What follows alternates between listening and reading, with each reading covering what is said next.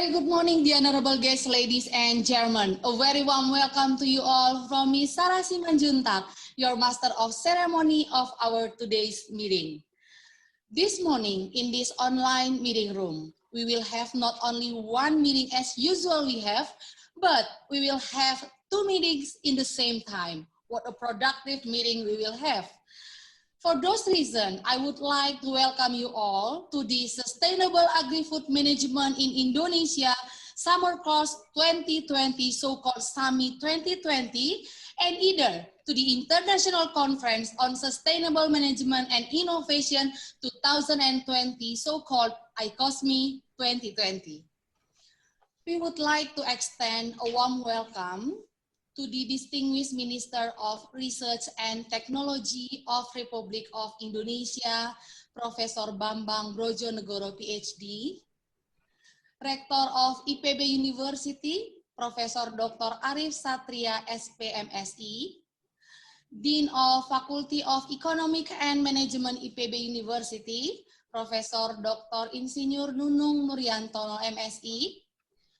Two speakers for today's panel session, Professor Dr. Herman Weber, Head of the Institute of Agricultural and Economics Development, Leibniz University of Hanover, Germany, Professor Andreas Raharso from the Department of Strategy and Policy, Business School of National University of Singapore, Professor Dr. Insinyur Musa, who based MS Diploma Engineering DEA from the IPB University. We welcome you, all speakers of day 1 to day 9 of SAMI 2020, speakers of day 1 to day 3 of ICoSMi 2020, to all respected chairperson, distinguished leaders of universities, delegations, researchers and scientists, to all of you students, to participants, ladies and gentlemen. We are very glad to see you here and appreciate you taking the time and effort to join us.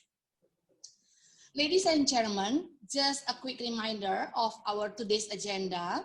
In the morning, we will have the opening ceremony. There will be opening remarks from Dean of Faculty of Economic and Management and Rector of IPB University, either from the Minister of Research and Technology of Republic of Indonesia. And at the afternoon, we will have panel session 1. In this session, we will have 3 notable speakers that will share their knowledge and practical sharing. Honorable guests, beloved students, and ladies and gentlemen, SAMI 2020 is the 4th summer course on sustainable agri-food management in Indonesia. Through the 4th SAMI summer course, the speakers, scientific presenters, professionals, and participants will explore and transfer ideas and thinking to get a better understanding under the topic from traditional to digital, which covers the scope of agri-food management in tropical and developing countries. SAMI 2020 will be held by September 14th to September 24th, 2020. Meanwhile, as mentioned before, that either we will have the International Conference on Sustainable Management and Innovation under the topic Combining Creativity and Agility with Inclusion and Collaboration in Disruptive Era, that will be held online on September 14 to September 16, 2020. Contribution in management, innovation, business, economics, accounting, human capital, supply chains, and social sciences will be presented at the conferences. And I would like to invite all of us to give a round of applause to Department Management, Faculty of Economic and Management, IPB University, for organizing these 2 beautiful online gatherings. Congratulations, Department Management, Faculty of Economic and Management, IPB University. And without any further ado, to kick off this conference, together we will sing the national anthem of Indonesia, Indonesia Raya. Ladies and gentlemen, let us sing together the great Indonesia.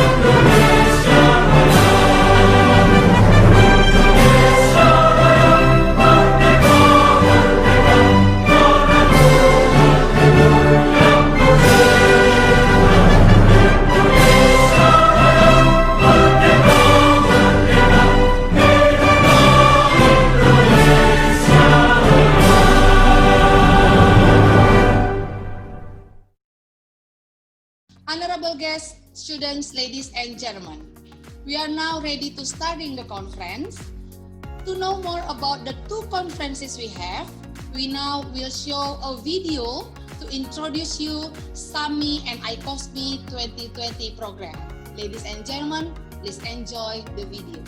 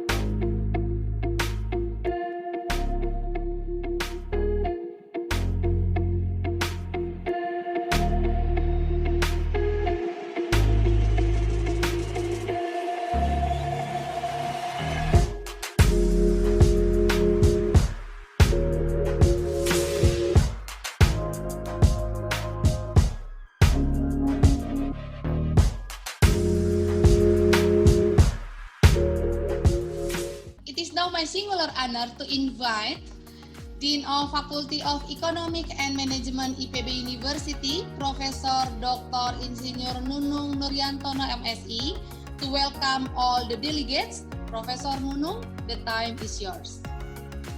Thank you very much, Bu Sarah. Bismillahirrahmanirrahim. Assalamualaikum warahmatullahi wabarakatuh.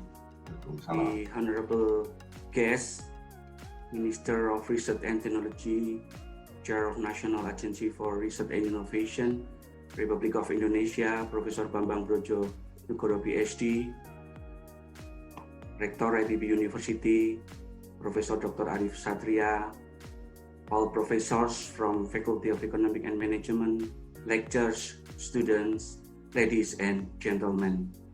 First of all, let's thanks to God, Allah Subhanahu wa Ta'ala, who has been giving us blessing and mercies. So we able today to attend the important event, opening of ceremony of the international conference that happened virtually. Even though we are in the situation of pandemic COVID-19, do not dampen our enthusiasm to continue sharing idea, change knowledge as one of the character scholar DNA. Ladies and gentlemen, I would like to extend your very warm welcome. I hope that you, your family, and communities are keeping safe and well amidst the pandemic of COVID-19. At the National Conference on Sustainable Management and Innovation, which is focused on combining creativity and agility with inclusion and collaboration in disruptive area. This international conference is very important since we know that actually department management has been preparing for offline international conference. However, due to the pandemic, we have creatively changed into online international conference. As regard the local and international networking, Faculty of Economic and Management of IBB University is actively involved by conducting several collaborations, such as international conference, international scholarship, and student exchange. This as a pathway to implement a Rector IBB University vision to be a global society, to be a global academic networking. Within the ICoSMi, we'll have various important subjects that are really needed to keep the world running. Finance, of course, will be a very important subject as everyone needs a sustainable economy, not only business or higher institution, but also for a day-to-day activities during these dire times. However, it would not be appropriate if we did not put it on the right track. So here we also need to develop the most appropriate and efficient policies as well as strategies. Therefore, the economy must be keep going without breaking any rules. I believe it wouldn't be hard to conduct as long as the business and policy makers sit down together and discuss how to solve it. It could not be done using a one-way communication. Collaboration between the interested parties is because there is so many new business involved currently. The other things that we also need to be put into account is green marketing, smart agriculture, sustainable supply chain, water resource management, ecotourism, industrial 4.0, sustainable human resources, environmental accounting, as well with the environmental risk management, because they are all linked together and also support each other, particularly in this era of pandemic COVID-19. I would also like to thank to Professor Arif Satria, who always support our faculty as well as our department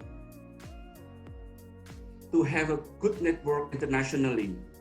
The Minister of Research and Technology, Professor Bambang Brojonegoro PhD, who also always support our activities. We can see that Professor Bambang Brojonegoro, even in this very difficult time and busy time, we always have a time for our activities that helped by the department as well as faculty. Professor Herman Weibel from Leibniz University, Professor Andreas Harjo from NUS Business School, Professor Musa Hubes from IBB University, Dr. Victoria Sopin Osbrook from Sheffield University Management School, Professor Nirudon of Kasata University, and Professor Pachanatham of Tamil Nadu Education. I again thank to all for attending this very important conference. On behalf of the organizing committee, extend our hand in friendship and hope that each and every one of you find the next few days enjoyable, professionally satisfying. Thank you very much. Billahi taufiq wal hidayah. Wassalamualaikum warahmatullahi wabarakatuh. Thank you, Professor Nunung, for welcoming all the delegates. Ladies and gentlemen, we now either would like to introduce you further about IPB University, the host of the conference, through a video profile. So enjoy the video.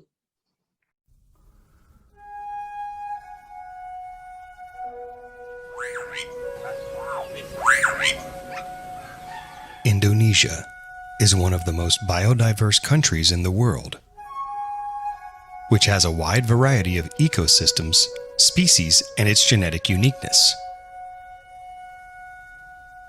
Treasures that we need to protect, preserve, and nurture with the help of science and technology. And that journey begins here.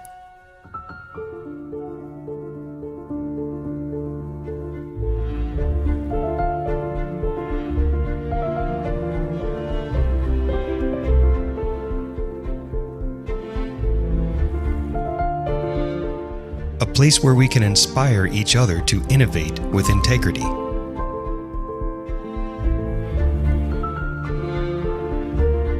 A place where we feel inspired by the journeys of our forefathers that opened up the world's horizons with such a strong will, learning together.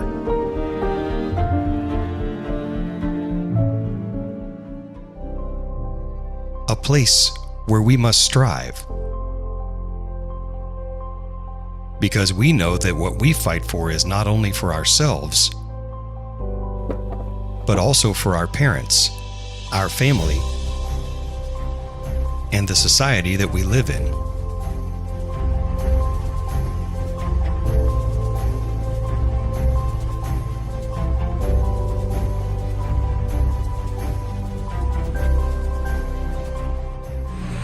Mbak, saya mau kirim uang untuk orang tua saya di Gresik.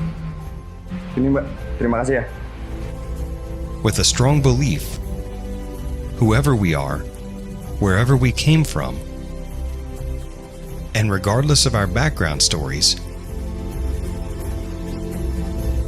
we must believe that we can do it.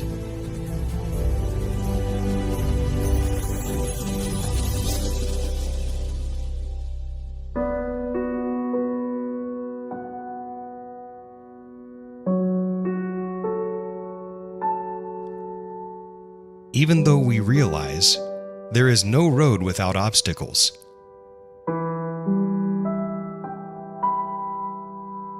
challenges will always be there as a part of the journey.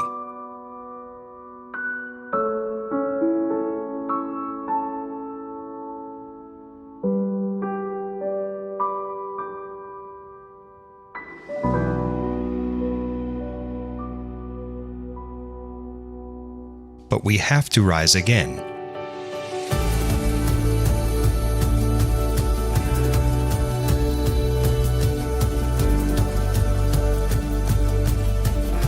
Bracing our hearts to reach our goals,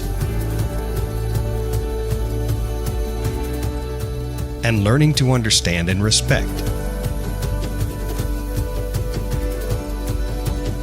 the important values of a process that we have to go through with sincerity and honesty.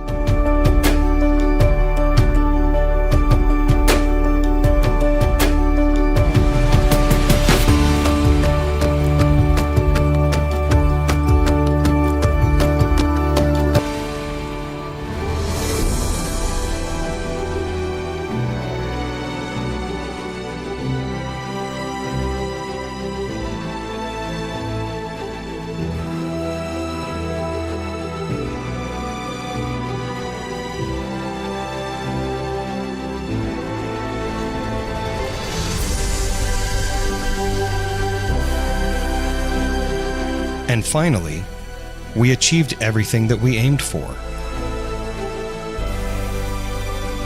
Empowering society in the whole country. Spreading inspirations to the world to innovate with integrity. Because we are IPB University. Inspiring innovation with integrity.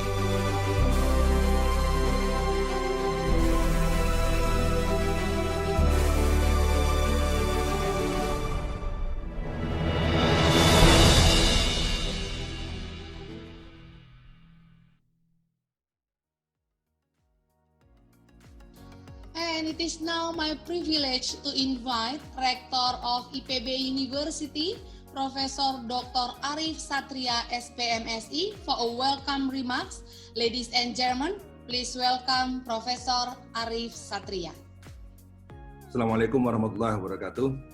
Selamat pagi Bapak Ibu sekalian. Good morning ladies and gentlemen. Honorable Minister of Research and Technology, Republik of Indonesia, Profesor Bambang Brojonegoro, PhD, and Dean of Faculty of Economics and Management, IBB University, and all of the speakers, Profesor Musa Hubes, Profesor Herman Hebel, and Profesor Andreas Raharso. Apa kabar Pak Andreas? Is sahabat saya lama dan very long not to see you. Profesor Nurunan Tapachau dan Profesor Pancanatam and Dr. Sofia Sofi and all of the participants. It is my great honor and delight to greet all of you and to particularly extend a warmest welcome virtually to the distinguished guest speakers and all participants at International Conference on Sustainable Management and Innovation, ICoSMi, and Sustainable Agri-Food Management in Indonesia today. And it is organized by Department of Management, Faculty of Economics and Management, IB University. Congratulations to the head of Department of Management, Faculty of University, and of the steering and organizing committee. Ladies and gentlemen, ICoSMi 2020 will be one of the most interesting conference focusing on sustainable management and innovation during pandemic COVID-19. And the theme, combining creativity and agility with inclusion and collaboration in this era, is very relevant with recent condition. Of course, this conference can be an arena for getting to know each other while sharing ideas and information in an effort to create collaboration in disruptive era. Ladies and gentlemen, as we know that we have seen a lot of disruptive technology within the last decade. Many innovation things like virtual reality, the Internet of Things, IoT, artificial intelligence, robotics, have shaken industry worldwide and including agricultural sectors. However, when we talk about Industrial Revolution 4.0, it is actually not about technology only, but it is necessary to talk about change of mindset, to change behavior, and to change the way to do things. And we need to have growth mindset instead of fixed mindset. We need to create future practice, and we need to develop collaborations to come up with the great innovation. Therefore, I hope this conference will create a unique opportunity of exchanging view, experience, and sharing good ideas, particularly in the field of management in disruptive era. SAMI 2020 is the fourth summer course hosted by Department of Management, Faculty of Economics and Management, and it will be delivered in multidisciplinary approach that incorporates agriculture, food, animal, and management science in harmonized in a systematic manner.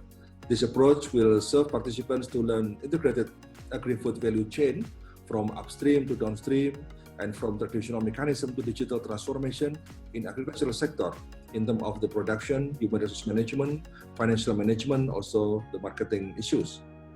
Ladies and gentlemen, at this event, I would like to express my happiness and pride because yesterday coincided with the 75th year Indonesian Independence Day anniversary. IB University has been named the number one as the best university in 2020 by the Minister of Education and Culture of Republic of Indonesia.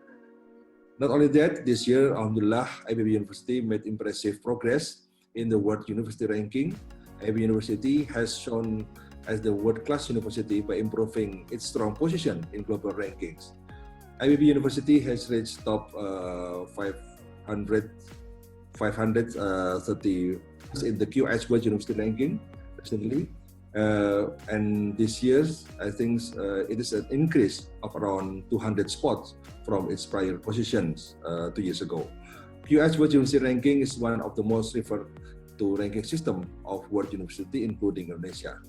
And the QS World University Ranking by subject in agriculture and forestry 2020 placed IBB University in the top 60 in the world, which it is named in top 10 in Asia region, after universities from China, Japan, South Korea, and as well as Thailand, and 77th position according to Times Higher Education University Impact Ranking 2020. On behalf of IAB University, I would like to express my sincere gratitude to all stakeholders, especially for the organizing committee, reviewers, and partners, and they have worked very hard in organizing and reviewing papers for this conference. We also We also would like to express our gratitude to invited speakers and moderators in the day of conference, and special thanks to the Minister of Research and Technology who selected this conference as one of events to celebrate Harteknas, Hari Kebangkitan Teknologi Nasional.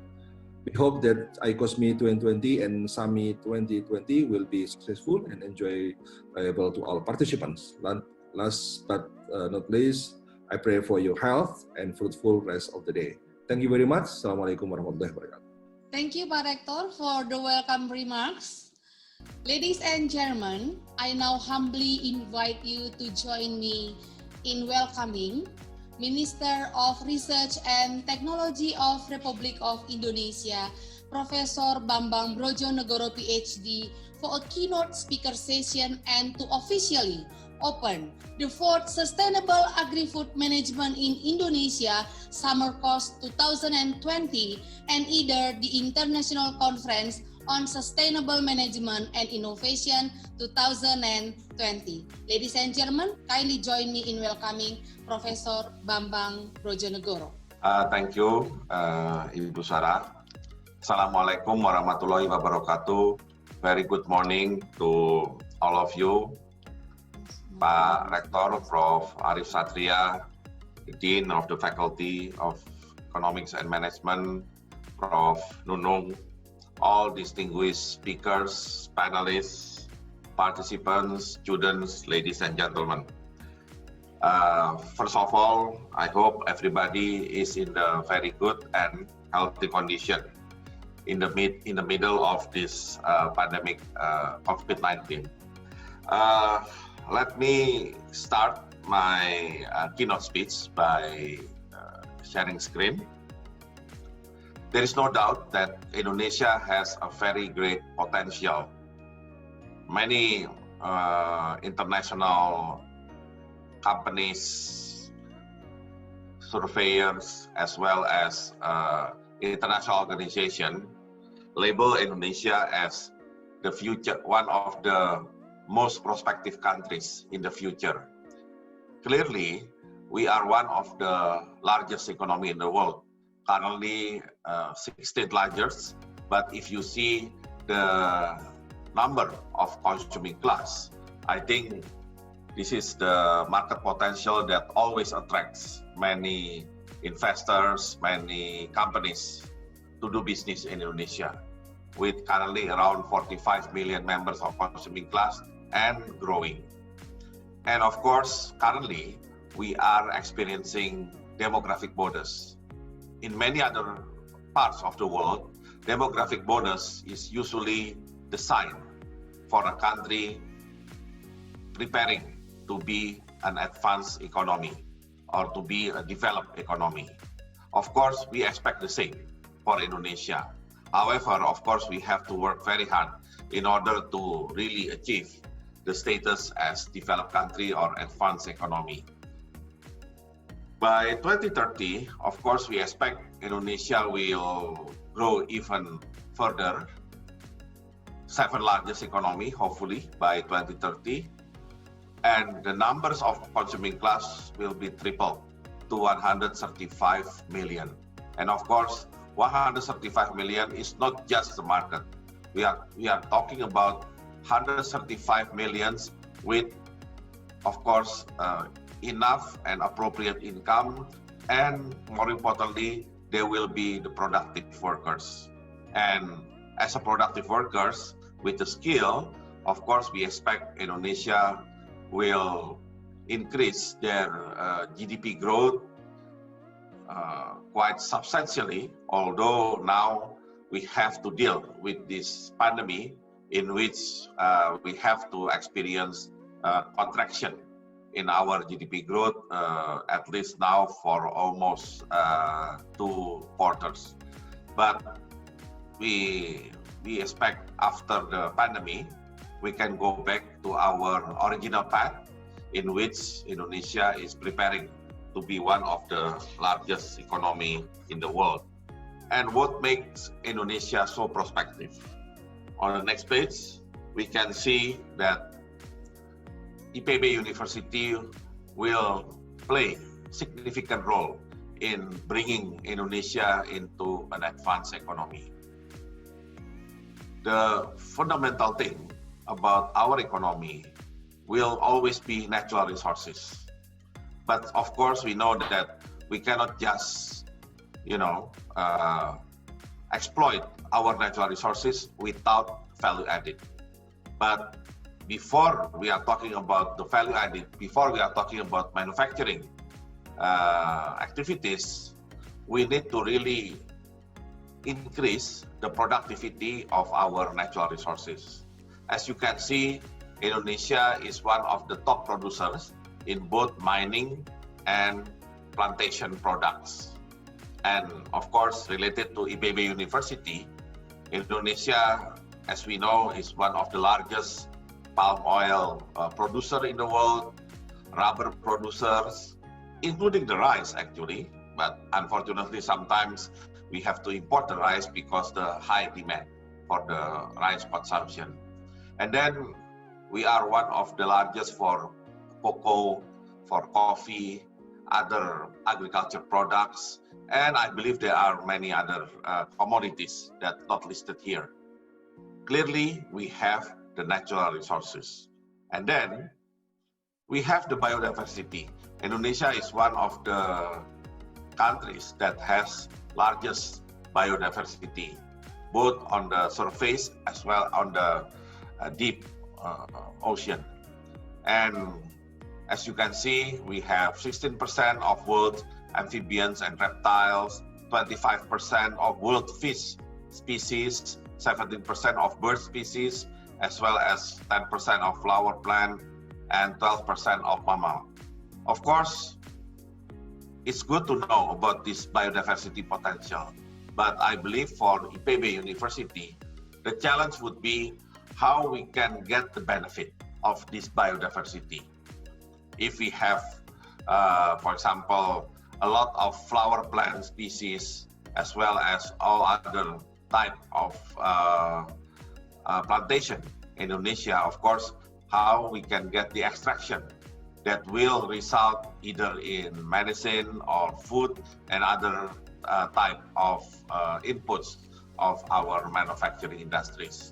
And then Indonesia is the largest archipelagic country in the world, so certainly we have a lot of marine potential on marine and fishery products, nautical tourism, salt, biotech, as well as renewable energy.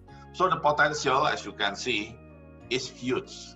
The question is how we can get the benefit of this potential, and more importantly, how we can optimize this potential in terms of value added that will, of course, create the prosperity for everybody in Indonesia. Talking about prosperity, of course, we have the vision of 2045, in which Indonesia has aspiration to be one of the developed economy when we celebrate 100 years of our independence. And talking about 2045, the question would be what kind of driving force of our economic growth? The answer would be still on manufacturing. But the question is what type of manufacturing, or in what aspect of manufacturing Indonesia will be competitive. Of course, number one, we have to go back to our natural resources. We need to really use our ability in science, technology, and innovation in order to make Indonesia very much competitive in natural resource-based processing industry. I think that should be our goal in order to bring Indonesia out of middle income trap. And then, of course, we are now experiencing Industrial Revolution 4.0. We need to utilize that, including to implement smart and sustainable manufacturing. And then, of course, if we want to be competitive in manufacturing industries, or we want to be a really industrialized country, Indonesia needs to have significant part in the global value chain. And as you can see, we have the plan to really increase our capability of manufacturing. And starting in 2030, I believe we need to strengthen our basic advanced industry. And then after that, we start to implement innovation in order to increase the competitiveness of our manufacturing industries. And hopefully, when we celebrate 100 years of independence, Indonesia will be recognized as one of the very few countries in the world that can get out of the middle income trap, like our compatriots in Asia, Korea, Japan, and lately China. Going to the next page, I think it's important for us to really emphasize the importance of innovation. Indonesia needs to change the paradigm shift. Needs to shift the paradigm from resource-driven economy to be innovation-driven economy. Yes, Indonesia has been so-called industrialized country since 1990, in which manufacturing is the largest contributor of our GDP. However, our manufacturing performance so far is only leads to efficiency-driven economy, not yet to innovation-driven economy. To emphasize on innovation-driven economy, we need science and technology. And of course, research will be the base to support the innovation itself. How can we implement the research in Indonesia in order to support innovation? We need to implement triple helix, smooth collaboration, smooth synergy among government, academia, and industry.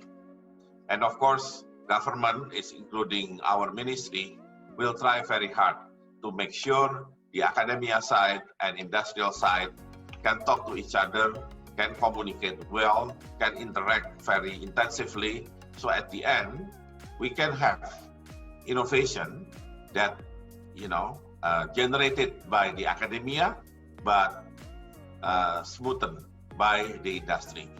We need industry to understand about academia, and we need academia who like to know about the industry. So by having this triple helix, we really hope that Indonesia can turn itself into innovation-driven economy, and as we can see around the world, innovation-driven economy is a key for a country to get out of middle income trap. And of course, the role of government is not just regulator or giving a budget, but more importantly, to create or to promote incentive for private sector, for industry, as well as to give the full support for academia. In our ministry, we have started the implementation of the so-called innovation-based economy by focusing our research activity to support first the appropriate technology. The appropriate technology is basically the technology that will be needed by majority of our people. It should be low cost, user-friendly, as well as well-targeted. And then on the other side, we also support the commercialization of innovation, as well as creation of value added from our natural resources. For time being, we are now trying to do import substitution. We don't want Indonesia to depend so much on the imported products and commodities. So we need to provide the research and innovation that will support import substitution as well as increasing the local content. At the same time, we cannot be behind in Industrial Revolution 4.0. So frontier technology will be one of the key technology that we need to maintain and we need to be excellent. And some of the examples of our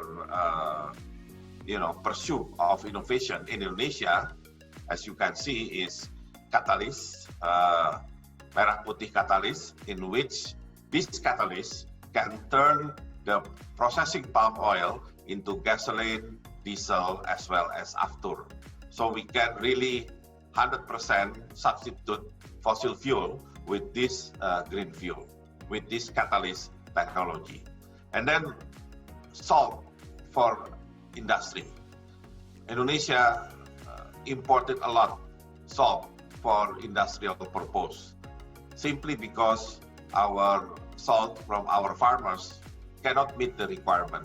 So the technology can increase the quality of salt from our farmers into industrial quality, and of course, it will help for prosperity of the farmers themselves. The others would be related to the transportation and military purpose, like Black Eagle drone, that is for military purpose, the drone for military purpose, as well as amphibious aircraft and 219A, that 100% designed and developed by Indonesia. And of course, we have other products that try to reflect the spirit of innovation in Indonesia. Now, how can we promote innovation even further, especially in the context of economic development and in context of business development? On the next page, our ministry trying to create cluster-based innovation, in which clusterization will improve productivity and efficiency, stimulating and opening the opportunities to innovate, as well as facilitating commercialization. Of course, innovation is very close to commercialization. And then for these 5 years, we are trying to implement the innovation cluster focus with sustainable and profitable production activities, launching of clusterization feature product, acquisition or technology diffusion, as well as added value of economy on featured product and commodity. Of course, our natural resources will be key for that. And then professional innovation cluster management agency. Management, again, is important. It's not just about the product or commodities, but we need also to focus on management, and we have to ensure the benefit for society.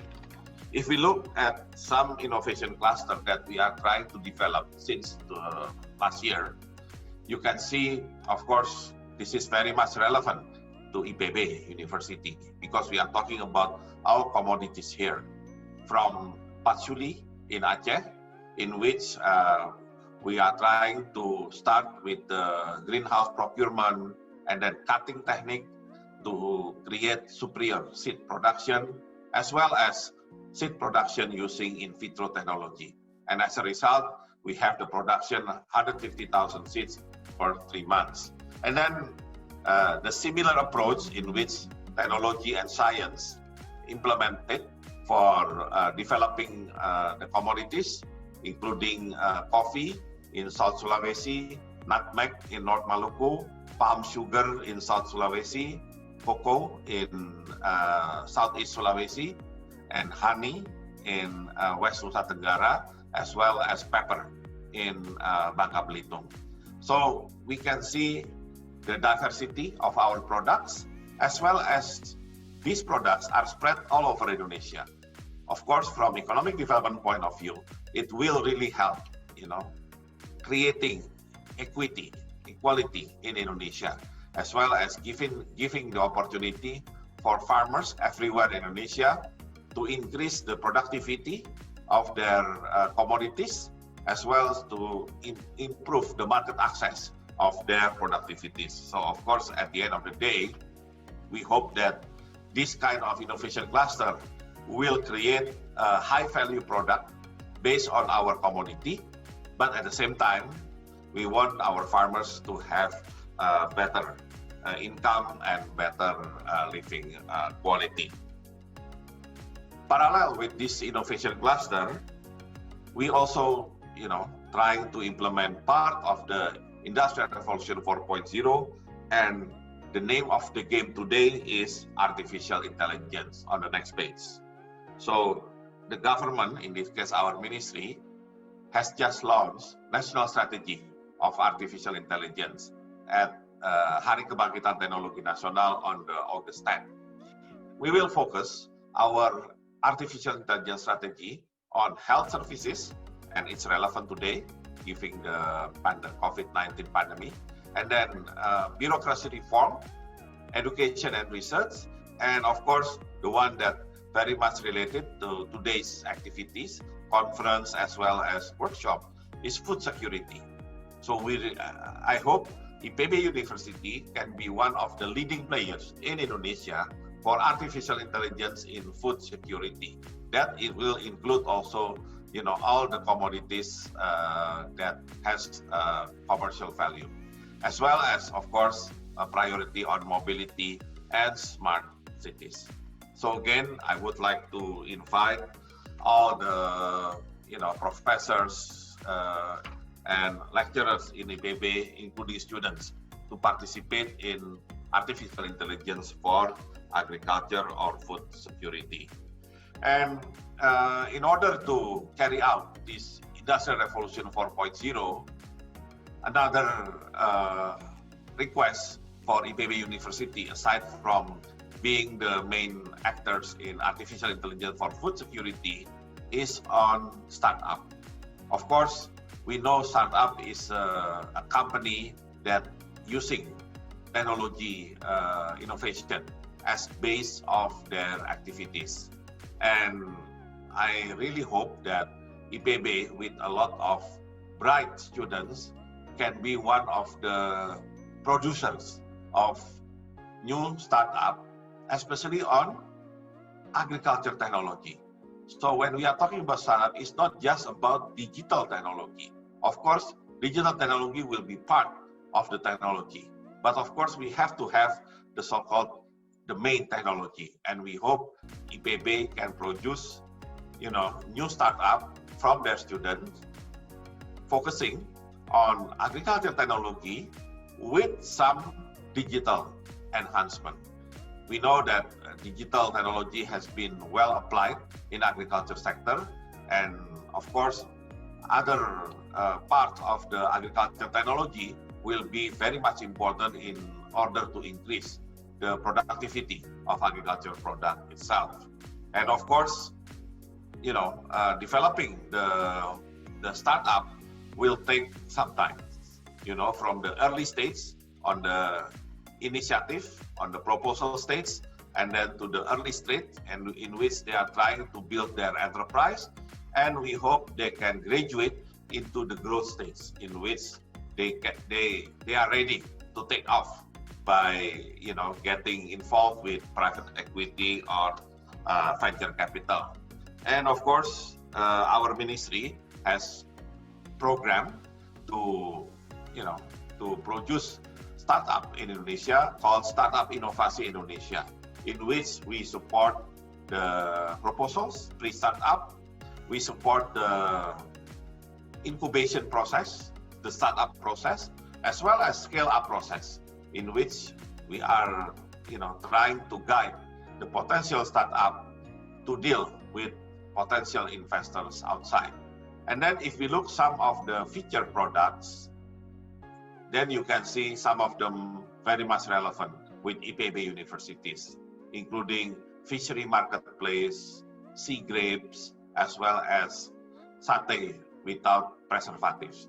And I believe also IPB students are very much talented for all other type of technology, including the enroll pilot, bionic arm, as well as, I don't know, about the ship technology. But at the end of the day, the most important thing, how can a startup bring their technology, their initiative on technology into a business scale activities. So not just as a prototype or output of the research or technological development activities, but more importantly, how can they bring the product from the research stage into production and the market stage normally. And then, of course, we cannot do everything now 100% due to this pandemic. But of course, we cannot be silent, or we can just give up with the condition. We need to find a solution. And in our opinion, the solution will be how to promote less contact economy. Because less contact economy basically is hyperconnectivity among citizens using ICT. Previously, without the pandemic, of course, hyperconnectivity among citizens has been done physically, with all the meetings, negotiation, transaction, retail activities. We do everything, of course, in full physical contact. But now we cannot do that. We have to maintain a distance. So at the end of the day, we have to make sure economic activity is still working, but we follow the strict health protocol of COVID-19. So the answer would be less contact economy. So that's why digital transformation will be accelerated during this pandemic period. And going back to the issue of the startup, we hope more and more IPB startup will focus on how to carry out this less contact economy, so people will feel comfortable doing their economic and business activities without waiting or without pursuing too much the idea of the normal situation. Of course, we cannot implement the normal condition. This is new normal. And new normal is not about the normal thing, but new normal is about the implementation of digital transformation at accelerated pace. So it means we have to accelerate everything more seriously. And then dealing with COVID-19, we have done some activities to deal with COVID-19 by first establishing the Consortium of Research and Innovation for COVID-19, and then getting all the inputs from people from the community, as well as from the higher education community and from diaspora. I believe there are diasporas attending this conference this morning.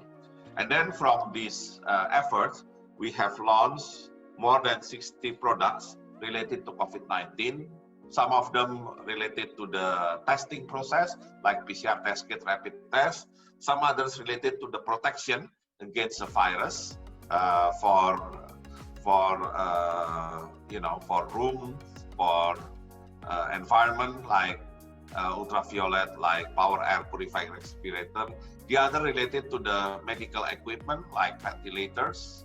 And then we also try to create AI system for COVID-19 detection. That will be a very interesting device during this pandemic situation. And then we also trying to work on the supplement like immunomodulator. And then to help the testing process, we have developed our mobile lab for biosafety lab too.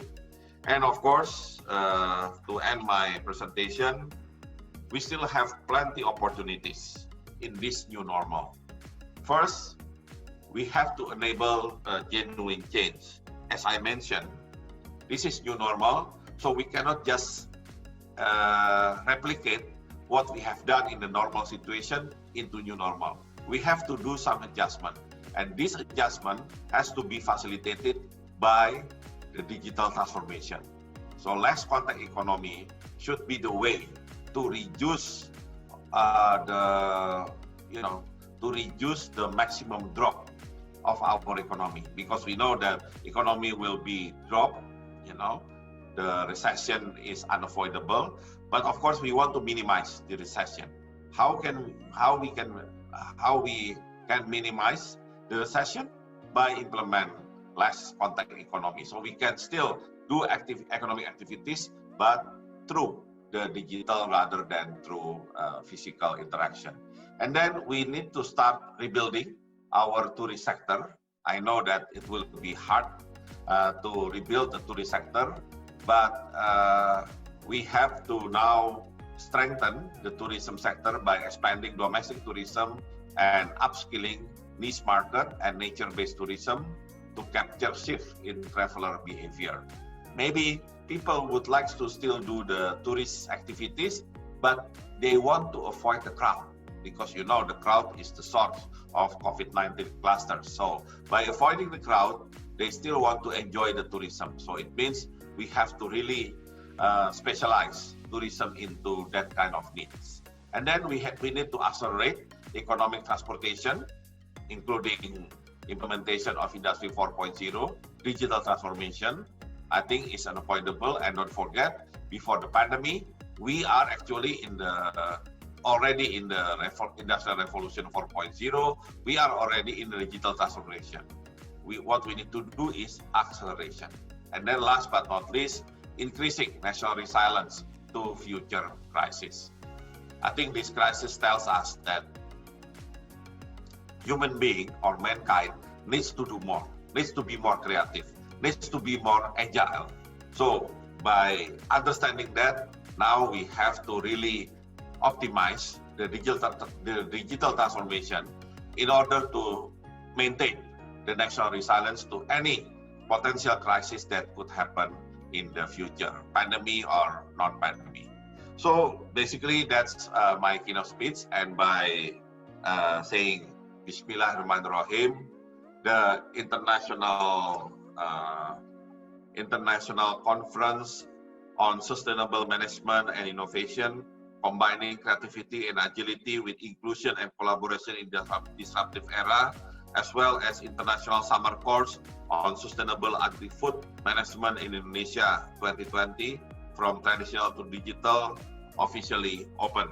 Thank you very much. Wassalamualaikum warahmatullahi wabarakatuh. Wassalamualaikum warahmatullahi wabarakatuh. Terima kasih Pak Menteri. Thank you. Thank you very much, Pak Menteri. Thank you very much, Professor Bambang Brojonegoro, for the keynote speaker and for the opening of the conference. Now, Rector of IPB University would like to deliver the token of appreciation to the Minister of Research and Technology of Republic of Indonesia. Pak Rector, the time is yours. Terima kasih Pak Menteri. Thank you very much for your very inspiring speech for this conference and summer course. And I'd like to give the small thing, token appreciation, and we hope it is very useful for you. Thank you very much.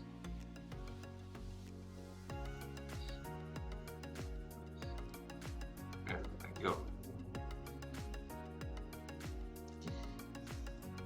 Thank you, Pak Rector. And we now will invite Head Department of Management, IPB University, to deliver the token of appreciation to Rector of IPB University, dear Dr. Wita Juwita Ermawati. The time is yours. Thank you, Pak Rector, for the opening remarks in this international conference this morning. As our appreciation, we would like to give a souvenir for you. I hope you like it. Once again, thank you very much, Pak Rector.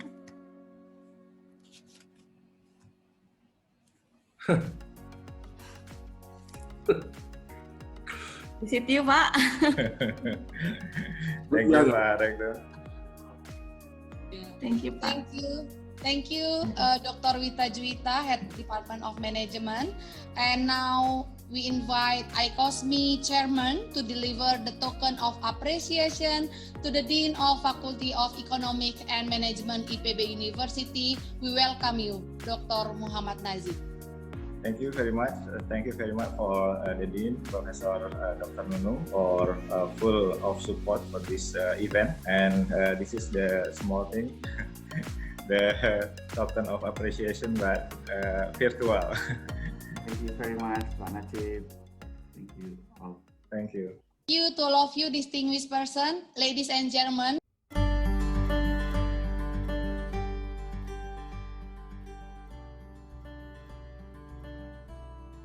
Good afternoon, ladies and gentlemen. Welcome to the first panel session of the International Conference of Sustainable Management and Innovations. It is my great pleasure to lead this panel session with honorable speakers. In this session, we will discuss very important issues on sustainability and innovation related to our current situation. Today, we are confronted to difficult situation, namely global pandemic that hit global supply chain and also world economies. At least 3 issues rise as major challenges that need to be addressed. They are food, human, and also business. They are connected each other. The pandemic hit human health, food supply and distribution, as well as business continuity. In this special event, we are happy to have 3 distinguished speakers from 3 reputable universities to address those issues. So, around 11,000 kilometers from my chair in Germany, there is a professor of agricultural economics from Leibniz University of Hanover that spent much time in research on agriculture, food, and vulnerability to poverty in developing countries, especially Southeast Asia. I'm proud to introduce to all of you Professor Dr. Herman Weibel. Guten Morgen, Prof. Weibel. Selamat pagi. Morgen, selamat pagi, selamat sore. Pagi. Yeah, Prof. Weibel also was my PhD supervisor, and University of Hanover and IPB has very close collaboration for about 10 years cooperations. And Professor Weibel also frequently come to IPB to do teaching and also to have research in Indonesia. So I will show the curriculum vitae. Maybe the committee can share the curriculum vitae of Professor Herman Weibel.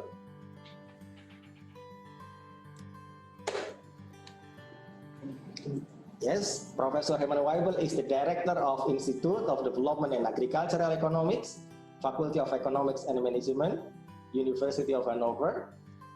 His research priorities are impact assessment of international research on food security and agriculture, poverty, and he also project director of research, special research program on vulnerability to poverty in Southeast Asia. And of course, there are so many publication and journal, and he is also a reviewer in some reputable journals.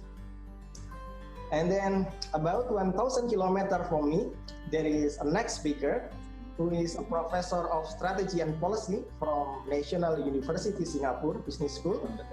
I am happy to introduce Professor Andreas Raharso. Selamat siang, Prof. Andreas. Siang, selamat siang kembali. Alhamdulillah, mudah-mudahan selalu sehat. Di Singapura sudah COVID-19 sudah berakhir ya kelihatannya. Bisa terkendali, belum berakhir, bisa terkendali dengan baik. Kita berharap di Indonesia juga bisa seperti itu. Terima kasih banyak atas kesediaannya. Prof. Andreas will deliver ideas about the role of human resource in the era of new normal. I think this is also very important issue. And the last the committee will show the curriculum vitae of Professor Andreas to introduce further. Yes, Professor Andreas Raharso is adjunct associate professor at Strategy and Policy Department at National University Singapore Business School. He teach a new module called Next Practice to drive the next practice method as the key solution to deal with technology and COVID-19 disturbance. He has collaborated with McKinsey, Google, Bosch, IBOB, Microsoft, IBM, and his interest also in management science. Yeah. And he holds a PhD in management. He also completed the strategy program at the University of Chicago. And the last distinguished speaker is just 6 kilometers from my chair in Bogor. He is a professor in industrial management from IPB University. I'm glad to introduce Professor Dr. Musa Hubeiz. Assalamualaikum, Prof. Musa. Waalaikumsalam warahmatullahi wabarakatuh. Selamat sore. Selamat sore, semoga sehat selalu, Prof. Musa. Ya, sama-sama. Yeah, so Prof. Musa Hubeiz has long experience in academic research and also practical advice on small and medium enterprises, and will share to us how small and medium enterprises can deal with pandemic situation in innovative and sustainable ways. Again, On behalf of the conference committee, I appreciate to all speakers for your valuable times.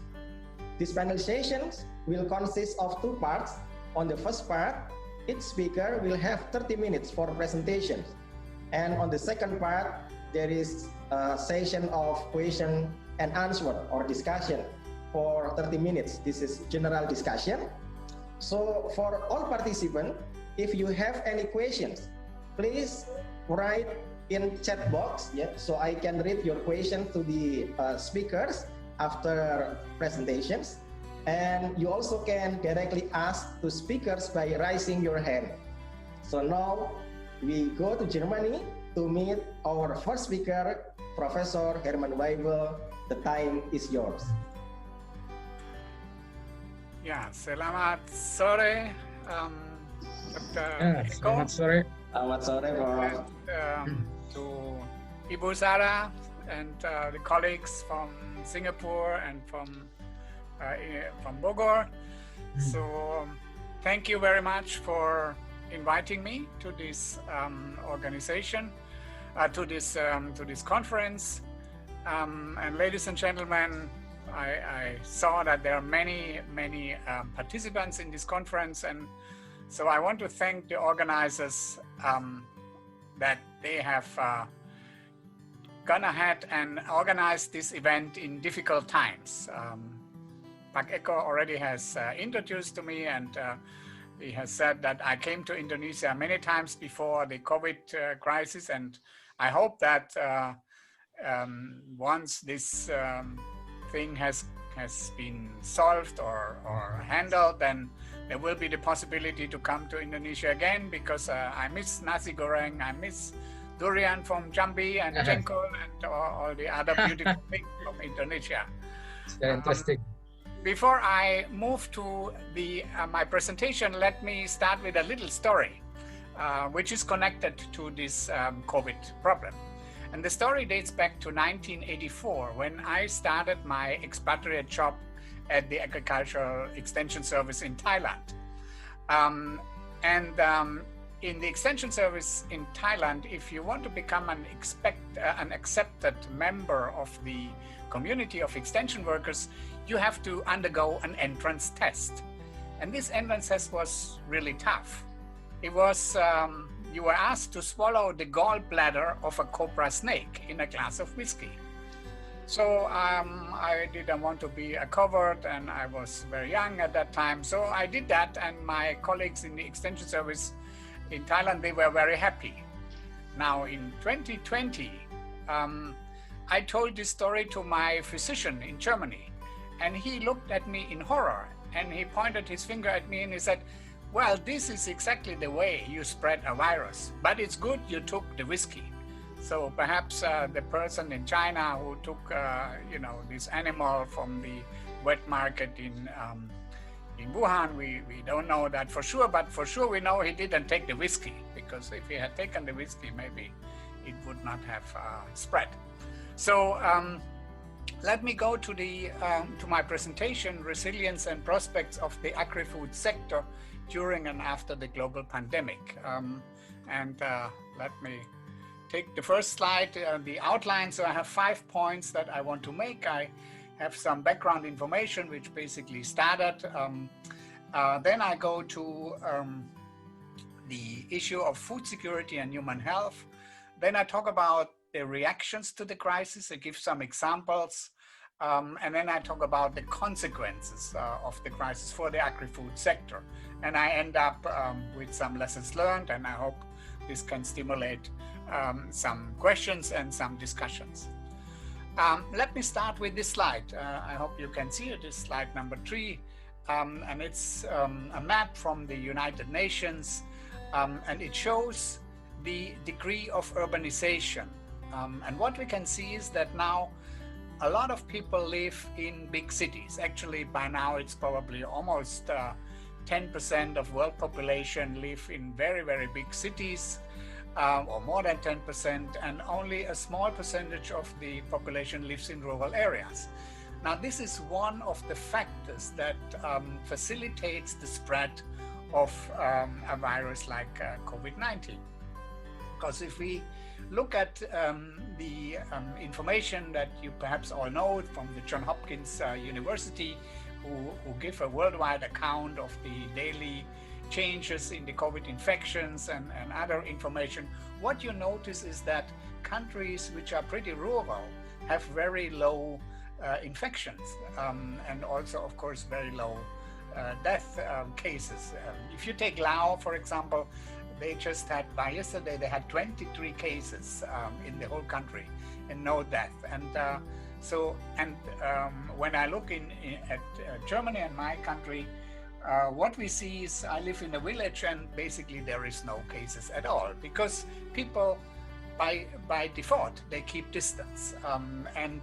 So one of the factors is this issue of crowding up, and that is what facilitating it. Of course, it's not the only reason why we have this problem, but it's, I think, one of the factors, and this is something to think about, and this is a challenge that we will face more in the future.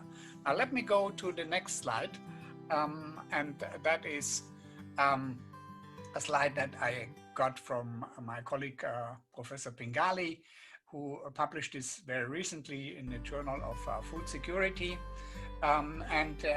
He has put together from a WHO database, he has put together the cases of death from infectious diseases.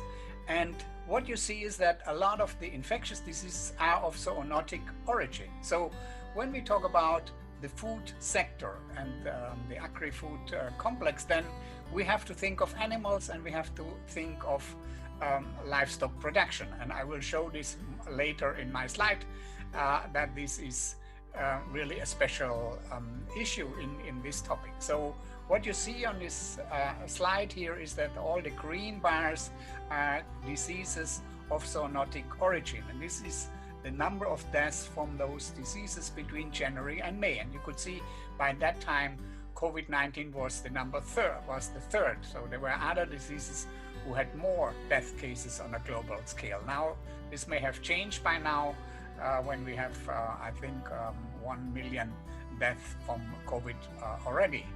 But the problem is in the animals. The problem is because of the, well, first of all, the consumption of animals from the wild, the restriction of the space of animals in nature, and the way we produce livestock, the way we produce meat. And I will come back to that in some later slides in some of my examples. Now, going a step back, and one thing I think is pretty clear, that when we look at the connection between COVID-19 and the agri-food sector, we have to think about the relationship between food and health. And the COVID-19 actually reminds us what food is actually about. And I have 3 points to state here. And the first is that food is critically important to human health and well-being. So food is something special. And it's the second point, food has a unique status in our lives. It's different from other goods, from cars, from computers, from other consumption goods, because food we ingest. We don't do this with computers, although some young people, they probably behave like that. But it's pretty different. And the third point is that food is what I call intrinsically significant to the human functioning. It's not just instrumentally significant, which means we don't just use food to fill up our stomach. Again, although some people do that. And it's not like filling up the tank of your car with gasoline. So food is culture, food is health, and that is what COVID-19 reminds us. Now, when we analyze this, the impact of COVID-19 on the agri-food sector, then I think automatically we will come to the question of food security.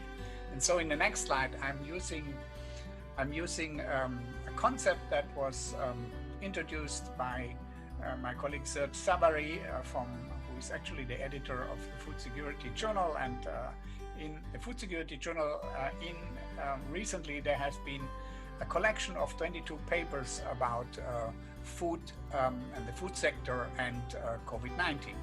So you may have a look at that also. And what he introduced in his editorial is a concept of relationship between the food security dimensions, which is well known, availability, the access, economic and physical, and the utilization and the stability. So these are generally the dimensions of food security, or we can also call them the components, and then we can link them to the drivers. And as you can see on this slide, one of the drivers is human health. So I'm pointing at that human health driver, and as you can see, human health drivers are basically connected to all dimensions of food security. And so it would bring us immediately to the question, what does the COVID crisis do to food security? And then we automatically will talk about the poor, and it is the poor who have to who suffer the most from this crisis. And I think we can see that from many anecdotic evidence and from comments that we get from people who live in relative poverty, and how this COVID has affected their lives. So what I do in the next slide is I kind of hypothesize about the short, medium, and long-term effects of the COVID crisis on the different dimensions of food security. So in the first column, you see the dimensions of food security: availability, physical accessibility, economic accessibility,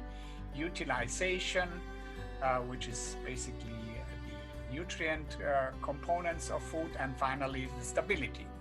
And so I have given some sort of assessment, which of course is subject to discussion, and perhaps in the discussion this can be picked up. I gave some assessment of how the COVID crisis has affected food insecurity. Basically, here we talk about food insecurity. Poor people have become more food insecure due to this. And I have received pictures from people from Vietnam, from Thailand, even also from Indonesia, showing me what now they are eating and what they were eating before. And of course, even though the governments of different countries support them, it's by far not enough to maintain the level of consumption. So what I say is that, okay, in terms of availability, the impact, as we know, so far has been low. This is different from the 2008 or 2011 food price crisis, where there has been a stronger impact on food supply in some countries, at least. So here the COVID crisis did not really affect the production side of agriculture. This is a bit different for accessibility. I would say on the short term, the effect was medium, because some supply chains have been interrupted due to restrictions on transportation. And the economic accessibility on the short run, this is the next point, was perhaps to some people it was high, and that is because of the loss of income that people experienced when many lost their job due to the lockdown. And so even on the medium term, this would probably be high, and even on the long term, it will be high, because as we all know, the economies of most countries are contracting. So there is no longer economic growth, there is economic decline. And even for the Indonesian economy, I think now the forecasts are pretty dim. Now, the other thing, and this is what I want to especially point out, and this is the utilization. And you would perhaps wonder why I say on the short term it's low, on the medium term it's medium, and on the long term it's high. Why is this? Because poor people in the COVID crisis can no longer maintain their regular diet and diversity in consumption. So they, with less money, they go to lower quality food, and lower quality food usually affects the children. And the effect on children will be on the long term. So even though maybe after a year or two, we come back to the same level. It has already affected the children. So that's why there would be, in my assessment and in my hypothesis, there would be a negative high effect on the long term. Okay, let me go to some examples, and that is referring to some reactions. Again, it's people and experts compare the COVID crisis with the 2008 food price crisis, 2011. It was similar. We had that situation, but looking at how people react, and of course, one reaction is that if there is a crisis, people start to stockpile food. And this indeed has happened. And this is a graph which has been based on a survey by IFPRI, the International Food Policy Research Institute in Washington. And you could see that in March, the biggest effect was in China. And of course, Wuhan is where it all started. And here you could observe that because of the virus, there was a 42% increase in food kept at home because people were not sure if they could still get it from the supermarket. And you could see that that basically all countries, even in Germany, there was panic to some extent, and people bought pasta, and even though the number one item that they kept stockpiling was toilet paper for some curious reason. And also, interestingly, just let me point this out, Vietnam, for example, where the infection rates were very low, still people somehow panicked and started to stockpile food. Now, this has not maintained over the time of the crisis, so this was a short-term effect. So again, this was not like the 2008 food price crisis. Another example, and again, this is also comparing it to other food crises, is that countries who are food exporters start to restrict exports, so impose policies that would be, as a precautionary measure, try to maintain food for the domestic population. And here is simply an account or some examples of countries who did that. Now, most of the countries who did that, this didn't have really a big effect, like Kazakhstan or Cambodia or even Russia.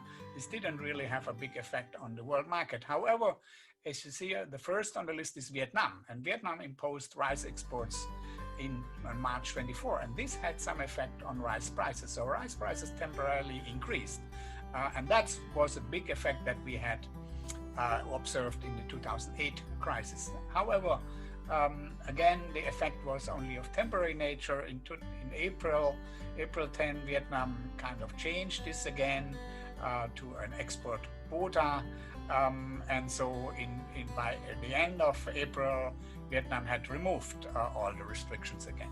So, but this is the typical reaction that countries take in such a crisis, and there were some signs that this has happened also. But to a much lesser extent than in the 2008 and 2011 food price crisis. Now, what were the consequences for the agri-food sector? Let's get to some summary or some general points. First, the food industry in most countries was considered as an essential industry. So the governments, although they closed they had restrictions during lockdowns and what you now experience in Jakarta, in Indonesia. So there is 50% capacity, and but the exceptions usually was the food industry. So the food industry is an essential industry, and therefore has been less affected by the lockdown measures. And actually, in many countries, the food industry made a windfall. So they increased their profits and sales during this crisis.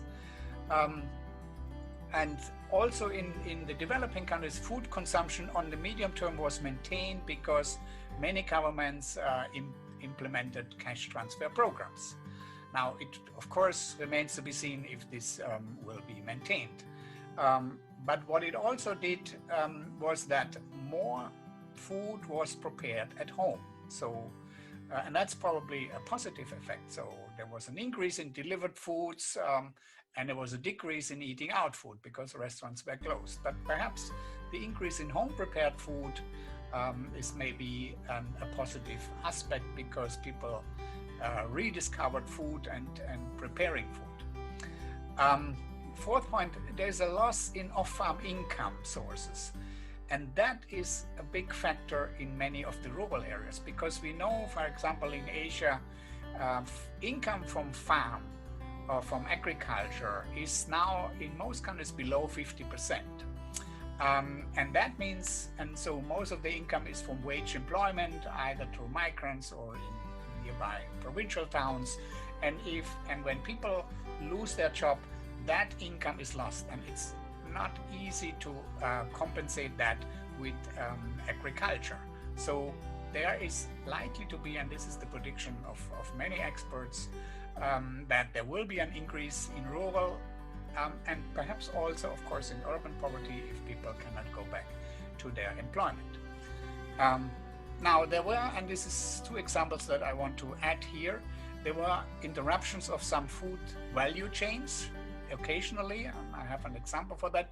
And the last point here, and this is where I have an example from Germany, the COVID-19 exposed the weakness and the things that we did not care enough and did not pay much enough attention of the functioning of the agri-food system. So let me go to the example of interrupting the supply chain. What you see here is a picture of a cow eating strawberries. Can you imagine? Strawberries in Indonesia is a very expensive food, and most Asian countries, so especially the ladies are happy when you buy them strawberries.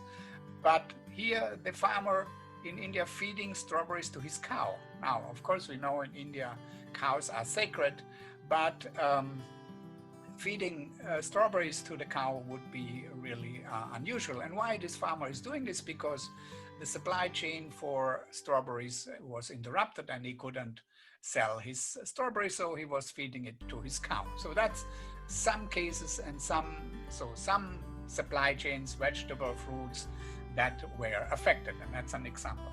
Now let me go to the next example. This is perhaps significant for the developed countries. This is the case of the meat company, a meat company in Germany, a very popular meat company. And this meat company called Tönnies, it's the largest slaughterhouse meat processing company in Germany with an annual turnover of more than $7.5 billion, and it has about 16,000 employees worldwide. And it's very modern. Everything is very modern and high tech, and the way slaughtering takes place is, supposed to be perfect. But actually what happened was that there was a big outbreak in the factory. And why this happened is that most employees in that factory, in that company, are contract workers from poorer European countries with very indecent work and living conditions for factory workers. So why does this happen? There are strict regulations, there are strict laws in Germany, but local government agencies are less and less able to enforce these regulations because companies of that magnitude have a lot of power, and there is a lot of West interests involved in this. And if you look at this picture here, which some NGO put up, and it says here on this placard of this, this picture that slaughterhouses, it's deadly for animals and it's deadly for workers. And actually, that is what I say. This is exposing the weakness of the system. We have known about this, but generally people and politicians did not do much about it. And now it's a big issue. How do we produce, especially how do we produce meat? And if we go to the next slide, this shows what happened to the small-scale butcher business. In the past in Germany, butcher business was a small and medium scale enterprises. And so every village, every community had their local butchers, and even I remember in my youth days, my father was a farmer and he sold his cows and his pigs to a local butcher, and who would and that's where we also bought our meat. And so there was complete transparency and there was trust, and even though it was not high-tech, it was far less problematic than what we have now with this high concentration of the industry. And as you could see from this graph, eventually this kind of small-scale butcher business of the past, this will disappear. So it raises the question again of, you know, if we go back to the famous book of Ernst F. Schumacher from 1984, is small beautiful? And so again, it's a reminder for us that maybe in some of the concentration in the agro-industry business, there is a big risk, and to manage this risk will be one of the major challenges. So let me come to the last slide and to some lessons that can be learned from this crisis. First point is that what we see is the COVID crisis is different from the 2008-2011 food price crisis. And that is a good point because, as I said, supply has not been so much affected. Prices did not increase, but there are high risks for the future. So we must keep that in mind. Second is the resilience of rural areas. What is going to happen to the rural areas? Of course, people who have been migrants in jobs in the cities, they go back. Maybe a lot of people from Jakarta went back to their desa, to their kampung, and that happens in many other of the Asian countries as well. But what are they gonna do? The income from those people that they have sent as remittances is missing. So there is a need to strengthen the resilience of rural areas. In principle, they are resilient because they have ways to react to this, they have ways to intensify production, they have ways to get food from natural resources. But if the idea is of many policymakers is that quickly move to large-scale farming of Western style. And I think, again, the COVID crisis has cautioned us that this cannot happen just in a very quick way, and this probably needs some different rural development policies. Now, third point is that rich countries must not forget the poor countries. What this means is that now rich countries, they put a lot of support on their major industries. For example, Germany gave 7 billion euro to Lufthansa, the airline, the German airlines, or they gave 3 billion to the major company, the TUI travel company. So a lot of money is given to large companies. And that could have an effect in the developed countries, and this could have an effect on the development country support budgets, or the official development assistance. And the problem, of course, will be in the poor countries, and that could lead to another refugee crisis and things that we experienced recently in Europe. Fourth point, there's a decline in small and medium-sized enterprises. And that is because, again, government support tends to be more on the large-scale enterprises. And it's the small and medium-sized enterprises that do not have the financial capacity to cope with a crisis like that. And what this would mean in the end, more industry concentration. And again, it's a question if this will make economies more vulnerable if we allow the medium and small size enterprises to kind of decline or even disappear, like I showed in the case of the butcher business in Germany. Fifth, we need to find a way and impose stricter regulations on high-risk food industries and enforce them. So there needs to be a revisit of the regulations and the monitoring capacity that is required to regulate that and to enforce this regulation. So actually, food production in large-scale agri-industry complexes, which is introduced or which has been encouraged because of lowering costs is actually not as cheap as it sounds. It is probably much more expensive if we put in all the monitoring costs. So this is the fifth point. The sixth point is that change the health behavior and maintain hygienic rules even when COVID-19 has contained. Now, we have learned in Germany, okay, that we adapt now more the Asian style of greeting. So before it was shaking hands, and even people have been, you know, everybody start hugging each other, kissing each other when greeting. So this has disappeared, and probably if this behavior changes to maybe Japanese, Thai style of greeting, which is kind of bodiless, that's probably good for a lot of other diseases as well. So change in that behavior, I think, is important. Seventh, improve the connectivity between food and health. So that brings me to my slide that I showed earlier. We need to rethink the role of food, and food is not an ordinary consumption commodity. So that's something perhaps, you know, the topic of food maybe has to get into school as a subject so that people know what is the relationship between food and health.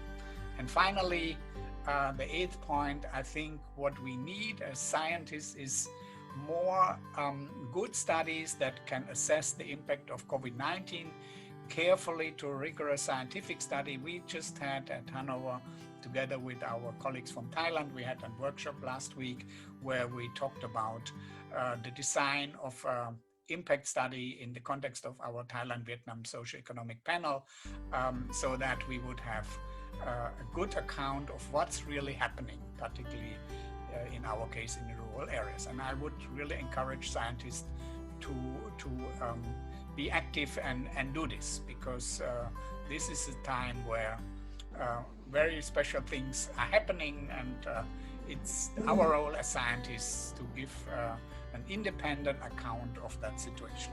So with this, I come to the end of my presentation. So I say terima kasih for bahasa, and hatur nuhun, I think is Sundanese, right? And yes, many of the other thank yous that you can see, and maybe you can check what countries are behind. So let me end with a statement that is from Robert Schaller in his book, Tough Times Never Last, but Tough People Do. So let's last, and let's hope we see each other again. Thank you very much. Thank you very much, Professor Webel, for your insight. I think it's inspiring, yeah. And you have identified the links between food security dimension and also human health, which is related with the global pandemics. And I think there is a strong message when you say in the end that the rich countries should not forget the poor countries. So do you think there is like the COVID pandemic pushed the world to be more equal? Because before the pandemic, I think there is large or high inequality among the world, and now there will be like the push or the force the world to be more equal. But we can discuss it later. Now we can go to Singapore to meet Professor Andreas Raharso that deliver the role of human resource on the new normal era. Because there are so many worries, Prof. Andreas. During the pandemic, there is also the world enter what we call as fourth industrial revolution. So there is so many restrictions. People work from home, learning also from home, and there is like some worries. So what's the role of human resource in the future? So Professor Andreas, the floor is yours. Thank you so much for the time, Prof. Eko. Yes, that is very important statement that you bring, and I think it's echoed by Prof. Webel that right now, even though my title is Reinventing HR Role and Business in the New Normal, the word reinventing here is a very fundamental. I mean, this is we hear this word so many times, but this time is so fundamental. Let me start with this. Okay, next slide, please. Okay, because this hosted by Bogor Agriculture University, so I use my Jakarta, my home city, which is facing another problem. Luckily, perhaps Bogor is much safer than Jakarta. But situation like this is happen all over the world. So I can see that no country is an exception, except a small country like Laos, which is also mentioned by Prof. Weibo. And I have to tell you, this is very important, at least from Singapore point of view, because my understanding, Singapore is so quite advanced in biotechnology. Don't hope too much with vaccine. We are very clear in Singapore that vaccine will be very long to come. The earliest, it late 2021. So just thinking that having this kind of situation, at least 1.5 years or 2 years. Anyone that hope that can be shortened than that, you are keep dreaming, basically. Yes, perhaps if you are among the richest, the elite 1% of the country, yes, you might get. But if not, come on. Look at the medical field. Actually, to develop vaccine, it requires 10 years. The fastest vaccine that developed in history is 5 years. Can you imagine right now? We want to produce within the less than 1 year? That's the fact. Come on, we are scientists, we know all about this. Okay, using this, okay, allow me to bring you to the next facts. Okay, next slide, please. So look at this. This is the facts that we face right now. It's quite scary. Basically, within one night, there is a fundamental changes the way we work. All right. Before, basically, we were working from the office, and right now, we are working from home. Some country might say, hey, I'm not yet, I'm still working from office. I only can say, because the vaccine will come as more than a year from now, it might be reach your country too, all right? So this is a fundamental changes in the way we talk about HR, because basically working from the office, this is the keyword, is basically centralized workforce. And when you are working from home, is basically distributed workforce. And this is so big different. We know so well about centralized workforce. We know all have perhaps 100 years of research in this area, but try to Google it in the Google Scholar, try to understand distributed workforce is none. Yes, there is a distributed workforce in the context of global company. Imagine you are Google, you have office all over the world, then it's distributed workforce. There is no such a distributed workforce like today, where actually your employee working from all their home, all right? So to understand about distributed workforce, we need to back in the history, all right? So next slide, please. So if we look at the history, all right? So at the beginning, actually there is no office. 300 years ago, the word like you tell your spouse, you tell your children that I'm going to work. There is no such thing because everyone working from home. Concept the office is not yet exist.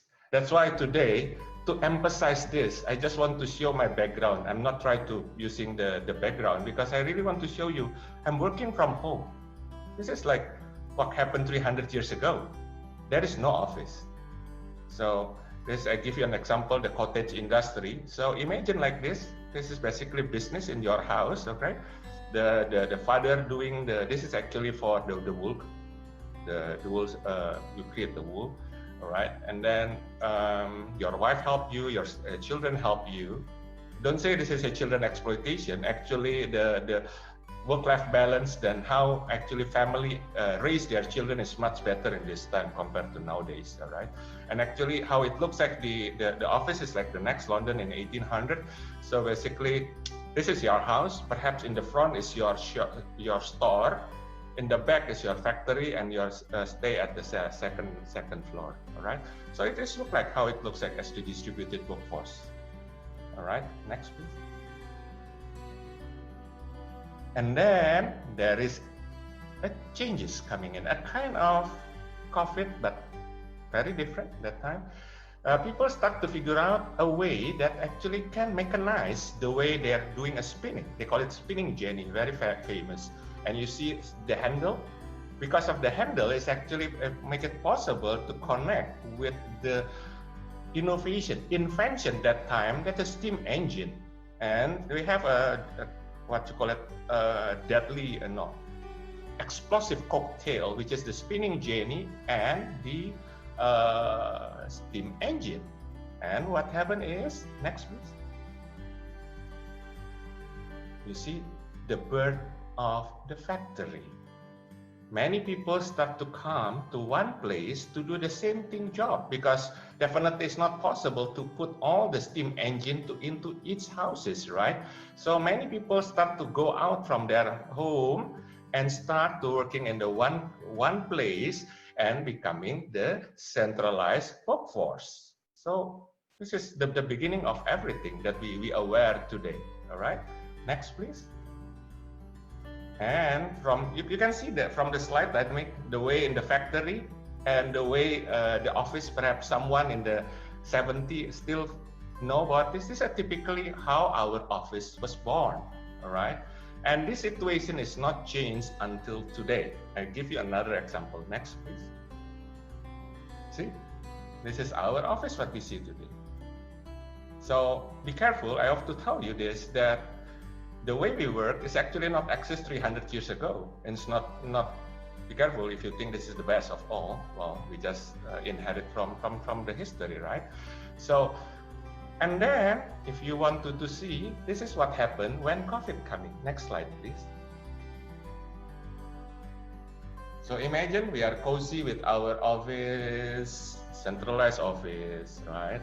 And within one day, depends on where you are, perhaps it's not yet come to you, but we have to working from the office. Look at each of the slide on the right, okay? So, if you see on the left corner, all right, bottom left corner, that's, I call it a perfect situation.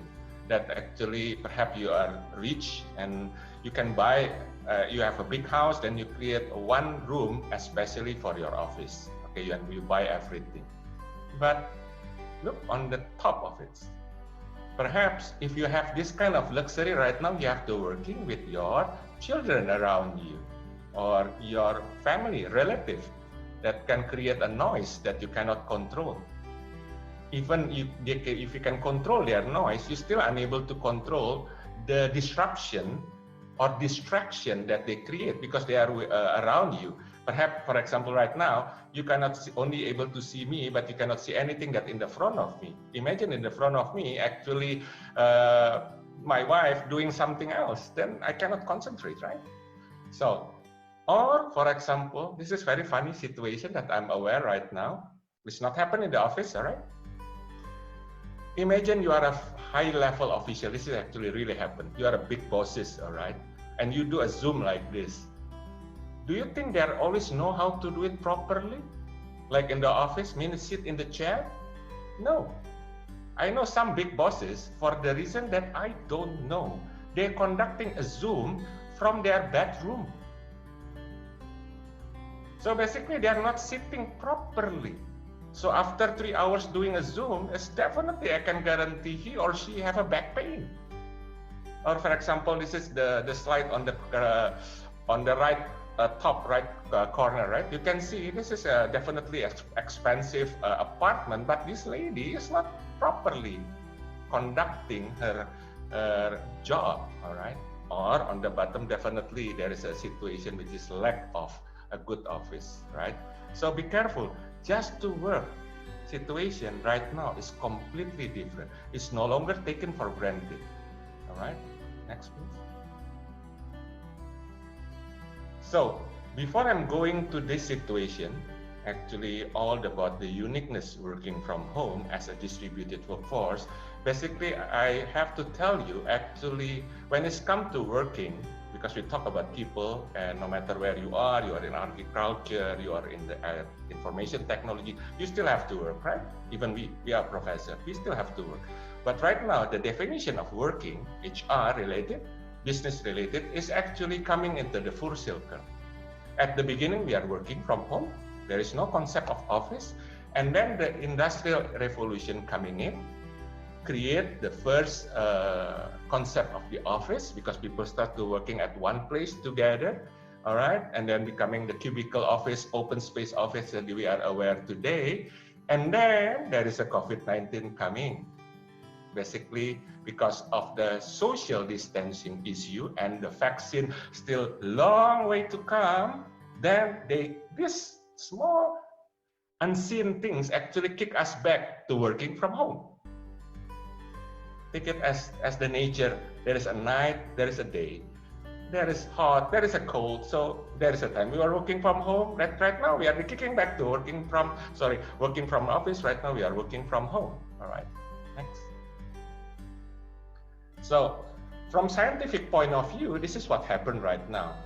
On the left side is actually working from the office. Imagine the white circle is your office, and the blue circle is your people, your workforce. Actually, your workforce all working at one place, right? So imagine you have bigger office, all right, like Bogor Agriculture University have office everywhere. Perhaps that's office, branch office, or whatever you call it, is still actually working from the office, right? The white dot.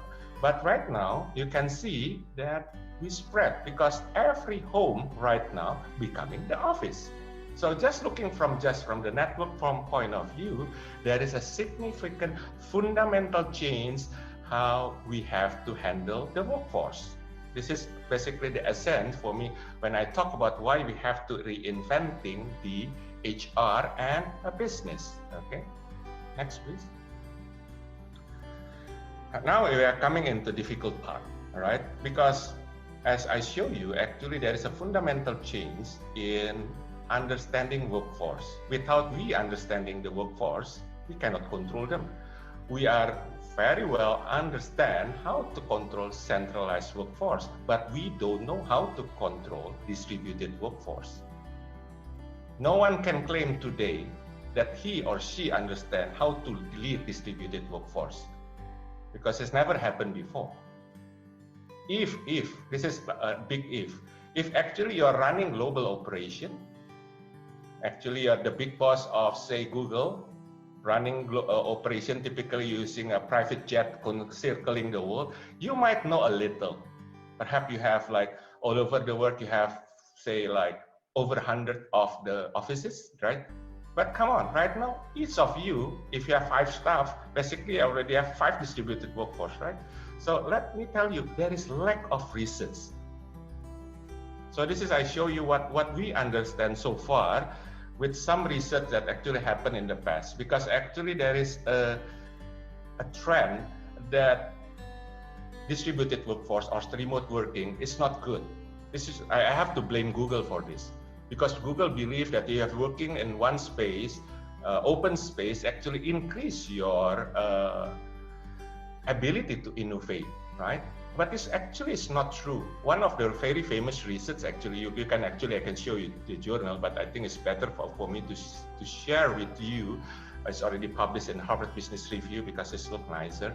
It's actually this conducted by Professor Nicholas Bloom from Stanford University. It's a very robust research that already published in the Tier 1 journal, that basically he realized that this goes like this. This is the finding. If you are actually high performing, you are a very good employee, actually working from home will increase your performance. But if actually you're low performing employee, then actually working from home will reducing your performance. See, right now, I believe you are all of you as leader. Well, right now we are so worried actually. When we allow our people working from home, the first thing first that we are aware, are they working? Are they able to deliver their deadline? We are always worried like this. If you have a worry like this, it shows that you don't understand anything to manage distributed workforce. Because actually you are aware, all your high performing employee actually will able to produce better in working from home. Okay, this is basically, there is a very good research on this. Next, this is another example, very reason, because right now I think the change is so fast, then sometimes there is no journal that can capture this. I have to bring actually directly the result from the company. So this is the result from the Microsoft. Microsoft forced to do working from home during COVID-19 in China. I talk about the size of 50,000 employees. If you are worried to achieve objective of our staff, you only have 100 staff or 500 staff, 1,000 staff is nothing. I talk about this at 50,000, China alone, Microsoft. They have to working from the office. But actually, this is based on their research, Microsoft research, actually it's a very good. One good thing is, right now, is actually 1 out of every 6 employee is actually able to have a better network. This is something that actually Google tried to achieve by put everyone working from office. They create a beautiful office, they bribe you with the food. If you are aware about Google, they spend so much to give you the best restaurant food in their just cafeteria. But actually working from home is able to achieve that more. All right, so this is another example. So from working from home recently. All right, so stated differently. Next slide, please. What I want to convince you all today that actually working from home is not bad at all. Actually, if you understand, if actually some of you already lived 300 years ago, actually working from home, or the fancy name for it is distributed workforce, it could be source for growth. So for example, actually, let me put this as a Bogor Agriculture University. Of course, there is a lot of problem for university dealing with this COVID-19 because there is a time our students are not unable to come to the classroom, right? And so many other things. But actually, if you understand how to manage this distributed workforce, actually, you can find a solution that even make the Bogor Agriculture University even a better university during what we call it as a new normal, all right? And perhaps you want to ask me more deep question, why, right? Why? Because it doesn't make sense, because we just understand basically centralized workforce. Our mindset is everyone working from home, they will not working. Sorry, if you have this kind of thinking, you don't understand anything about distributed workforce. I can understand that because we did not live 300 years ago, right? So I will tell you one by one what is the major advantage of working from home, okay? Yes, next slide, please. Number one, actually distributed workforce or working from home will make your workforce, everything being equal, much more innovative. So just thinking about your department, or whatever you call it, your group, your team, basically allow them to working from home will make them more creative and innovative. Innovation is needed right now during the COVID-19. I tell you why, because it goes like this. Imagine if you are working from the office, right? So if you are working from the office, typically during the lunchtime, remember the classic situation, we will have a lunch together. And because we have a lunch together, this gatherness actually slowly will make you almost alive. Imagine, let me tell you my favorite food, for example, is batagor, right? So at the beginning, perhaps I don't like batagor, but my colleague is always eat batagor. Sooner or later, I will eat batagor. What that means, I be more and more like them, all right? Also, the way we dress, because we see something, perhaps I dress casually like this, and I'm working in other places which is dressed formally, then I tend to follow them, right? It's a norm. We have to follow the norm, right? And everyone have this, any office have the norm. What happened? Basically, the norm will make you alike, and alike make you have a single point of view. And having only a single few points actually make it difficult for you to able to see things differently. which is we are in the university, right? We're always able to create a breakthrough in research. Actually, the more we have a similarity because of the centralized workforce, more likely we are unable to come with different viewpoints, and more likely we are unable to do innovation. All right. So number one. So look at this. So imagine in your home, you are free to dress what you like. You are free to eat what you like. You are free to eat what time that you like, right?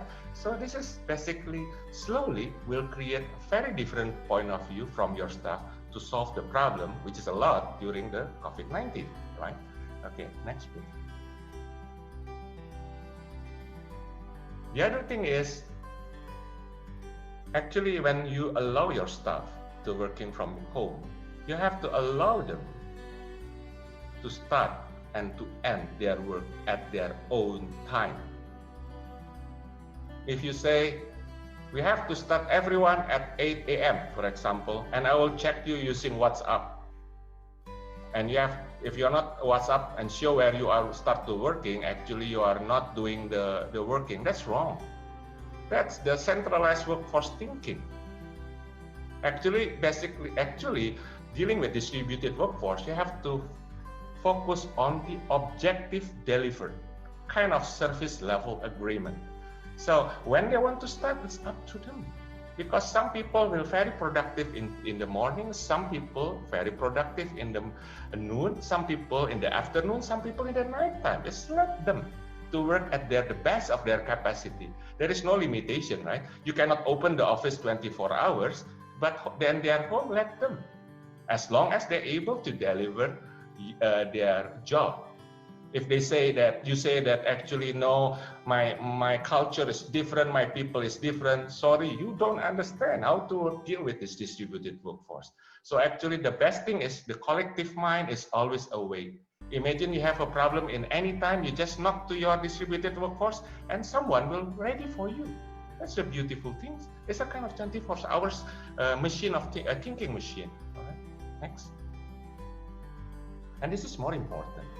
We are all aware how nasty could be the office politics, the conflict in the office, right?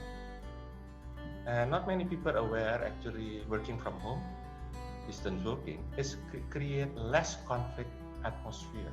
It's more calm. Because of what? Just imagine, if you're really angry with someone and we are doing Zoom like this, what you can do? Not much, right? There is a limit you can explode. In the face-to-face situation, I could punch you, right? But in this situation, you cannot. So actually, this is create a very good situation, which is create a workforce that less conflict, and less conflict will lead to higher productivity. All right. So next. So I'm already just 2 more slides from my final thinking. So if you already understand all the benefit of this distributed workforce, and we are aware right now, actually we are unexperienced, we don't know how to deal with them. So what we have to do? This is basically, I will tell you based on whatever we understand right now, what we have, if you are an HR, you are a business people, what you have to deal with distributed workforce, all right? Okay, next please. This is number 1, it's very important. Let me read it for you. We have to start to embrace new mindset from know it all to learn it all. It's very difficult. For some person that high ego, or like me, I'm a professor, I have to admit, I don't know.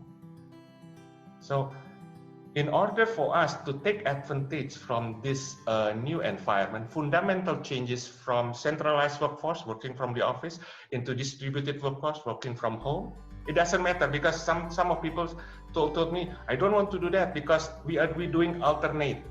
Today in the office, tomorrow from home. That means 50%, right? So basically still 50% at home. So you cannot say that you understand by 50% to represent another 50%. So learning is very important. Then basically you have to tell that I don't know, I want to learn. So we have to start as a boss or as a leader that tend to be speak every time.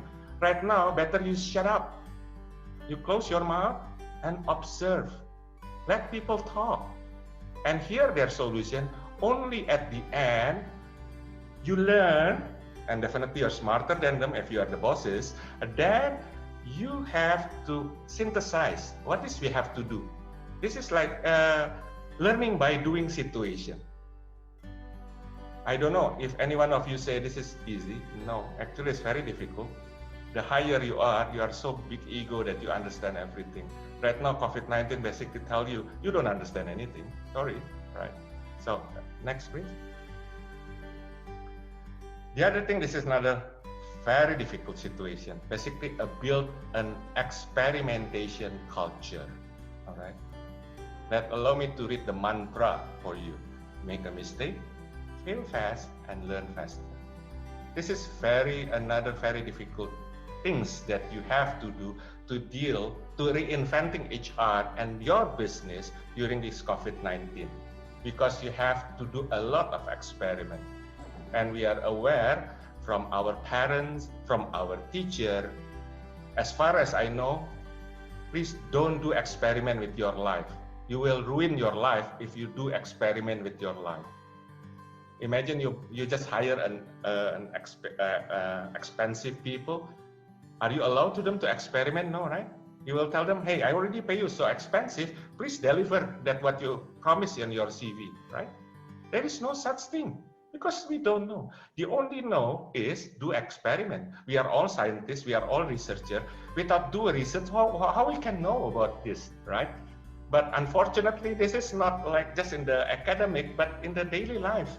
You have to start to allow your people when they said, sir or ma'am, can I do experiment for this? For example, just for the sake of for discussion, actually, it's real, all right? So if some of you people said, can I experiment by start working at 6 p.m.? I'm a very late person. I'm a night person. I'm working very well during 2 a.m., 3 a.m. in the morning. Can I sleep at 4 a.m. in the morning and wake up at 11 in the morning? Wake up at 11, you say, oh, no, big no. Come on. This is what I call it experimental mindset. You have to accept as true until proven otherwise. Okay? With this, I think it's better when we have a big discussion about these fundamental changes, how we have to deal with our people, with our workforce, because the situation already changed fundamentally because of the COVID-19. All right, thank you so much. Thank you very much, Professor Andreas. I think it's interesting point of view. Yeah.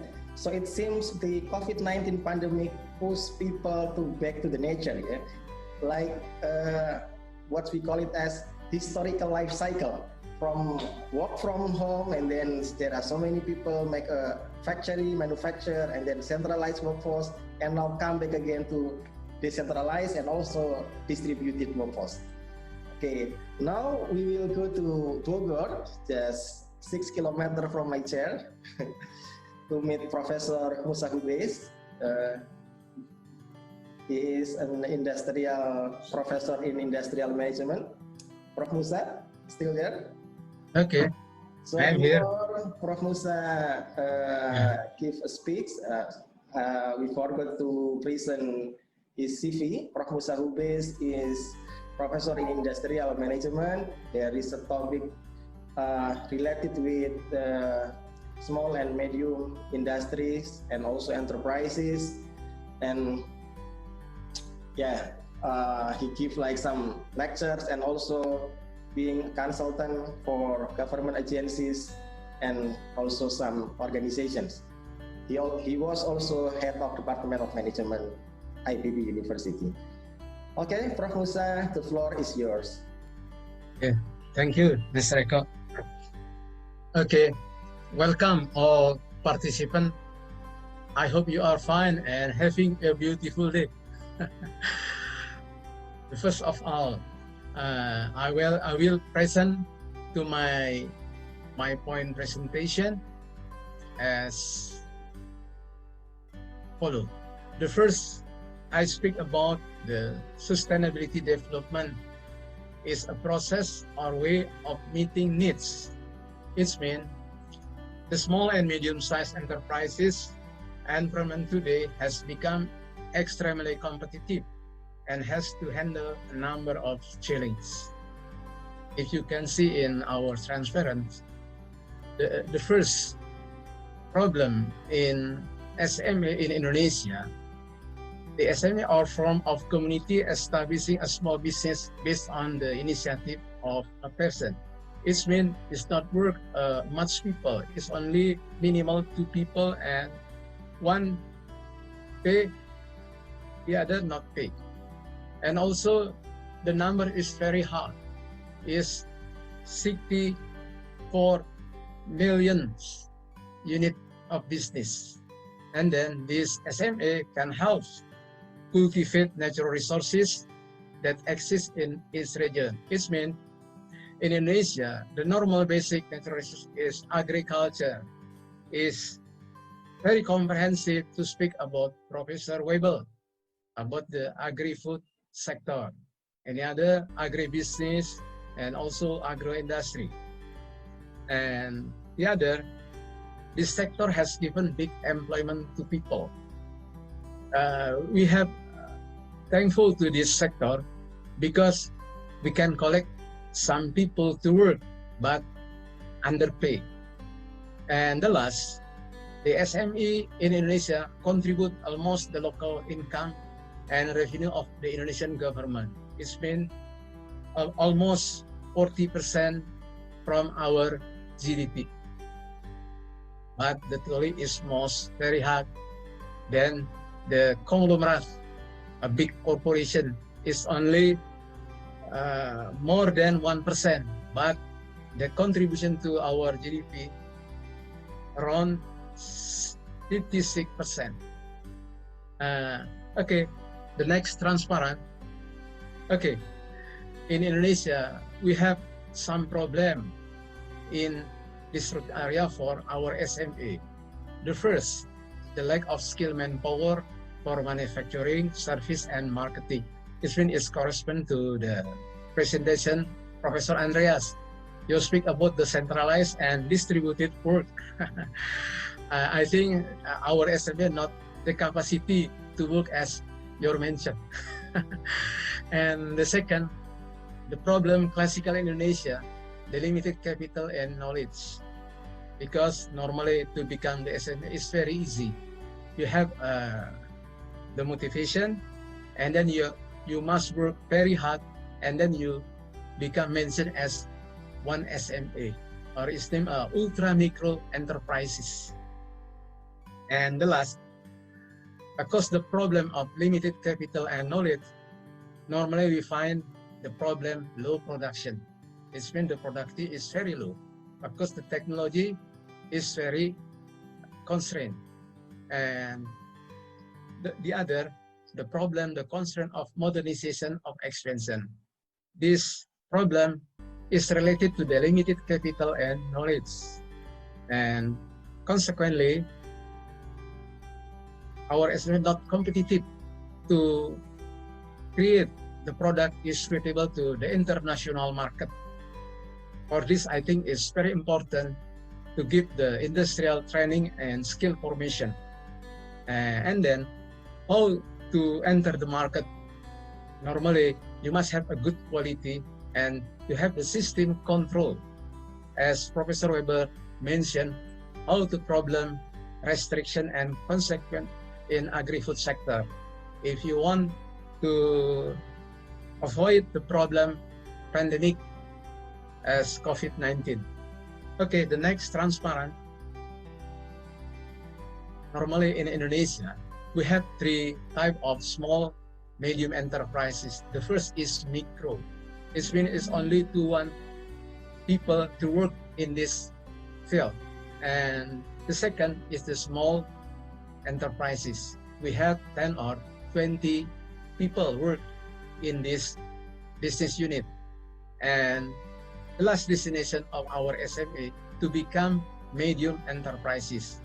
It's been we have around 100 people work in this SME.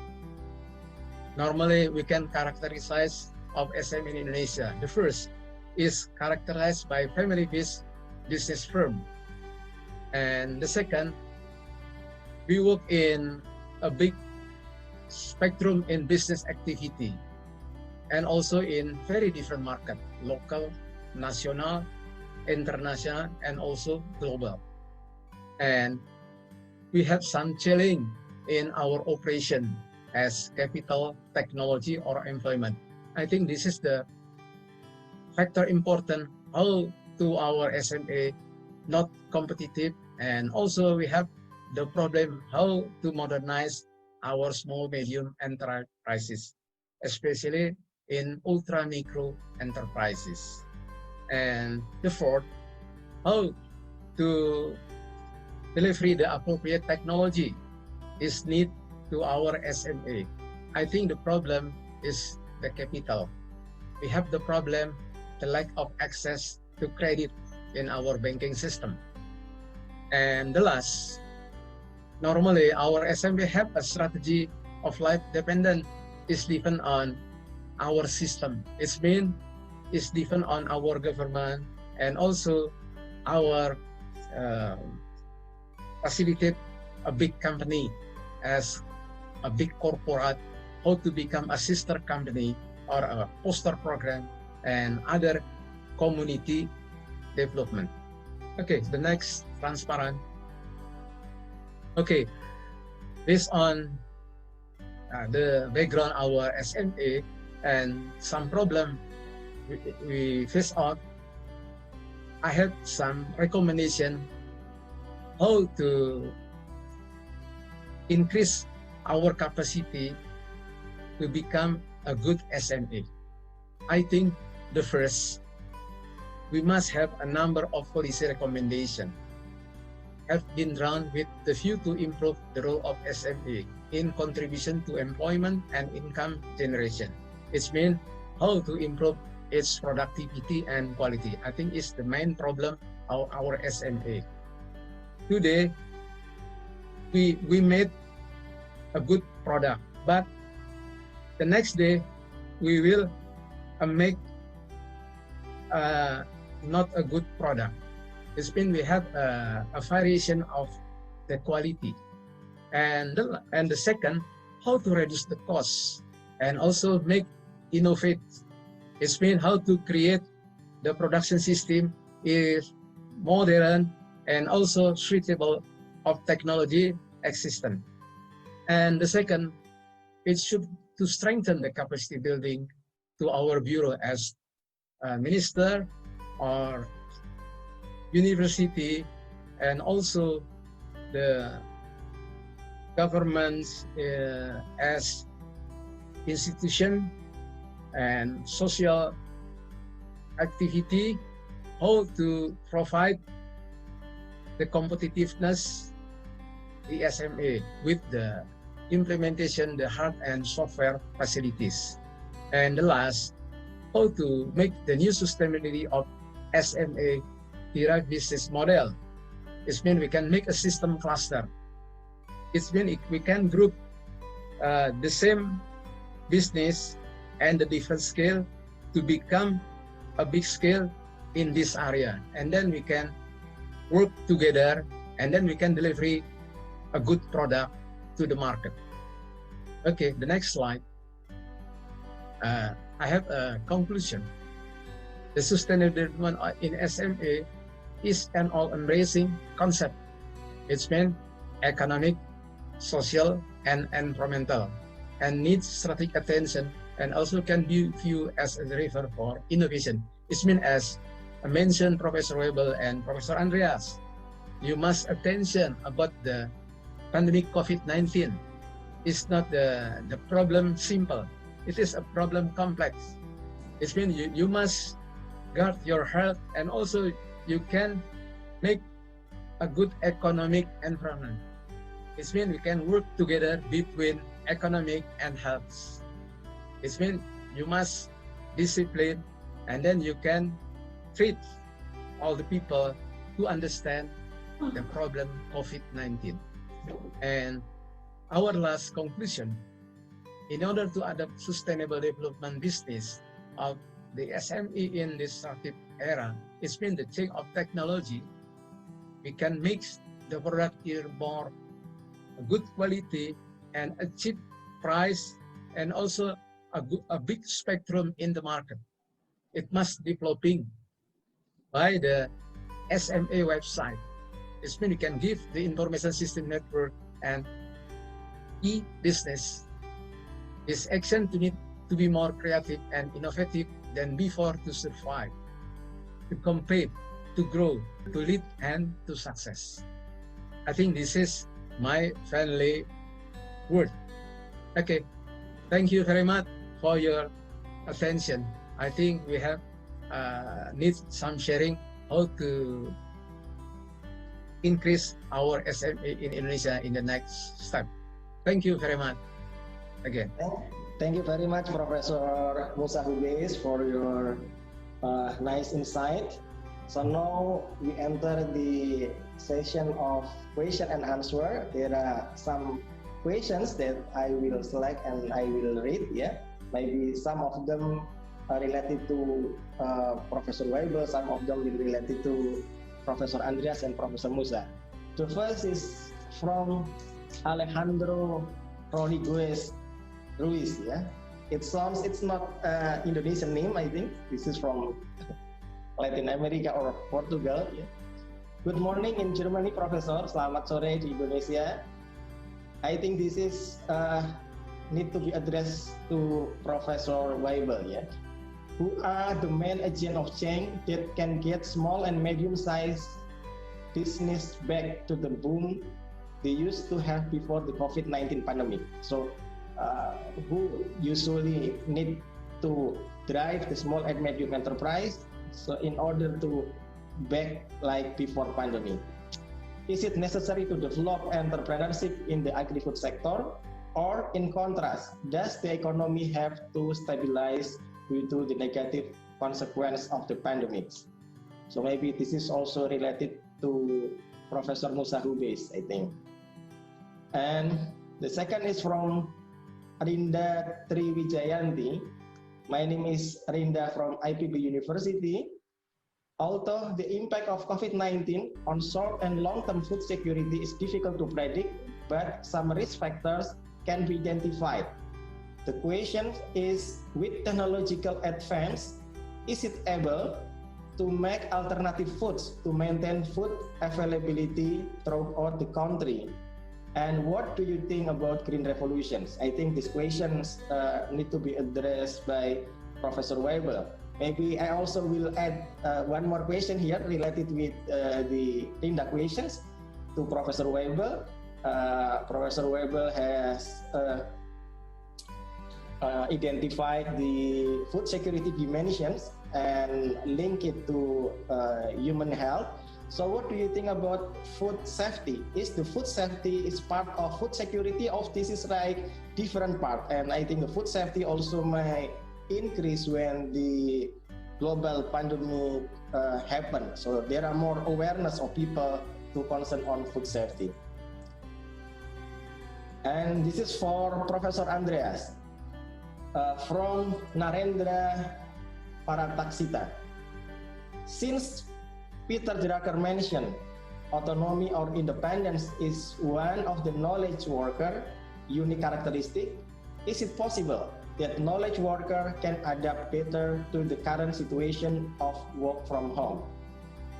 Can be knowledge worker are the closest type of worker that can adopt the distributed workforce way of work.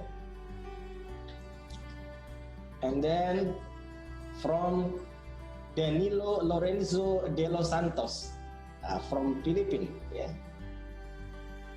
I'm Danilo Lorenzo de los Santos, a PhD student from the University of Tokyo. Professor Andreas, given a matrix obsessed HR culture and office, what are your recommendations on how they can change institutions' time and output based performance metrics to adapt to a decentralized workforce, but at the same time maintain or achieve a better performance? Oh, Alejandro from Spain. Okay. So there are from European students. We are happy to have you here, Alejandro. Okay, maybe Professor Webel can initiate to address the questions. Okay, thank you, Pak Eko. Yeah, actually there was also a question from Mr. Alejandro de los Santos for me. I have noted that also. I will pick that up also then. So let me go to the first question. That was, will it be the end of large-scale farming, and what needs to be done to kind of revive or promote SME? I mean, this is small and medium-term enterprises. Of course, also this question goes to Professor Musa, but let me try to give my view on this. And certainly the COVID crisis would not mean the end of large-scale farming. I think large-scale farming is eventually coming, but what COVID reminded us is that it will not be as fast as some, let's say, politicians who are promoting this concept in the developing countries, particularly in Asia, would hope it will happen. So simply pulling out people of the agriculture sector, keeping wages low, and then make them transfer to the industrial and the service sector. That model of, that has been promoted since long time in the literature, the hypothesis of infinite labor availability from low productivity sectors like agriculture.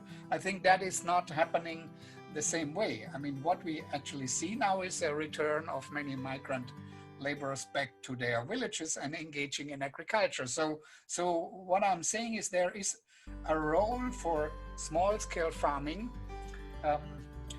especially for the time of crisis. So we know that from the food price crisis in 2008 that the small-scale farming has been the safety net of the economy. And now, since this has become less and less and agricultural incomes have gone down as a share of total household income, this will be more difficult for small-scale farming to perform, even though if we take the aggregate food supply, it's still something like 80% comes from small-scale farming.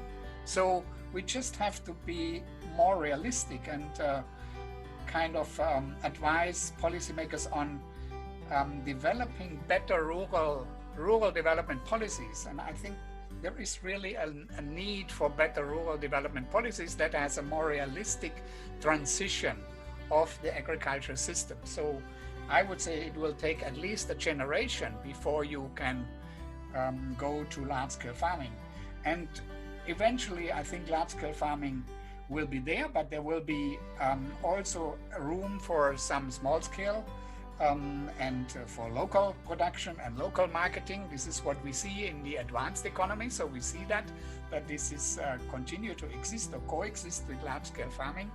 And the second lesson is that there needs to be a much stricter regulation for monitoring the production processes of large-scale farming. So large-scale farming may be efficient, but it generates a lot of negative externalities, which is also the case for small-scale farming, but the externalities potentially by large-scale farming could be much bigger and much more difficult to control. And I think that is where we need to come in. And yeah, that question, okay, should there be specific, let's say, support programs? Should there be training on enterprises, entrepreneurship? I think yes, because often if you look at agricultural extension service around the world, basically what they are focusing on is mainly technology, production technology, and the management skills is something that only recently and only occasionally has come in. And I think that is where there can be, the COVID crisis can be a new start for bringing in other aspects into promoting a more balanced development, let's say, between small-scale and large-scale farming. But I would say it's not the end of large-scale farming. I mean, that is not, I don't think that's the case. Do you want me to answer the other questions also, or just go on to them? There were basically 4 questions which are a little bit related. Yes. Aside from your question, Eko, is a bit different. The Green Revolution, yes, of course. The Green Revolution, we have learned a lot about that, and it's now much more natural resources management for a long time has been kind of ignored simply because we have focused, or Green Revolution has focused on germplasm and on new varieties, on new seeds, and with the biotechnology revolution, this again has been sort of put at the forefront, but we now realize more and more, for example, soil management, soil nutrient management is something that we only start to learn a lot about how this can be maintained, and more we are losing good soils, and that's what would come in kind of a continued green revolution that would be based much more on natural resource management. That's how I see the green revolution role in this. But of course, it would continue, and it would continue to increase productivity, however, taking much more account of the negative externalities. Now, your question, Pak Eko, food safety and food security. Yes, there is a link between food security, especially in the dimension of food utilization, because food utilization refers to nutrients, and it refers to healthy food. So also food that is kind of, contaminated with chemical pesticides, that has lack of quality aspects, that is a part of food security, because you may have food, but if it's not good to consume, then or if it's of low quality, if it's of low nutrient quality, then of course that would dramatically affect the food security situation of the poor. So I think there is increasing linkage and overlap between the two concepts. Okay, that's for the moment my answers, but we can come back to more. Okay, thank you, Professor. Now, Professor Andreas, please. Sure. So let me start with the question from Narendra. But before I answer your question, let me bring this fact first. Everything being equal, working from home is always winning against working from the office. Why? It's cheaper for the company. It's much more economically. Do you know how expensive a company have to create a fixed cost to provide you with an office? That's number one. Actually, everything being equal. And actually right now, because of the COVID-19 situation, depends right now whether you are working from home or not, it's actually create a lot of stress. A lot of people complain that they are working actually much harder from home because of Zoom. It's never-ending Zoom, they call it, right? So this is to show you, we are leader, but we don't know how to running workforce distributed, basically. So back to your question, knowledge worker have a tendency to fit more to working from home. Imagine like us, the professor in the university, of course, we prefer that way because we can concentrate, we know how to concentrate. But actually not 100% true. If the knowledge worker is not actually under the high performing situation, allow me to use this situation. If I'm really focused on my research, I'm a knowledge worker, right? So working from home is better for me. But for example, I just finished my research, okay? And I'm start to figure out what is my next research, right? It's better I'm going to NUS and having meet my colleague, have chit-chatting here and there. It's improving myself rather than I'm present in my home. So it is very important actually when I said that actually when you are as high performing in situation, then you better working from home. So in a nutshell, my answer is, it's not true that actually only knowledge worker is actually good working from home. It's actually for everyone, except if you are not on the high performing, for example, a typical job, right? You just finish your project, deadline the project, you better working from the office, because otherwise in home you do nothing. But you really focus to deliver the deadline of your project, you better working from home. That's basically for you, Narendra. So, and the second one is for Danilo. That's a very typical question I get from my student or from my client, that basically they don't know. They consider an experience in HR director, but they don't know. If they are so obsessed with the metric that focus working from the office, they are basically on denial stage. Because they're denial that actually we are right now working from home, and there is no way we can check whether our people working or not, unless we put the CCTV in their entire home, which is violate of the privacy, right? So there is no way. Why bother? Put it this way. If you really want to understand how to make people working from home able to deliver. So imagine when I'm running a global operation from Singapore, my staff in Boston is 12 hours different exactly. Are you still want to check them? They will say, yes, please be my guest. If you want to wake up at 4 a.m. in the morning, please be my guest, right? There is no way. So you have to create a system that makes sure they're definitely very expensive. My staff research in Boston, Harvard graduate, MIT graduate are very expensive to deliver. Why? You have to know the system. Basically, I can share you the metrics that you can use. For example, management by objective, the traditional one. If you prefer more, the sophisticated state-of-the-art, you can apply Scrum method, which is typically applied by all the software company, because typically software developer is spreading all over the world. All right, that's the situation that you have to aware. So forget you want to check. That's a centralized mindset. Checking is so outdated, sorry. Change your mindset. We are in the COVID situation. We have to change ourselves in order to always able to increase our productivity and also maintain our growth. Okay? All right, that's all from me. Happy to have more if you have. Thank you very much, Professor Andreas. Then Professor Musa Hubes. Okay, thank you, Mr. Eko. I will add a brief answer about the question from Mr. Santos to Professor Weibel about the SME in agriculture. I think I have two general answers. The first,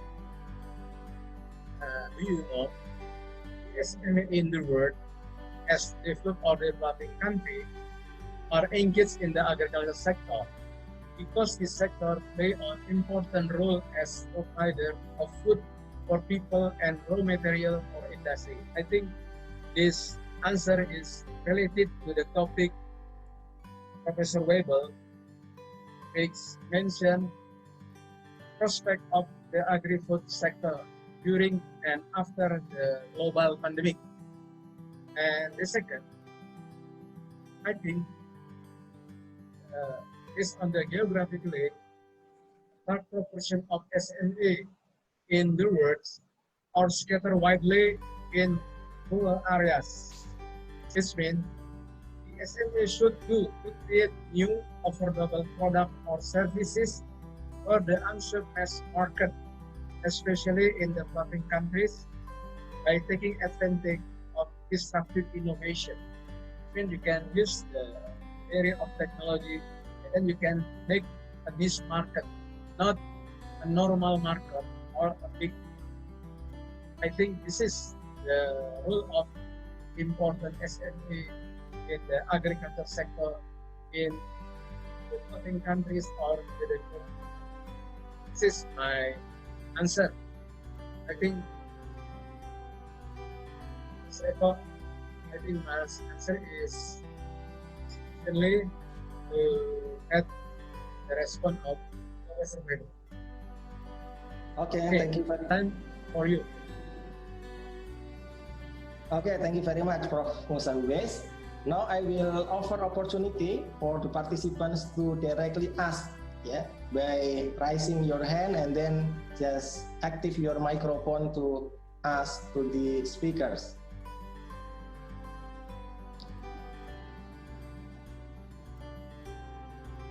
Okay. Is there any questions? From Bu Anggreni, maybe Bu Anggreni can directly ask. This is the gold opportunity.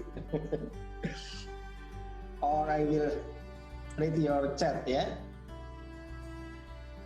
Okay, the question from Bu Anggreni, Prof. Andreas, to Prof. Andreas. I'm interested in your statement that working from home can decrease office conflict. In Indonesian cases, while office conflict decrease, family conflict increase. What do you think about the situations? And also there is another question, I think, to Professor Andreas. Based on your experience, how to develop and maintain a sense of belonging from team during working from home? And I think I also will give more questions to Professor Weibel, Professor Andreas, and also Professor Musa Hubes. When from the philosophical point of view, when each speaker deliver a message that there is like an importance of decentralization, yeah. Is there any tendency that global pandemic also push the globalization to deglobalization, or like a tendency or a changes from inequality to more equal world? So please, maybe Prof. Andreas first. Okay, sure. So my answer first to Arif, right, regarding how to maintain the sense of belonging from team during working from home. It's actually is very easy.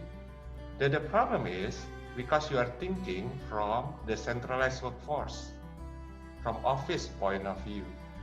Because we always start that actually that if we are working from home, then we're not working. We see a movie, we play with our kids, we sleep, right? We start from there. Well, let's change it. Let's change rather than we accuse they're bad. Let's start everyone is good unless proven otherwise. The other way around is actually look at my situation. When I'm running a global operation from Singapore, how I answer your similar question about my expensive staff in Boston. Their salary can be equal to director in Indonesia. I also can sleep, right? Because, so expensive. The problem is if you accept the situation, then you create a new method, I already mentioned to you, right? Regarding using management by objective. The unique thing about management by objective, you have to get it right at the first time. It's not like in the office, if we see it's not working, we always can call. There is no such thing. You have to get it right at the first time. It's easy if you already know how to do it. So basically, set up everything, the norm, expectation, very clear from very beginning, including what you have delivered, what you have to deliver, what if you not that deliver. But I trust you, you will deliver. That's the question to answer your question. If you trust them, this is the simple answer. If you trust them, the sense of belonging is high. If you not trust them, the sense of belonging will go down. That's basically, all right. So the second question for the Anggraini, right? So, yeah, this is very funny. Yes, it's true. A lot of, but what happened in Singapore, actually a lot of divorce because of working from home. Well, put it this way, everything being equal, if you look from the history and from the research, working from home is actually better because if you have a kids, it's always better you can take care of them, right? And definitely there is no work-family balance because you are always around your family. But what's missing right now is how you manage your family. This is a kind of a problem that are very specific in distributed workforce. Actually, this problem is a modern problem because this problem already solved 300 years ago. There is no divorce during that period because they know how to working together, right? But that's a modern problem. I cannot answer because it's a very rumah tangga problem, family problem. Perhaps the psychologists need to step in to solve this problem. But don't allow this reason basically to tell working from home is not good. It's actually more economically better with your people and also increase their innovation and increase their productivity if you know how to manage according to distributed workforce principle. All right, that's my answer, Pak. Okay, thank you very much, Prof. Andreas. Prof. Weber, maybe you want to give some comments on that issues? You mean comments on working home and divorce? Maybe no. No, I mean comments also about the equality, the tendency for more equal work, more deglobalized, or something like that. Yes, yes. Thank you, Eko. Yes, okay. I think the decentralization or deglobalization, we all have experienced it, right? And we are experiencing it right now because we cannot travel. So there has been a rethinking of what's really necessary. So we are start to rethink which kind of travel is really necessary. When do we have to be there? Similar to what Professor Andreas has said. Do we really have to go to the office? I mean, if we never can go to the office again, probably also that's boring. And if we never can go to another country again, that's also boring. And only we would see each other, like this. But it has initiated a kind of rethinking about what's really needed and what's really necessary. And of course, when you talk about export and import and trading in food items, the principle of comparative advantage that has been dominating the thinking, and that has driven, why, like, okay, for example, Germany is exporting pigs to China. Yeah, we are, as a developed country and industrialized country, why do we have to export pigs to China? I don't really know. And it's because of that. And it's because until now, we haven't really looked at the full cost of this production. We have only taken sort of the direct production cost. We haven't looked enough at the externalities. If we factor that into trade, into a full costing, then comparative advantage will change, and there will be probably a rediscovery of, like what some commentators also said, of local production, of local markets, and a sort of rethinking of what are the costs of trade. So if we factor that in, then trade flows will change, and it will probably come to a different distribution of the food flows, and there will be sort of, not just whenever it is cheaper to produce it there, we will do it there. If we factor in the full cost, then the picture will look different. And I think that has started, and that I think is probably a positive point, that we, due to this crisis, start to rethink the trade flows. Just one example, this is not about agriculture, but it's about medical supplies. We have been completely reliant on medical supplies from China. And then when this was stopped due to the interruption in supply chains, then we noticed it, how much we are dependent. So countries will think about how much they want to be dependent on other countries, taking into account that crisis like this could happen again. And so I think in this way it would probably, I would say it would lead to some sort of deglobalization, not a complete deglobalization, but a modification of the one directional globalization process. And I think that is what I'm seeing happening. Okay, thank you very much, Prof. Abel.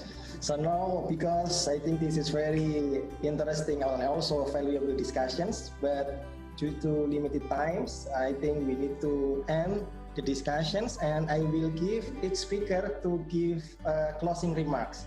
Maybe we start from Prof. Musa Hubes. Please, Prof. Musa. Okay, thank you very much, Mr. Eko, for this opportunity. My closing remark, I think the work from home in pandemic global is must do, because this factor a role in driving business or industry growth into additional productive job. For example, economic growth, export, consumption rate, etc. I think is must understand all the people. The pandemic is not finished. You must adapt it. Not it's been you cannot war with this pandemic. You must adapt it and make a harmony this situation, and then you can make a productive job, as mentioned as demonstrated by Professor Andreas. How this thing between distributed and centralized work. I think WFH is into this position. Okay, I think my simple comment and my closing remark, this is very important to understand the pandemic global in this day. Okay, thank you very much. Thank you, Prof. Musa. Prof. Andreas, your closing remarks. So my closing remark goes like this. So there is a say that nature, our nature, how to balance itself, right? So for me, the COVID-19 is not a disaster. Yes, it's bad right now, but it's just the way this nature try to balance itself. All right, it's like day and night. I already show, right? Actually, at the beginning, we are working from home. And we are working from office, at night back to working from home. So also your story about whether decentralization or localization will be higher, yes. Because before very globalization, right now perhaps a localization, you like it or not. So it's just a nature. I'm agree with Prof. Musa that if we able to adapt, like Darwin said, right, it's not the strongest that survive, that the most adaptive that survive, then everything will be okay. That's basically my closing remarks. All right. Okay, thank you, Prof. Andreas. Professor Herman Weibel. Yes, okay, thank you. I mean, I agree with a lot of the things that have been said so far, so I don't need to repeat that. I want to congratulate the organizers and ICO for managing this session very well. I think it's been most interesting, and listening to different thoughts and different topics. I think this was very good, and it shows, of course, we can do it in a format like that, but and I agree, yes, the COVID-19 is kind of a rebalancing of this overspeed that we had been into, but we hope that we find a way to learn with it. And I still think that, as somebody have said, a researcher in the past has said, well, international research is still a body contact game. So I hope we can meet again in a research environment like this in presence, in addition to what we had today. So thank you very much. Okay, thank you very much for all of the speakers, for your valuable times and for valuable discussion today. And for all participants for this conference, stay at home and stay tuned on these conference channels, because tomorrow we also still have an agenda for a panel session and also parallel sessions. So I will give this back to Ibu Sarah Simanjuntak.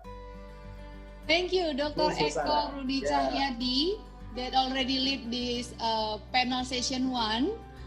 And one more time, big word of thanks to all of you, 3 of you distinguished professor, Professor Herman Weibel from Leibniz University of Hanover, Germany, Professor Andreas Raharso from National University of Singapore, and Professor Musa Hubeis from IPB University. Ladies and gentlemen, I would like to invite you to give a round of applause to 3 of distinguished professors.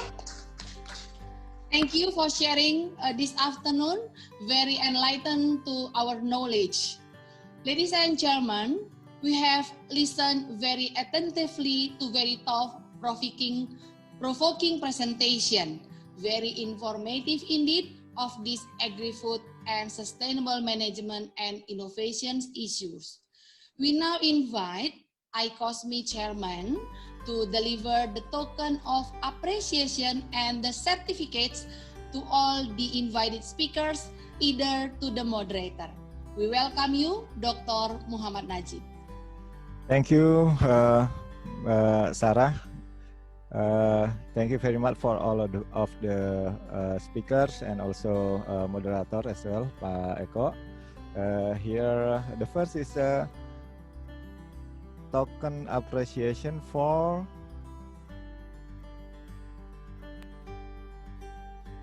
Prof. Andreas. Thank you very much for your speaker this afternoon. This is the small appreciation for you. I hope you like it. Very nice. Thank you so This much. is the younger version of Prof. Andreas, right? And this is a certificate of appreciation. Thank you very much, Prof. Andreas. And the next, this is for Prof. Musa. Thank you very much for the insightful speaking about SME. Yeah, again, this is the younger Pak Musa. Thank you very much, Prof. Musa. Yeah, thank you very much. The next for Prof. Waibel. This is Prof. Waibel. I hope you like it. This is actually, yeah. This is the real photo of Pak Waibel. Yes, thank you, Ban Ashid. Yes, okay. Yeah. Actually, all of this is a part of student creativity. Good, yeah. Thank you again for Prof. Waibel for your speaking here. The next, Pak Eko.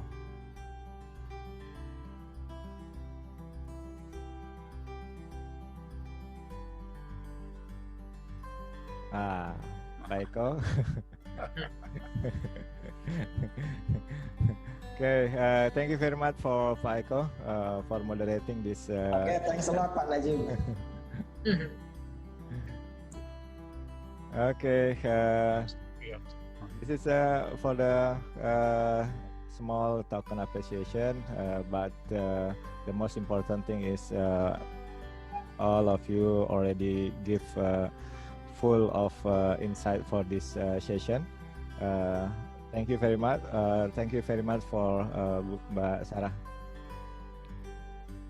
Thank you, Dr. Najib, and thank you to all of you, distinguished professor and also chairperson of the panel session 1.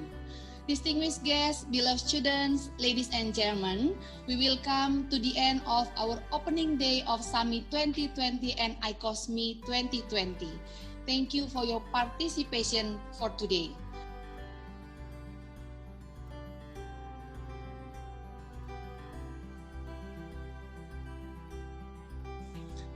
It is my great honor to lead this panel session with prestigious speakers. In this session, we will discuss important issues in managing sustainability and innovation related to our current issues and future situation. Nowadays, we are confronted with difficult times in global pandemic that hit our economics and lives. There are many issues that raise a major challenge that need to be addressed to adapt for sustainability of our future.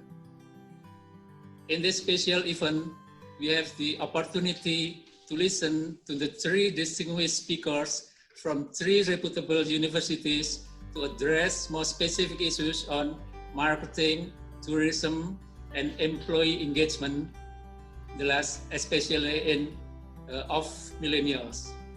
Dr. Victoria Sophie Asberg from Sheffield University Management School will present sustainability marketing and innovation in uncertain and difficult times. This is CV of Dr. Asberg.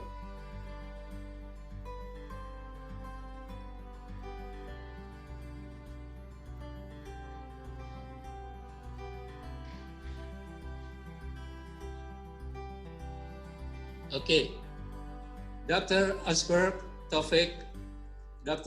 topics cover basic of sustainability consumption concept and sustainability marketing, what different with so-called conventional marketing, and then driver and barriers of sustainability marketing and innovation, research insight on it, and very actual challenge surrounding the COVID-19 pandemic. Please welcome Dr. Albert. Time is yours. Thank you.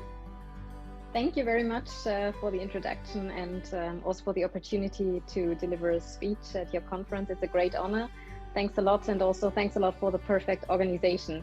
I believe it's quite difficult to organize a conference at this time, given the technological restrictions we have as well. But everything worked out perfectly, so thanks a lot to you all for organizing it.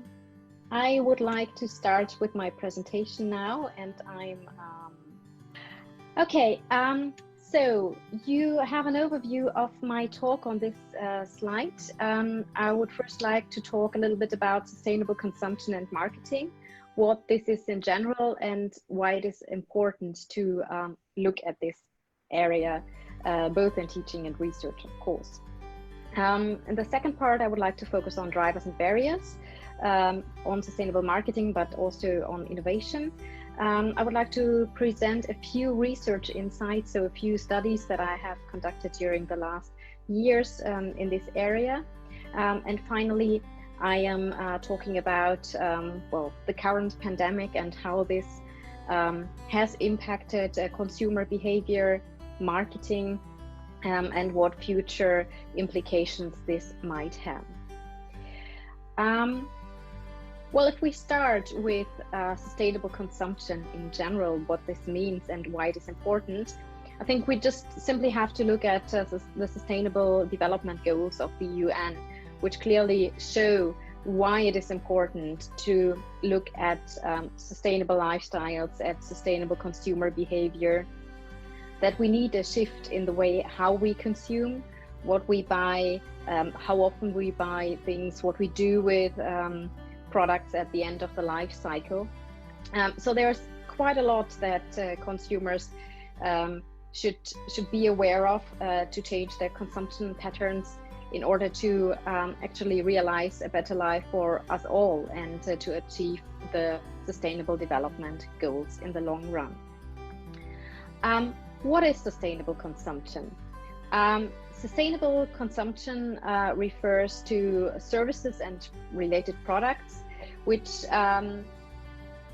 respond to basic needs and have a better quality of life, whilst we also look at natural resources, toxic materials, that we want to save them, that we want to save the amount of waste that we create and pollutants, and that we particularly do not want to have a negative impact for future generations. So this is how the Oslo Symposium defines sustainable consumption, and this is one of the core definitions that we use in the sustainable marketing area, where we talk about sustainable consumption and how we want to, or what we want to achieve with respect to our consumers. So basically what we focus on is the triple bottom line principle. It is important for us that consumers consider environmental implications of their purchasing behavior. So what kind of implications their purchasing behavior has for the nature, for animal, for wildlife, and so on and so forth. We also want to consider, we also want consumers to consider what implications their purchasing behavior has for the society, for other people. So, for example, fair trade products is a big topic we talk about in this area. And when you hear about sustainable consumption, and also when you talk to students, what they often do not think about is the economic component in the beginning. But the economic component, of course, is crucial because we want the business to survive as well. We want to focus on the social and the economic, the environmental pillar. But at the same time, it is important for us that businesses thrive in the situation as well. Sustainable consumption, another perspective that I would like to mention here. Sustainable consumption does not only apply to the actual purchase that you make as a consumer. It is more about a whole process that we investigate and explore within the sustainable marketing area. So we basically talk about 4 different phases. Sometimes it's more stages that we include as well. We talk about the purchase situation, of course, but also what do people do in the pre-purchase situation. How do people actually use products and services, and what happens to products and services after they have been used. I would like to give a few examples for these different aspects.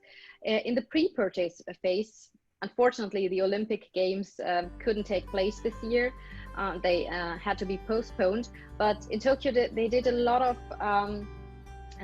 consideration about how we can make these games sustainable, what we need to consider in the way how we plan the games, how we develop the infrastructure, what we need to consume to the people attending the games. So in this pre-purchase stage, or in the pre-event stage in this case, there's a lot of consideration going on about how to make our behaviors more sustainable and more responsible. Then we have the purchase phase. In the purchase phase, we try to influence consumers in many different ways. I have given a few examples here. We will talk about more later on. Basically, I think you know about the label discussion, which is very prominent with respect to the purchase phase, where we try to find out what type of labels do we have to put on our products to make consumers aware this is the most sustainable choice. How should labels be designed so that consumers actually recognize them and that they become a purchase decision relevant. We talk about how people use products. It's particularly relevant with respect to the discussion around energy. When we talk about smart meters, so that people can monitor their energy consumption, where you have apps on your phone that you can check how much energy you have used, so on and so forth. So to keep people aware of these sustainable issues, sustainability related issues throughout the whole consumption process. And finally, we talk about the post-utilization phase.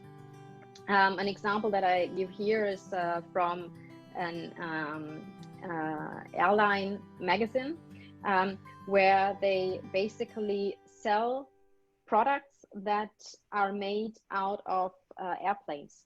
So airplanes which they don't use anymore, they are turned into some nice products. So you can buy some handbags, for example, made out of airplane seats, or you can buy a table made out of the part of the aircraft. So there are ways in how we can use products in multiple ways at the end of the utilization, the actual utilization.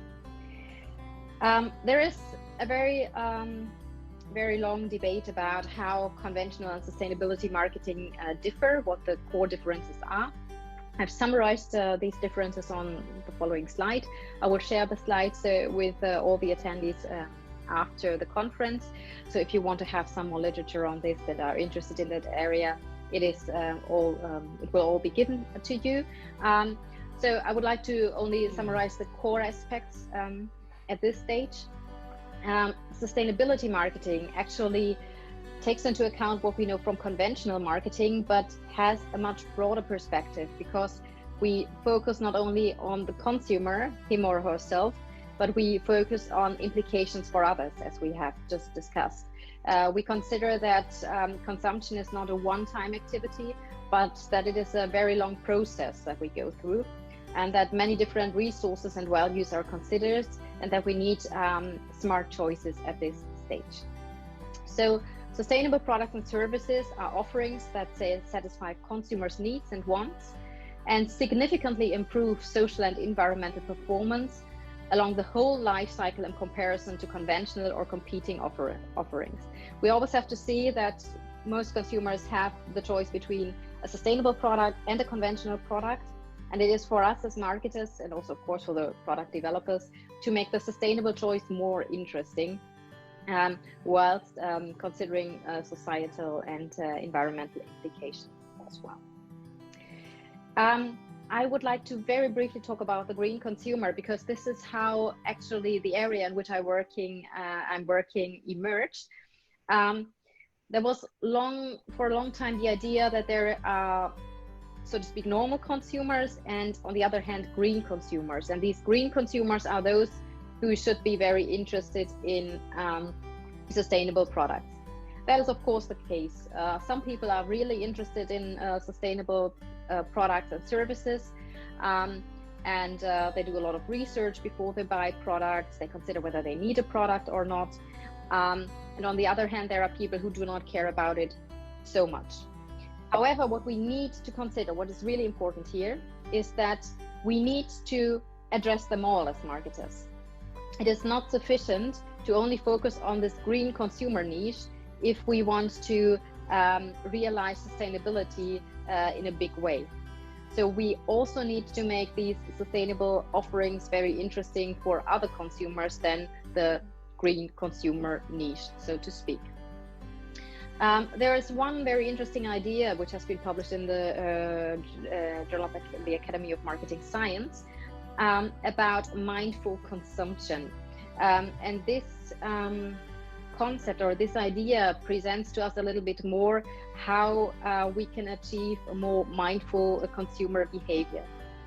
Basically, mindful consumption says that we as individuals can care about 3 different aspects to different degrees. This is what is mentioned, the mindful mindset. On the one hand, it is the environment, so the nature that we can care about. On the other hand, it is the community, other people that we can have in mind when we make a purchase decision. And finally, it is about ourselves. We are also thinking about what happens to ourselves. For example, if we make a purchase, how does it make us feel? What are our own benefits, in addition to benefits that emerge or will result for nature and community? So we have these 3 different mindsets, and the way how they are developed determines the mindful behavior in the end. And there are 3 different forms of mindful behavior. It is repetitive, acquisitive, and aspirational consumption. Basically, repetitive consumption means that we buy products again and again, although there might be a smarter solution. So for example, if you buy plastic products, plastic cups that you can throw, paper cups that you can throw away, there might be a different way to deal with this from a sustainability or mindful consumption perspective. We have acquisitive consumption, which is about how many items do we really need. I always like to give the example of the average UK consumer who is said to buy around 26 kilograms of fashion items a year. One person buying 26 kilograms of fashion items a year. Is this really necessary? That's what we have to ask ourselves.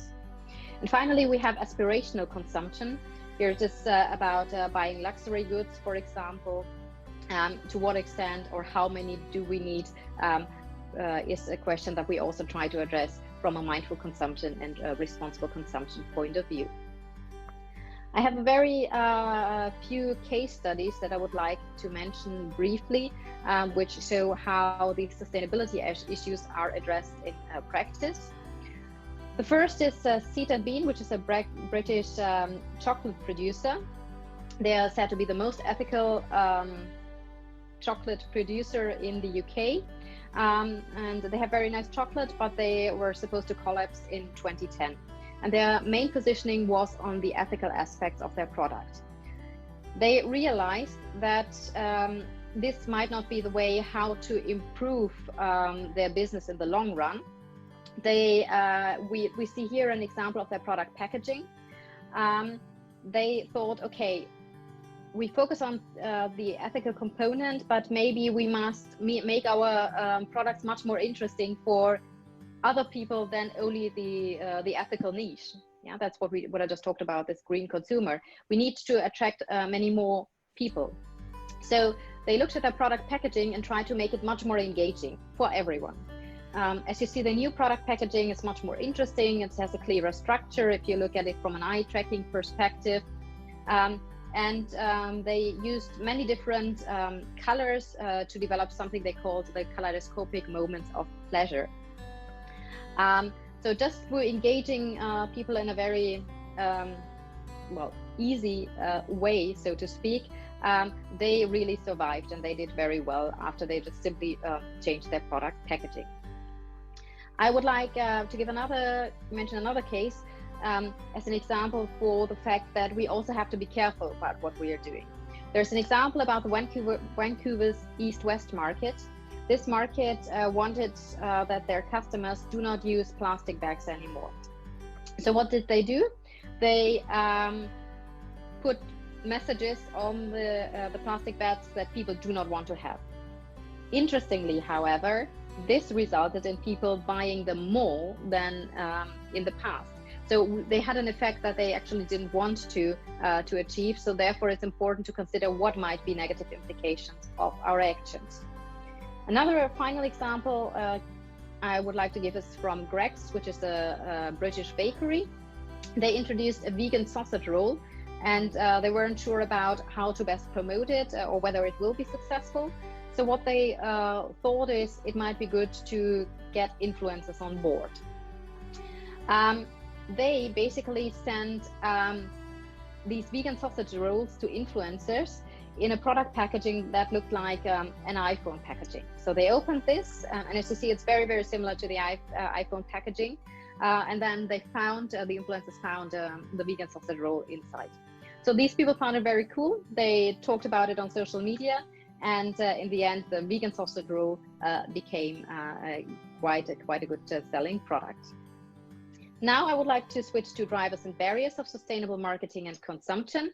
There is one study from Gleim and his colleagues published in 2013 about barriers of sustainable consumption. I only want to mention here that most studies that we find in the literature focus on drivers of sustainable consumption, but at the same time we have to consider, are there any additional barriers that consumers might prevent from buying a sustainable product, so to speak. They have identified different clusters. So the green cluster is the one which is really interested in green products. Obviously, the red cluster is the one that is not so much interested. And we see that there are many, many different barriers that they could identify, which would all be considered from a sustainable marketing perspective. Recent research shows that there's quite a lot that needs to be done to achieve sustainable consumption. I would like to mention one example here, which is published in the Journal of Marketing, and that focuses on the fact that consumers do not like to buy unattractive produce. So if you see these two types of strawberries, you will see that, you will notice that one strawberry, the one below, looks nicer than the one above, and consumers really prefer to buy the nicer looking strawberry, although they are the same quality. So this team of authors try to investigate the reason why people prefer to use the very nice looking strawberry.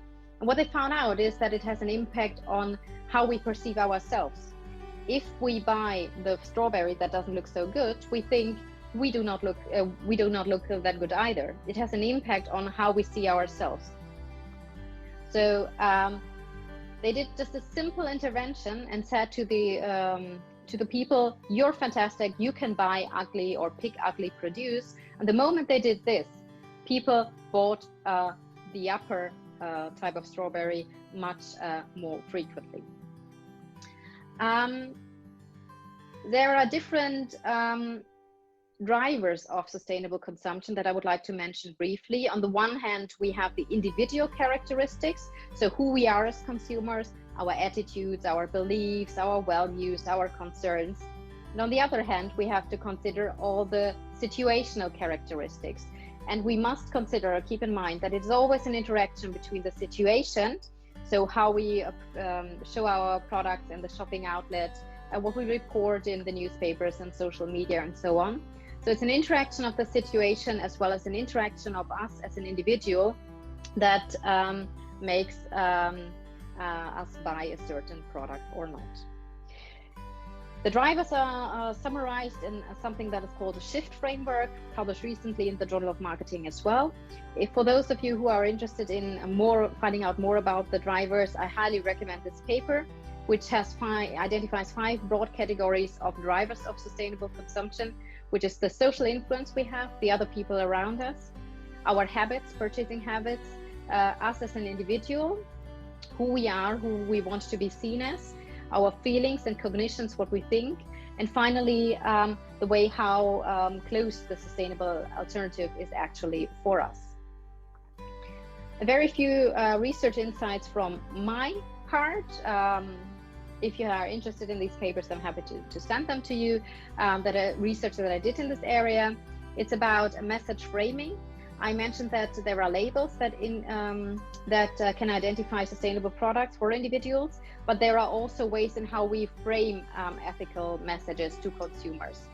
And in this paper published in the Journal of Cleaner Production, we identified that it's important that people understand the message, that it is meaningful for them. So it might also be important to show that there's an individual benefit of buying a sustainable alternative, that it is a credible, trustworthy source.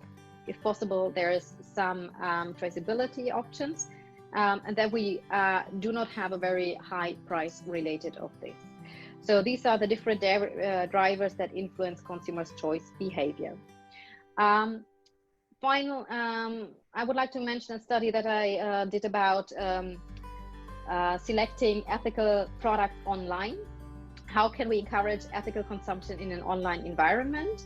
And basically here we looked at multi-sensory marketing, so that we try to address multiple senses in an online environment to achieve more ethical consumer choices. So we looked at visual cues, including cues or images with an ethical meaning, auditory cues, some sound with an ethical meaning, and a tactile priming statement. And we showed that if we have these ethical multi-sensory cues, consumers are willing to pay more for an ethical alternative. And at the same time, it also changes the way how consumers perceive the brand. Another paper that is very much related to one of the next speakers is published in the journal Tourism Management. Here we looked at the case of Japan, particularly the city of Onomichi, and the way how residents present this city on social media, and we wanted to find out what residents can do to promote that city, directly or indirectly, deliberately or not deliberately.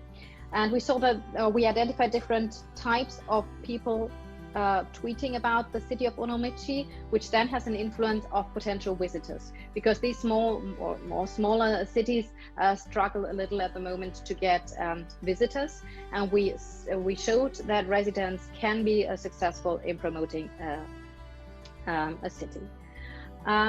Finally, a paper about very much detail as you see on this overview, but I just want to give you the idea of another important research area. It's the service context and the way of how we use robots or artificial intelligence in a service context. What we showed in this paper, which is published in the Journal of Service Research recently, is that using robots in a service context has, of course, implications on the way how the service provider is perceived, and implications on whether consumers want to use that brand or interact with that brand or not. And it has a positive and a negative root. The positive root is that once you introduce robots, the brand is perceived as more innovative. On the other hand, it is perceived as less ethical because consumers might have the fear that robots replace human staff, and they perceive this as less ethical. So there are these two different routes which influence the service engagement outcomes. There's much more in this paper, but this is the main idea. So in addition to just looking at products, we also need to check the service context, of course. Finally, a few comments about the COVID-19 pandemic. We all know that consumption has changed dramatically during the last month, much more than we could have ever expected. And we are only in the very beginnings to find out what kind of implications this has for us as marketers. The shopping around surroundings are different. We see that products are out of stock in supermarkets, that the shopping environment looks different in the sense of that we use these plexiglasses, people wear face masks, people do a lot of online shopping, so there's a lot that has changed. There's a special section that has been published in the Journal of Business Research recently, which shows the different impacts that the pandemic has on consumer behavior in a range of papers. So for those of you who are interested in this, please have a look at this section in the JBR. The specific paper that I refer to here talks about different impacts on consumer behavior. The first one is hoarding, so that people buy more of certain types of products. So for example, that they buy much more toilet paper than they need to use, that they buy much more pasta than they need to use because they want to stock them in case they need them later on. A second aspect is improvisation, because products run out of stock. People have to find different ways to consume or other ways to consume. We have pent-up demand, which is a big problem, so that very expensive investments are not made, for example, such as buying a car, because consumers think this is not really necessary at the moment. Digital technology becomes much more important in the shopping environment, in the shopping context. For example, in countries like Germany, where consumers do not like to use technology so much, they now are kind of forced to use it much more. To use on mobile payments, to use credit card payments instead of paying cash. We have something like the store comes, so the store delivers to our homes, supermarkets delivers to our homes. We have the blurring of work-life boundaries, we have to work from home, we have the families, the little ones around us whilst working from home. We have reunions with friends and family. We get in touch with distant people or people we know from the past. And we have the discovery of talent. We have to be more creative and to do something nice with our talents. We have new habits that we see as well. So new guidelines and regulations such as wearing face masks, social distancing. Service industries are affected because of the lockdown. Several shops had to close. We have to get used to new habits, that our temperature is checked. For example, if you go to a doctor first, the temperature is checked. There's a lot of policy implications related to this as well, to shape safe consumption patterns.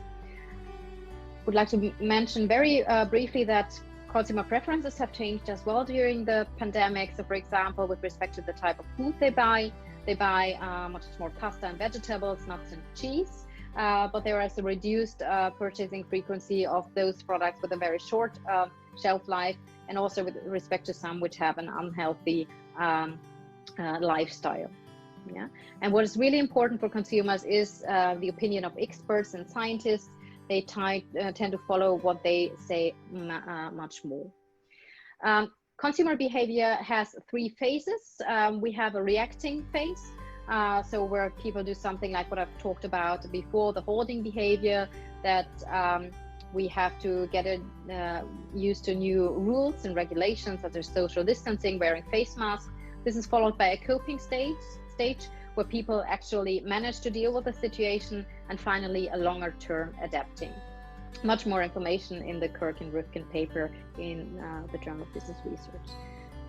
Two final aspects that I would like to mention. The first one is consumer privacy. We see implications related to consumer privacy. We are observed, monitors much more. Our temperatures are checked. Our data is recorded, and there's a greater risk of data leak because of weaker security. We work from home. This may be not that safe, so we have to be aware of that as well. And we have a lot of implications for retailers and marketing researchers. We need to respond very quickly as a retailer retailers have a new role with respect to the duties related to their workers as well. The consumer needs to be at the center, and the digital communication becomes much more important. Marketing research, how do we deal with out-of-stock products and services where they are not available? How can we engage local small businesses to survive? How can we encourage sustainable consumption, reshape consumer satisfaction and well-being despite all the challenges we have, and still thrive as a business in this situation, the current pandemic situation? These are implications for marketing research that we need to address in the near future. That's all for me. Thank you very much for your attendance and for listening to my talk. If you have any questions, I'm happy to answer them later, or send me an email to the email address that you see here. Thank you, Dr. Asber. Now to Professor Nirundan Tapachai from Kasetsat University, Thailand, that will present the topic of sustainable tourism, issues and challenges with case study in East Asia. This is Prof. Nirundan Tapachai biography. Please, Prof. Tapachai, time is yours. Good afternoon, everyone, and thank you very much for giving me opportunities. Okay, when I was invited to talk about this topic, it's quite also challenging for me because you know, in this time, so everything is uncertain, and then this is quite difficult to mention something like this very long future, because we don't know yet, you know, when this crisis will be solved. You know, that depends upon how quick that we can get the vaccination. Okay, but anyway, so this is my outline of my presentation. Would be the tourism in Southeast Asia, the product of tourism development in Southeast Asia, COVID pandemic, Thailand tourism, and implication for Thailand tourism, because it's better to focus on the Thailand case study rather than in general, because you will see, you know, because every countries have different impact from the tourism, depend on the way that they depend on how much they depend on the tourism industry. Okay, so as you know that the tourism being used as a tool for development, and especially poverty alleviation in the Southeast Asian countries, because tourism is regarded as the income generators, a creator of job, and serve as a tool to foster beneficial and local driven on its development, development in the on dimension. Okay, so because you can see tourism development like in Thailand have been undertaken for a long time. I think it's more than 30 years, 40 years. And UN WTO, that's mean World Tourist Organization, so try to promote tourism as a driving force toward economic growth, inclusive development, and environmental sustainability. And they expect the tourism will be like instrumentality to certify at least 8 or 9 sustainable development goals. Okay, so then I will just give you overviews of the tourism in Southeast Asian country. So maybe if someone don't know Southeast Asian or ASEAN, so that is like the association of Southeast Asian nations that including 10 countries in this region. So, but you can see how much the travel and tourism industry contribute to the GDP, to the economy of the ASEAN. Okay, you can see since year 2010, the growth of the tourism contributions have been increasing dramatically. Okay, from $197 billion US dollars in year 2010, and last year is up to 393. Okay, so that is a lot. And you can see when we look at each country, how much tourism make contribution to that GDP. Okay, so you can see this is in pies, and then can indicate something. For example, like some countries, Cambodia, Philippines, and Thailand rely heavily on tourism industry. Like Cambodia, the tourism contributes 15% to that GDP. That's in year 2018, a little bit old, but that's you can see something. Philippines is second. Thailand, you can see that is nearly 10%. And this is from this figure that you can see how much the countries rely on their tourism, but not all of the Southeast Asian countries rely heavily on tourism. Some country, like Indonesia, so the way that tourism contribute to their GDP is not very much, so that means they probably not get very much negative effect from tourism like in the pandemic period. Myanmar as another thing, okay. All right, so now we can see, the tourist growth in the Southeast Asia. Over the 3 decades, Southeast Asia has experienced a rapid growth in international tourists. Tourists arrived from 21.2 million in 1990s. After 3 decades later, so the tourists arrived to this region up to like 133 million last year. So you can see how many times increased in the last 3 decades.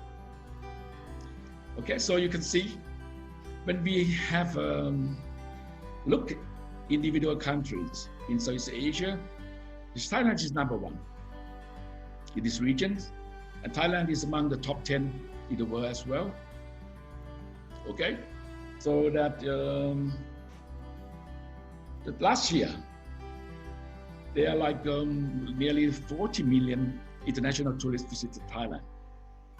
So the growth rate of tourism in Thailand increasing, but not as much as like the country like Vietnam or Laos. Okay, so the second is Malaysia is 20 million, and followed by the Vietnam. Okay, so but as I mentioned earlier, the Vietnam's growth rate of tourism is among the top among the Southeast Asian country, and also Laos, PDR. Okay, so that means the COVID pandemic can affect to the Southeast Asian country in different degree, right? Because each country rely on the tourism in different degree. That's why we're going to discuss about the Thailand and effects of the pandemics in Thailand. Altogether, so there were 133 million tourists visit Thailand last year. Visit Southeast Asia last year. Okay, so when we have a look at the who visited our region, Southeast Asia, so the number 1 is China. Chinese, the people from China is nearly like 30 million. That is year 2018. And also the visitors who have visited in Southeast Asia, that's come second, that is the tourists that come from Southeast Asia. So that means like the traveling across the country in the region.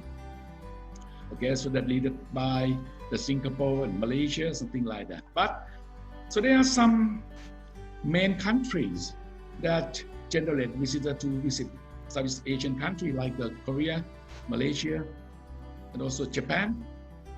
Okay, India is growing very well, and United States of America and Australia and United Kingdom. Okay, so this is among the main countries that contribute to the Southeast Asian region.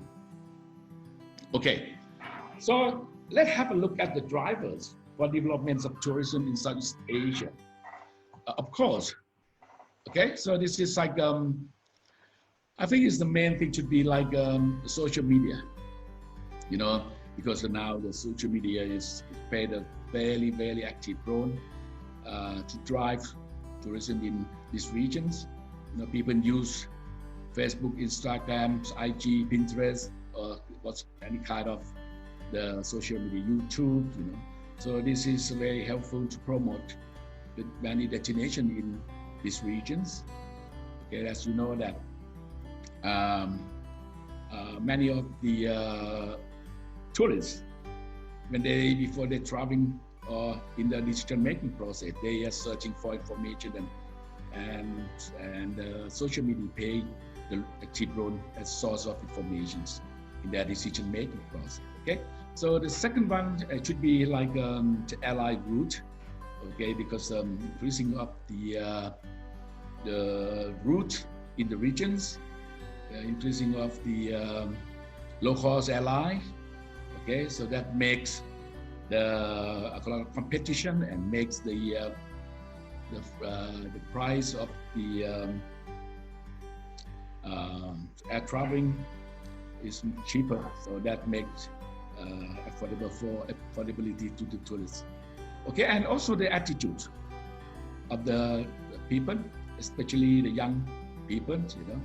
So they perceive the travelings in different way from the previous generation. So then they think it's travelings the way that they see the world, and then this is part of their education and the personal growth.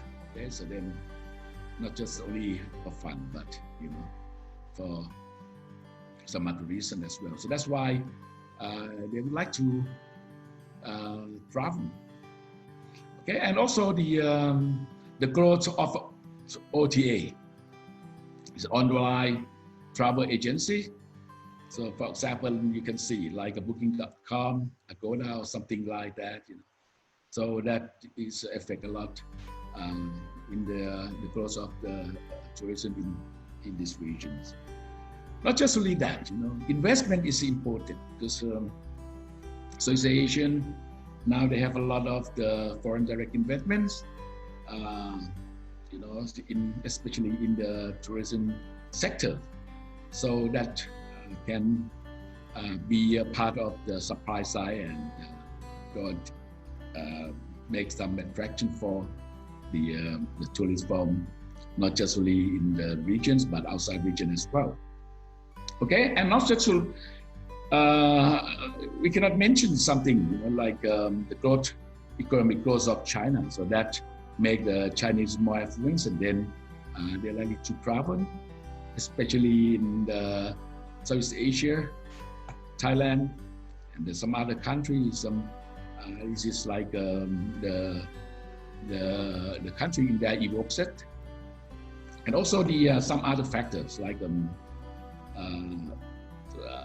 can be like some other like the growth, economic growth in also Southeast Asia itself. Okay, and the kind of facility and technology to support their traveling. Okay, so this is the main key drivers for development of the tourism in Southeast Asia. Okay, so, but anyway, it's no gain, no pain, right? You can see, you know, even we enjoy some benefit from tourism development in this region, but okay, so they are something that we have to pay out as well. So that's why, you know, the tourism development is a paradox. So we can have a look at the impact of the tourism that can be positive and negative. Okay, we may just have a look briefly about the impact in different categories. For example, like the economic impact. So tourism can make a positive impact in terms of the creating employment opportunities, okay?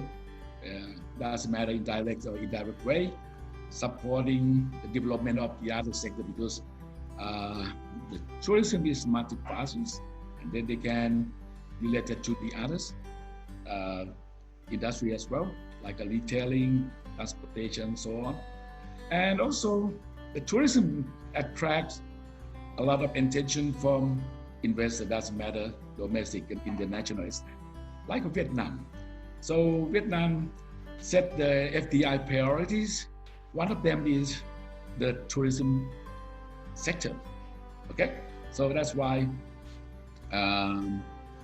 this is a benefit in terms of the economy. But anyway, the tourism can make the negative impact, you know. For example, like they can make uneven income distribution, because not everyone can get the benefit fairly, okay, from the tourism. Okay, many of the destination, the benefits go to the big or the businesses, but the ordinary people get nothing, and then not just get nothing, but they get some negative impact as well.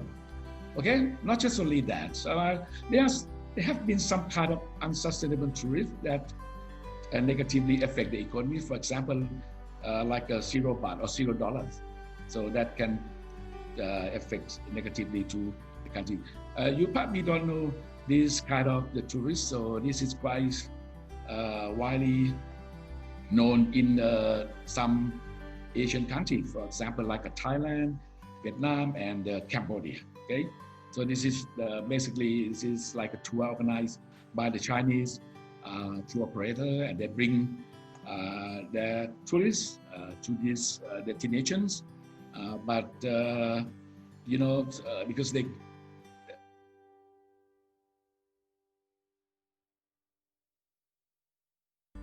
some negative, because the money is not go to the regions or the countries, the destination, but you know, there are some leakage back to China because of the digital, you know, transfer or something like that, digital payment or something like that. Okay, so that is some kind of the economic impact, but also the impact can go to environment. For example, like there we can see the amounts of pollutions can be seen in different cities in Southeast Asia, especially in big city, Bangkok. Okay, we cannot say just only this impact pollution from the tourism, but the tourism is part of this impact. Okay, waste problem. This is a very big problem in some destination, especially in the islands. I will show you the photos. Okay, water resource shortage, land degradations, something like that. Okay, and also there are some kind of natural resources like a coral reef and some kind of the sea animals who are threatened by the increasing number of the tourists. All right, maybe you can see, I don't know if you know, the place is one of the very popular island in Thailand, they call Koh Tao. This is the is very famous, world famous in terms of diving. Okay, Koh Tao is in the south part of Thailand, and this is the picture of the west. Okay, this is unmanaged. This is about 50,000 tons. Okay, you know, so then is it beyond their capacity to manage, right? But I think it's the government have to support them by allocate some budget to get rid of this weight easily. But this is not guarantee that the unmanaged weight will be never happen again. Okay. All right. So you can see this is a photo of the coral reef that damaged by tourism in different parts of South Asia, Thailand, Vietnam, Indonesia, Philippines. Okay, because of tourists didn't make appropriate behavior. You know, they destroy the coral reef, you know, by touch them or by even sometimes, you know, destroy them unintentionally or intentionally. Okay, so this is the beach in the famous. This is the situation of the beach in the different countries. You know, in the past year, like Maya Beach now is closed already. Bali Beach, you know, and Boracay Beach in the Philippines. Maya Beach in Thailand. Everyone know about the movie The Beach, so they filmed here. Okay, and not just only that, you know, natural resource like Cape Leslie, you know, after Thailand released long holiday, so there are some in front of the tourists, you know, and then it can affect some natural resource like this is example of the graffitis scratched by tourists in one of the news destinations in northern part of Thailand, because this part is kept, it's like the snake, okay, it's like a big snake, but this is stone. But the tourists, you know, they make some damage on this kind of the stone. Okay, and not just only the economics and environment, but also the tourist can make some social and cultural impact as well. So many of the agricultural land gone because of the business would like to create some kind of the touristic area like golf course in Thailand, Vietnam, and the other Asian countries, Southeast Asian countries.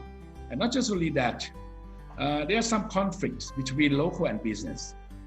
Okay, tourism business, like I mentioned, golf courses, resort developer try to, you know, develop that resource, and then they can destroy the area where the fishermen use for fishing, something like that. That happened in Thailand, Vietnam, Indonesia. You can see from the newspaper, something like that. And not just only that, Muslim can make some negative effect in terms of the higher land price and high living costs, so that can affect local in that destination, especially in the area or in destinations where a lot of international tourists. You see that like in Phuket, Thailand, the living cost in Phuket, Thailand would be like a more than Bangkok 20-30%, and the land price sometimes is not possible for local people because there are a lot of the tourism setting. And then the problem about the acculturation effect. So some of the community losing their local identity, child sex tourism, like in Cambodia, something like that. That is caused by the tourism, and not just only that, unpleasant experience of local form tourism activity, and also the inappropriateness of the tourist behavior in many cities in Southeast Asia. For example, like in Thailand, you know, the Buddha not supposed anyone to sit on like this. This is not appropriate, right? But some tourists from some other country, they don't understand, you know, and then that dismay local people. This is the photo that one of international tourists, you know, dumping in the canal in the Chiang Mai, you know, and when the local people see this scene, you know, they are not very happy on this. Okay. So now how the Southeast Asian countries respond to negative impact and over tourism, because of this negative impact caused by the over tourism and unmanaged tourism. So there's hard and soft measures have been introduced in the past year. But anyway, so this is just only the part of the measures, and then not covers the whole area of the touristic destination. But we can see, you know, the measure includes soft and hard. For example, like closure of the beach to recover from tourism, like Boracay Beach, Maya Beach now have been closed for 2 years, and they will open again next year, because to recover the nature. Okay, so they can see that costs a lot of money to recover and take time and something like that. Sometimes some destination in Bali introduce like a tourist tax, also in Philippines as well, and sticker on the budget tour. Like some country like in Thailand, Vietnam, they not allow like a $0 tour because this is not sustainability.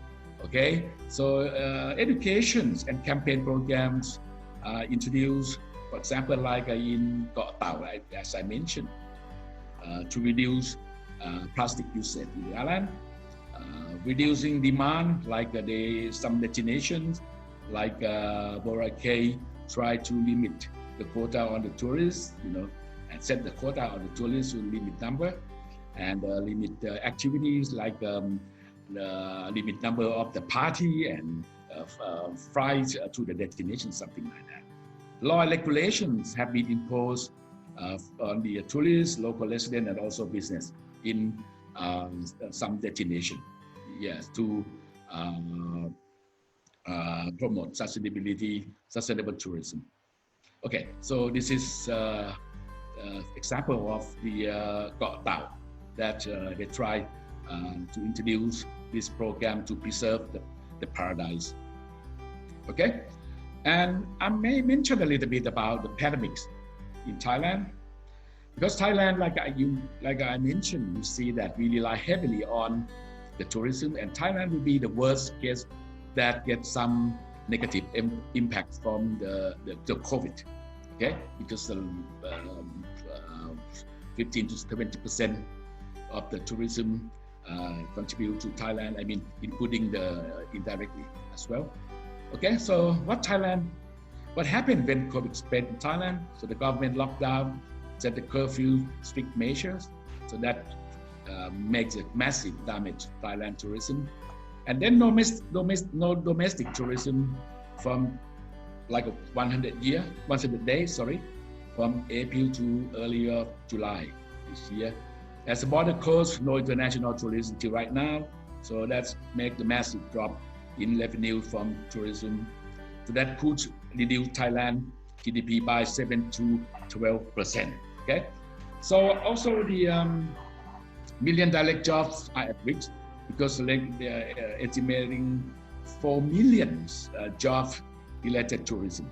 Okay, if the government cannot make any recovery in the last quarter of this year, there will be a lot of people at risk. Okay, so what and who get effect from the pandemic? Of course, tour operator, restaurant, hotel accommodation, shop, souvenir, transportation business, masseur, even elephant, because you see that there are some places in Thailand, we have some elephant show, and now some elephant camp, the elephant is starving because no tourists, no income to feed the food, something like that. Okay, but anyway, even the negative impact of the COVID, but there are some positive impact as well, because the pandemics have brought benefit to the environment. So you can see recovery of the nature, like dangong. I don't know if you know this animal. It's become more and more the populations of this kind of animal increasing. Back-tip sharks now can be seen easily in Maya Beach and many places. Dolphin, sorry, this is wrong. And coral reefs become more recovered and etc. Okay, so how do Thailand respond to this crisis? So then, because our main tourists come from China, Asian country, India, South Korea, Japan, Russia, and USA. But you can see, only China and some part of our main countries, have the low rate of the COVID infection. Yeah, so that is not easy to bring the people from For example, like some Asian countries, from India now is high rate, right? Russians and USA is high rate as well.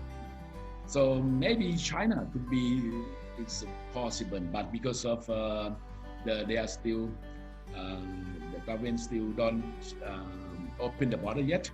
Okay, so then the Thai government try to find a specific need, you know, otherwise the tourism industry will not survive. Okay, so there are some measures to recover international and domestic travel. For example, like international measures, like set up the travel bubble, so that you know that. Yes, and the Phuket model, because Phuket affect a lot, you know, from the COVID, because basically 15 million tourists come to Phuket last year, and 10 million tourists is overseas, is international, right? So you can see, and the tourists account for 28% of this islands. So that's why, you know, so they try to develop model, but unfortunately, recently the government postponed this model because there are some protests from the local people. So now the Thai government tried to launch the new scheme, so-called the special tourist visa. So that allowed some selected target group. It doesn't matter where they come from, but we select the people from the area. Even the country can get some high rate infection, but so there are some area of that country is not get effect or maybe low effect. You know? So that's why they try to launch this special tourist visa by allow the people stay in Thailand minimum 90 years and maximum 90 days and 270 day maximum. Okay, and domestic measures. All right, since the international tourists seem a long way off, so they try to focus on tourists in the domestic area. So you can see the government inject the money, you know, 22 billion baht, which is like 700,000 million US dollars, okay, budget to promote travel in Thailand. This is the same thing like in Vietnam. They do the same thing like Vietnamese traveling in Vietnam because they try to focus on the local people. Okay, so, and not just only that, the another scheme, you know, to encourage domestic traveling. So that is the expat travel deal. They try to promote the expat living in Thailand is about 200,000 to promote to travel in Thailand. They give some voucher or coupon, you know. So when they travel at least 2 days, 1 night, get something like that. Okay, lesson learned and implications for Thailand sustainable tourism. Okay, based on the experience and also the COVID, I think I may share with you. It's in my opinion, you know, what Thailand should do in the future to guarantee the sustainable tourism. So because like we rely heavily on some specific group or segment of the tourists, for example, like China, if something wrong with them, okay, so that can affect a lot. And also in some destination in Thailand, rely heavily on international tourists. So in this case, we have to try to reduce over dependency on this kind of the segment. So to create more residents, because it's obvious that the destinations is more diversified, will be more residents. Okay, and another thing is the Thailand should be focused on tourism which promote inclusive economies through the community-based tourism, especially in rural area, because like I mentioned earlier, many of the people in Thailand not get any benefit from the tourism, especially in rural area. So that is mean like a tourism promote the more exclusive economy than inclusive economy. Inclusive economy means the sharing of benefit will be spread over the different group of the people in the society, right? Okay, so the tourism, like community-based tourism, that could be a good example that can should be the promote to be sure everyone can gain benefit from the tourism. And also the more kind of tourism should be promoted, because in Thailand, most of the tourists come to Thailand and focus on the fairly traditional way of the traveling, so that is so-called the mass tourism. But anyway, so there are many of the sustainable kind of tourism, for example, like creative tourism, rural tourism, or some other thing. Okay, so then I mentioned here in the slide. Okay, so this is type of sustainable tourism. For example, like creative tourism, that is one of the high potential. I have been conducting research about the tourist preference on the creative tourism in Thailand, and then we learned that they prefer this kind. But unfortunately, the tour operator, they focus on like a mass or traditional tourist activity rather than this kind of the sustainable tourist activities. All right, because this kind of tourist activity focus on the community and authenticity, and this is more sustainable. Okay, and business, tourism business in Thailand should be flexible and should reskill or upskill, okay, in their capability, because you can see, they should have skills on reconfiguration and rebundling of their resources, because, for example, like some destination like a Khao San Road is one of the famous place for foreigners in Thailand. They got a lot of effect from the COVID-19, but now they try to rebundling their resources, and then to deliver the new value to local people. Okay, so this is a way that how can they flexible, but how can they flexible? That depend on the dynamic capability of the business. And not just only that, my recommendation is about the Thailand should, because the Thailand is low rate, have lower rate of the COVID-19.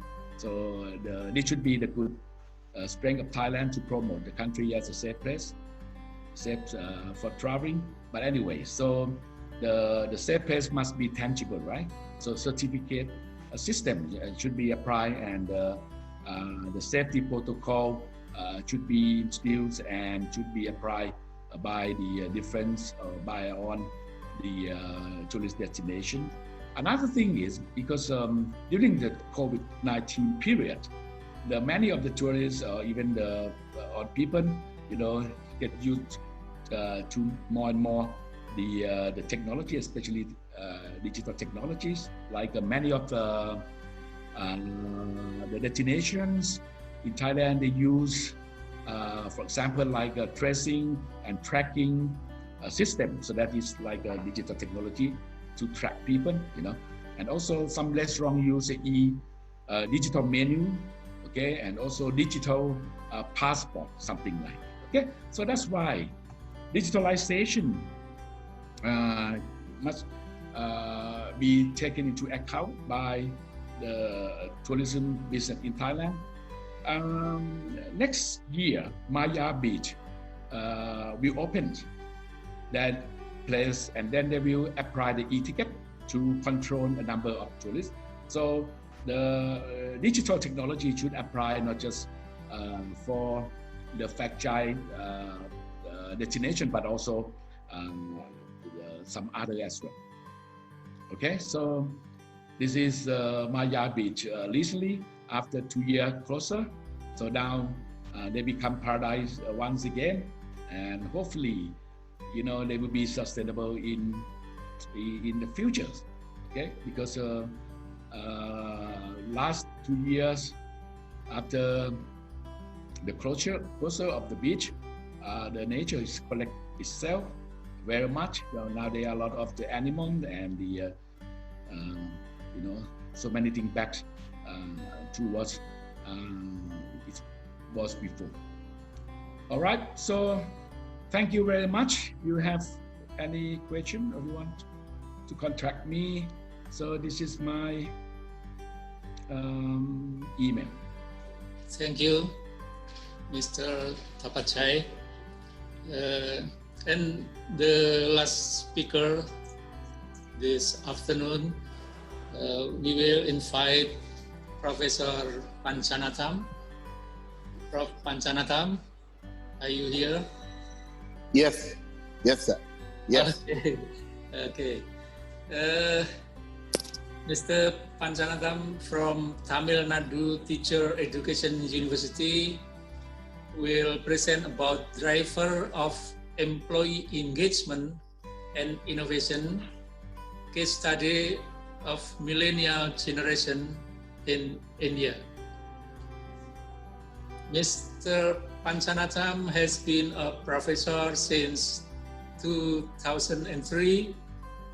He has 30 years of experience in MBA teaching, visited 35 countries, and in his 52 international visits for academic, training, research purposes. His educational is very huge and already has a lot of publications too in 428 journals, 140 proceedings, 70 books published, and etc. So these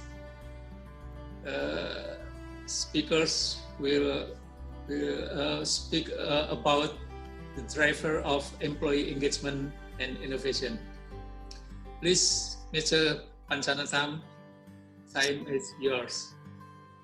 Thank you, moderator. Thank you, chairman. At the outset, I congratulate organizers of this international conference on sustainable management and innovation. Organizing a great conference, that too online, is a difficult task, but still organizers have taken a lot of efforts in organizing this great conference.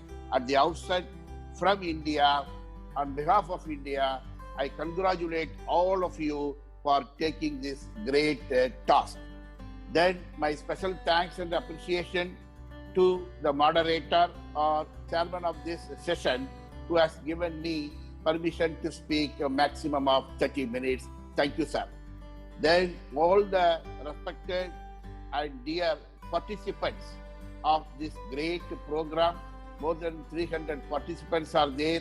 I say good evening to all of you from India. Welcome to this program.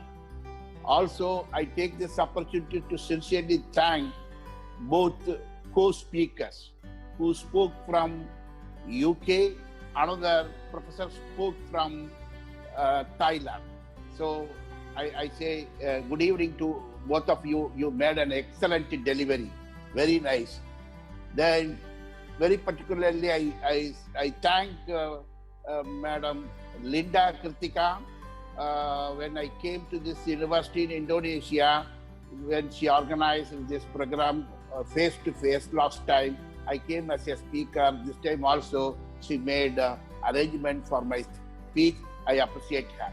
So with this note, the title given to me is I have accepted to speak on employee engagement, particularly drivers of employee engagement and innovation, taking the case study of millennial generation in India. Young people. India, you all know that this is the country in the world, second highly populated country. This is the country where more number of millennials are there. This is the country where number of more youth are there. This is the country in the name of millennial, particularly the age group between 22 and 38, those who are born between 80 and 90s, whom we call as millennials, they are there. So because of their presence as a case study, because of their presence more in number, the whole management system in human resource, of course, as she rightly spoke, in consumer behavior or in tourism, everywhere, this population should be taken into account.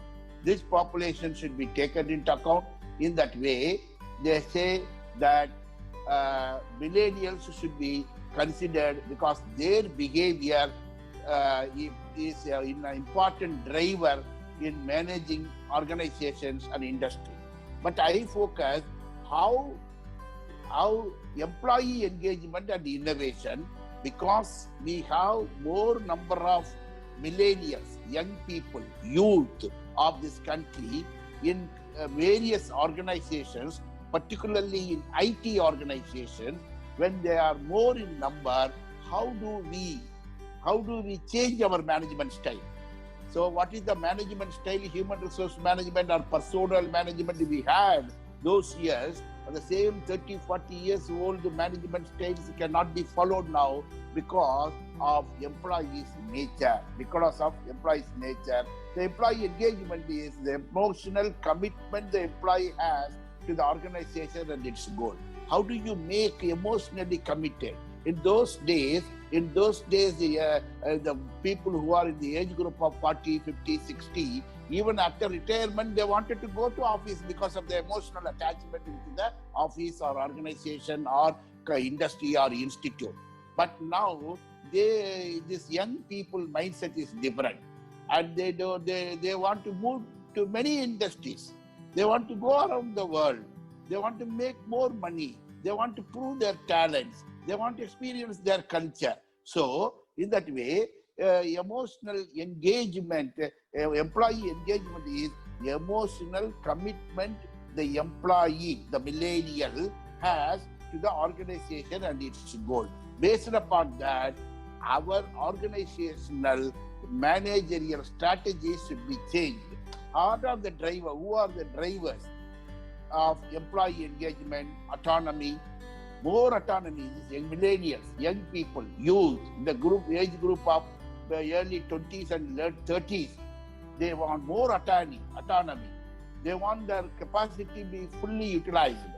They want to maintain very good co-worker relationship. They want to have fairness. They want to have feedback and based promotion and other things. They want the company to support the goal fixed. Leaders availability, always they want leaders to be available for interaction. So leaders' integrity is more important. They question, they are young people. In those days, when we were young, I am now nearing 60 years, and when we were young at the 23, 25 years, and whatever our leader says, gently we were obeying. But nowadays, the leaders' integrity is questioned, clarified by youth, millennials. This is the case study in Indian situation now. So accordingly, we have to change the strategies.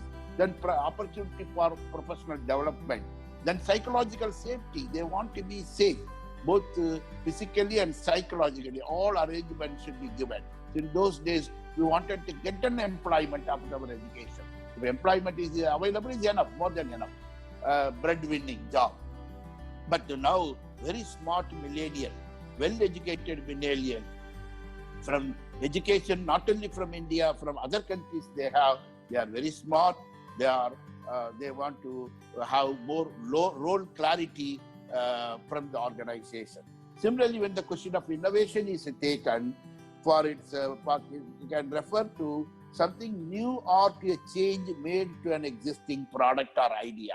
So these millennials, these young people, these youth in India particularly, because I talk about Indian case study, they come forward for a lot of innovations. They want to make more patents. They want to bring out new ideas. They want somebody, the organizations to engage. This is how you must engage employees, this millennial. You engage me by giving freedom. I am coming with a new idea. This should be discussed in the office. This idea should be immediately implemented. You don't want to implement this idea, you tell me why. So all these types of interactions are going on between millennials and non-millennials in organization, particularly human resource managers do tackle all these things. And who are the drivers? How for millennials, present human resource system all over the world, very particularly in India, how do they establish new opportunity, use drivers of innovation so that the millennials are well engaged, the innovation is motivated, the outcome is commercialized, business is done well, for which make everyone responsible for innovation. So our HR managers every day morning at least 10-15 minutes just to standing meeting, short meeting, 10 minutes, standing meeting they make, and they say that everybody is responsible in innovation. So all millennials in the file processing, in the product processing, bringing new idea, how make it as a product, how to make it as a service. In all these things, so many examples I can tell. Because of want of time, I'm just moving quick. In all ideas, new products and new services, particularly in software company, any problem you think in Indian software companies, millennials, any problems in your processing in organizations, IT industry, you just to over phone, you talk to them half an hour about your problem in the industry. Immediately within 24 hours, they come forward with a solution, new idea, new software, new app, every day new app, new software, new idea. Similarly, in manufacturing industry also, any problem with a small handle of a car door, then if we talk to them, within 24 hours, 48 hours, they come with so many solutions. Millennials are so powerful, they are so smart, and they are trying to apply. But for which the new challenge of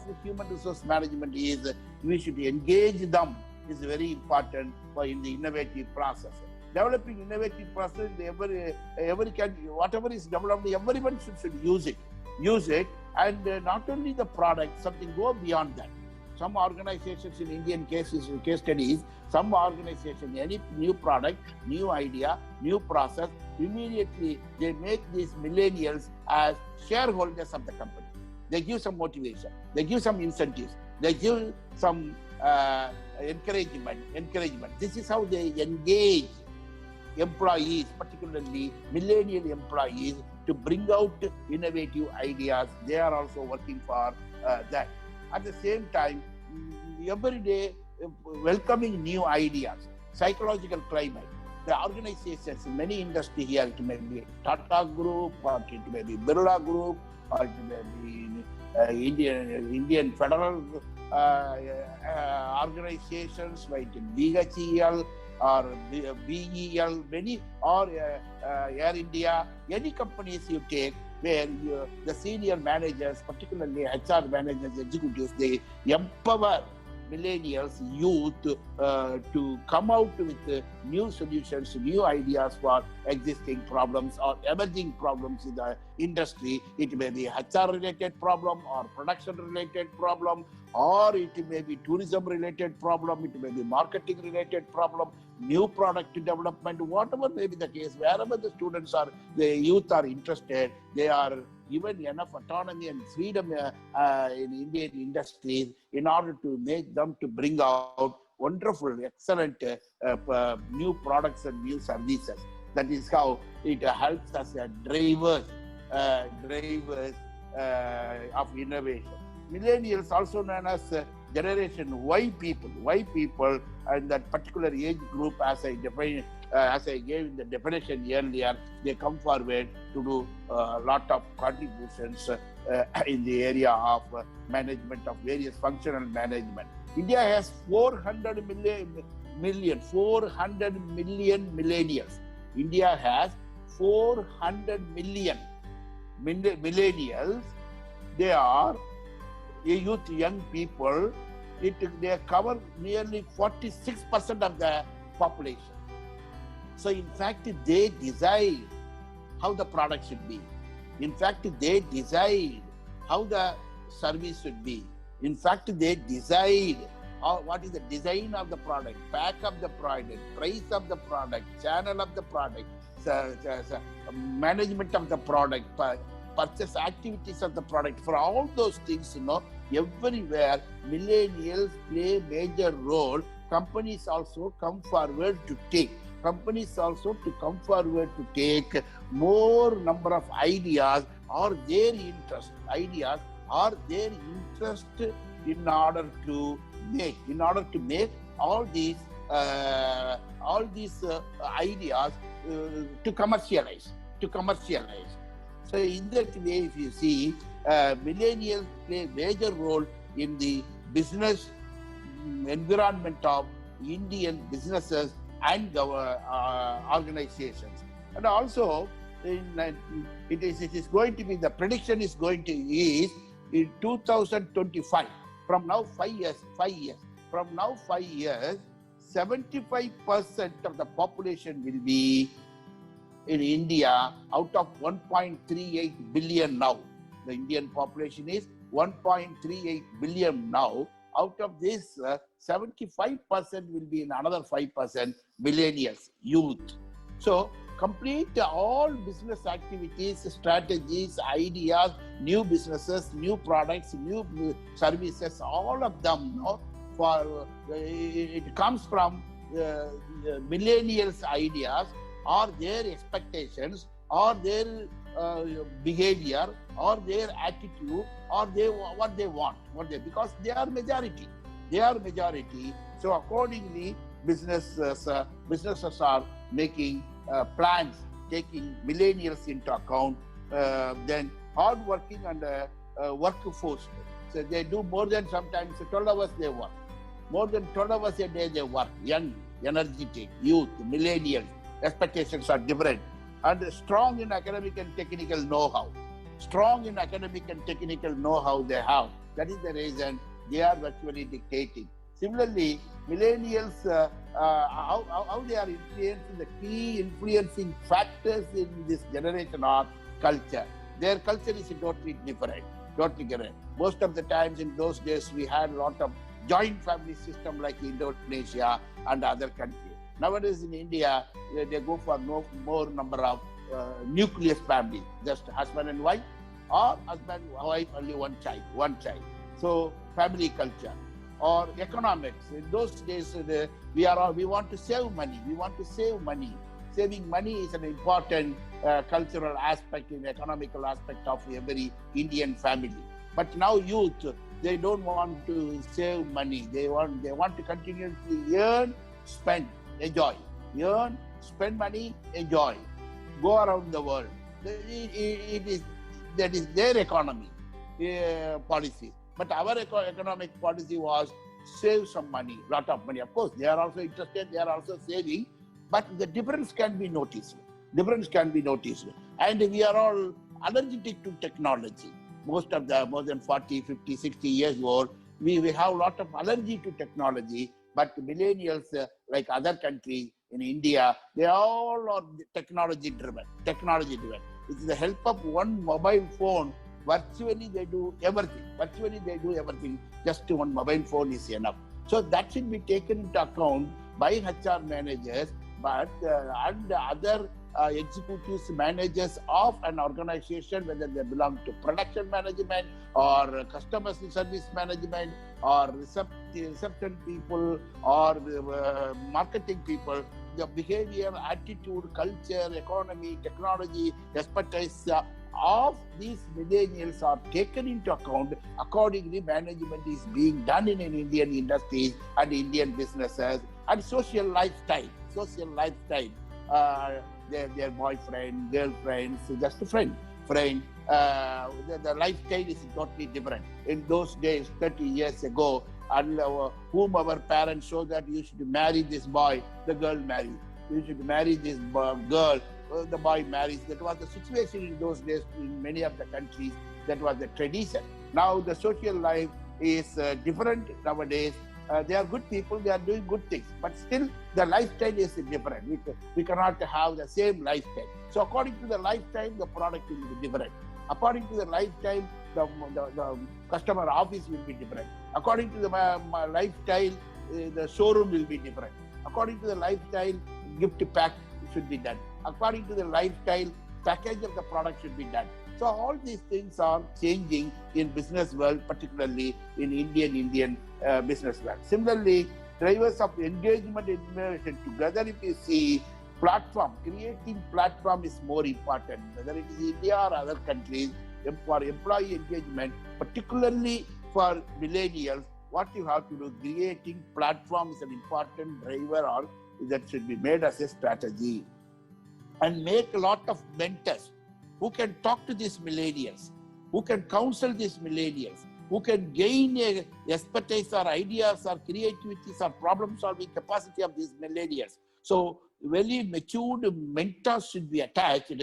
So mentor will be the driver, so that the employee engagement, very particularly millennials engagement for productive purpose in Indian businesses or Indian managements of organizations will be highly useful. Yeah, it's very important, equality. Equality is very important. Man or woman, boy or girl, this way or that way, this category or that way, whatever you talk. So the millennials give more importance to equality. So our managerial style, our product style, our marketing style, our meeting conducting style, everywhere this equality should be taken into account, so that successfully that will be possible. Similarly, if we see other drivers, for example, constant skill development. Constant skill development is essential. And even now at this age, we are not prepared to learn a lot of new skills.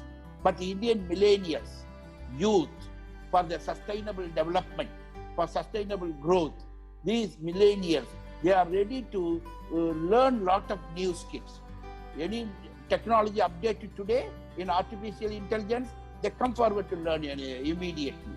Any improvement in the new mobile system, new app has come, new banking method, new delivery method, new customer service method, or everywhere some skill is to be learned. These young people, youth, millennials, who are going to be more than 75% of 1.38 billion of Indian population, they are very adaptive. They want to learn a lot of skills. So organizations, human resource managers must be ready to work along with them by providing new skills, so that more opportunities are given to them and they are ready to do multitasking. When I am talking in this program now, if somebody comes, I am distracted. But they are ready to do a lot of multitasking. Their potential is different. So a human resource manager has to understand the potential of these millennials, and accordingly to feed them to extract the potential of these millennials. Planning should be done by all functional managers, very particularly human resource manager.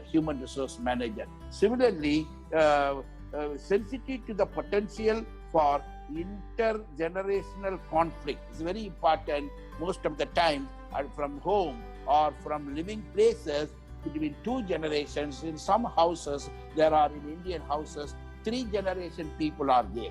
So there are more possibilities for conflict. So for which, in the name of employee engagement, the human resource manager or counselors or psychologists, they need to form teams and to talk to these people in order to resolve certain important conflict between generations. That means between these millennials and their parents, or between these millennials and grandparents. So all these things are to be addressed in order to engage them productively in an organization, in order to engage them in any business, in order to engage them in a profitable way, both sides. organizations should also grow. Individuals, millennials also should grow. The good policy of human resource management is grow along with the organization. Only organization grows, individuals do not grow. It is not a good policy. In some organizations, individuals do grow, but organizations do not grow. That is also is not a good policy. So growing along with the organization is very important, for which these types of intergenerational conflicts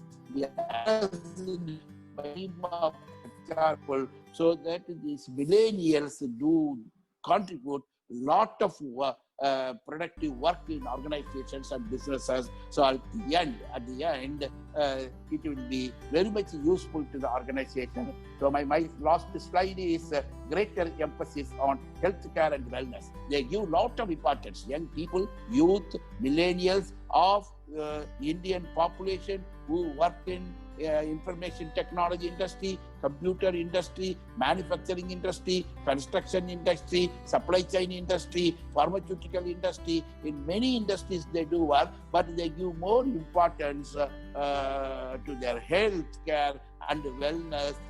They want to be handsome and beautiful always. So that is a point to be considered. As manager, you want to employ them, engage them productively. It's more important. But it is a generation gap, millennial behavior. That is the reason this program for the sustainable development, what do they expect? Millennials expect for their sustainable development, for the sustainable development of the business, because the future is going to be in the hands of millennials. So for the sustainability of all businesses, and of course the millennials, we need to consider all these things. And they expect a lot of convenience. They'll expect a lot of convenience. In young days, when we were going to offices, colleges, universities, sometimes we used to walk. We don't want more comfort. But millennials, they want to do hard work. They want to be smart. They want to earn more money. They want to be more comfortable, convenient, comfortable. That should be considered.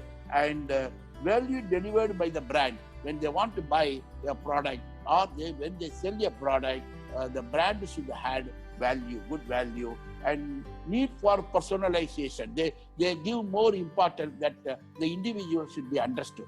The individual should be identified. The individual should be recognized. Millennials should be recognized. The personal touch should be there. So these are all some of the points. I don't want to take much of your time. Already whatever time is given to me, 30 minutes, already 28, 29 minutes are there, over. And with this note, on behalf of all of us participants and all of us, we congratulate program organizers, conference organizers for taking a lot of efforts in organizing successfully this program. My special thanks to Linda Kritika. My special thanks to our moderator, our chairman. My appreciation to co-speakers. Two wonderful speeches were delivered by two speakers, one from Thailand, one professor from UK. I appreciate them. Once again, I sincerely appreciate and thank all respected participants. More than 300 participants are there. I appreciate all of you, because in our teaching community, research community, we say stop learning, stop teaching. Stop learning, stop researching. So a good teacher, good researcher, good student, good executive should continue to learn. And you are all such great participants. You spend your valuable time in learning. Maybe new insights would have come to you. Otherwise, whatever insights you had, for which some reinforcement you would have got it. So on behalf of organizing committee, I congratulate and appreciate all great participants. And on behalf of all of us and participants, we congratulate organizers for taking care and taking more efforts in organizing this great program. I sincerely appreciate all of you. I take this opportunity to welcome all of you to India. Welcome to India. Thanks for the opportunity. Thanks for your patient listening. God bless all. Thank you. Thank you, sir. Because time is almost up, we will invite people or give opinion or give comment, give question. We myself want to ask to Dr. Asberg the implication for marketing research, as you mentioned earlier. is to focus on consumer and embrace digital and sustainable product, but sometimes consumer just memorize their experience use. Based on that, which one do you think? What's more important, brand image or brand identity in the uncertain condition like nowadays? And the second question come from Randi Raditya to Prof. Panchanatam. What is the biggest challenge to create engagement for millennials in India, especially in era of telework? Today, people are possible to have their second or third job. For example, not only as an employee in the office, they also can do another job such as YouTuber, content creator, graphic designer, etc. And sometimes it crashes with their main job, and at the same time they are a super talent. What is your suggestion, Prof? And can I answer? One question more for three speakers. The last question from Jordanata Chandra, I think, is goes to Mr. Tapachai. Jordanata asks a question about COVID. About COVID-19 pandemic has brought misery to who like to travel, the foreign airlines, hotel, tourism operators. After COVID-19, how can the government bring tourism back better? I think this to Prof. Nirundon Tapachai. Three questions first, each for each speakers. First to Dr. Osberg, please, your comment. Okay, with respect to the first question that I've received, thank you very much for that question. Of course, previous experience, previous consumption experience has an influence on how we behave in the future as a consumer. And as an example, this is represented in the SHIFT framework that I've very, very briefly introduced. I'm not the author of that paper, but it's a very good paper published, I think, in the Journal of Marketing. So for those people who are interested in finding more about how previous consumption experiences or our habits particularly influence our consumer behavior now, and how it impacts on whether we make a sustainable choice or not, is something that is specified in this framework very nicely. And everybody who is interested in that can have a closer look at that. Brand image identity have an influence as well. Certainly, brand image and identity are two sides of the same coin, so to speak, whereas brand image can be influenced by marketing strategies, and our changeable identity is more core. That is something that we have to consider in general. Can I answer second question? Yes. Yeah, sure. The question was, what is the challenge? I am Professor Panchanadam from India. There was a question about what is the challenge millennials, young people in India, particularly with the business or industry, they face. Yes, the major challenge he asked. Many challenges are there. The major challenge is technology. Young people, millennials, they want all organizations, all industries to be more of technology-driven industry in all areas. But India is moving towards that. So some industries who are not so quick in converting 100% technology-driven, that is a challenge for them to employ these youth, millennials. Another question which is continued to that point, he asked about employee engagement. whether the second job, yes, if generally it is not possible in Indian government organizations. If it is the private organization, in the private industry, somebody works and he works in the morning or afternoon, he goes to related another job, or he himself does something like an entrepreneur. 2-3 industries they work, they do contract and work. All of them are private.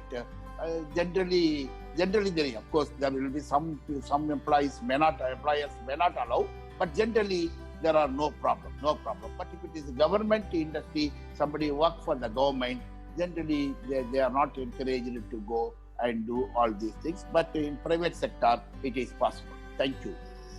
Now your turn, Prof. Tapachai. How to get back tourism after pandemic situation? Okay, so actually, many research show that the tourists are eager to travel again. Okay, so now even in this period of time, they not be able to travel a lot. Some country they can travel just in their own country or in their region, but I think it's many of the tourists who like to travel again, and they still keep the sense of traveling. But the thing is, you're asking about the how the tourists want to go to the safe place because okay, maybe if you got vaccine but anyway, so they will looking forward to the safe zone and to be sure that nothing will be go along with them.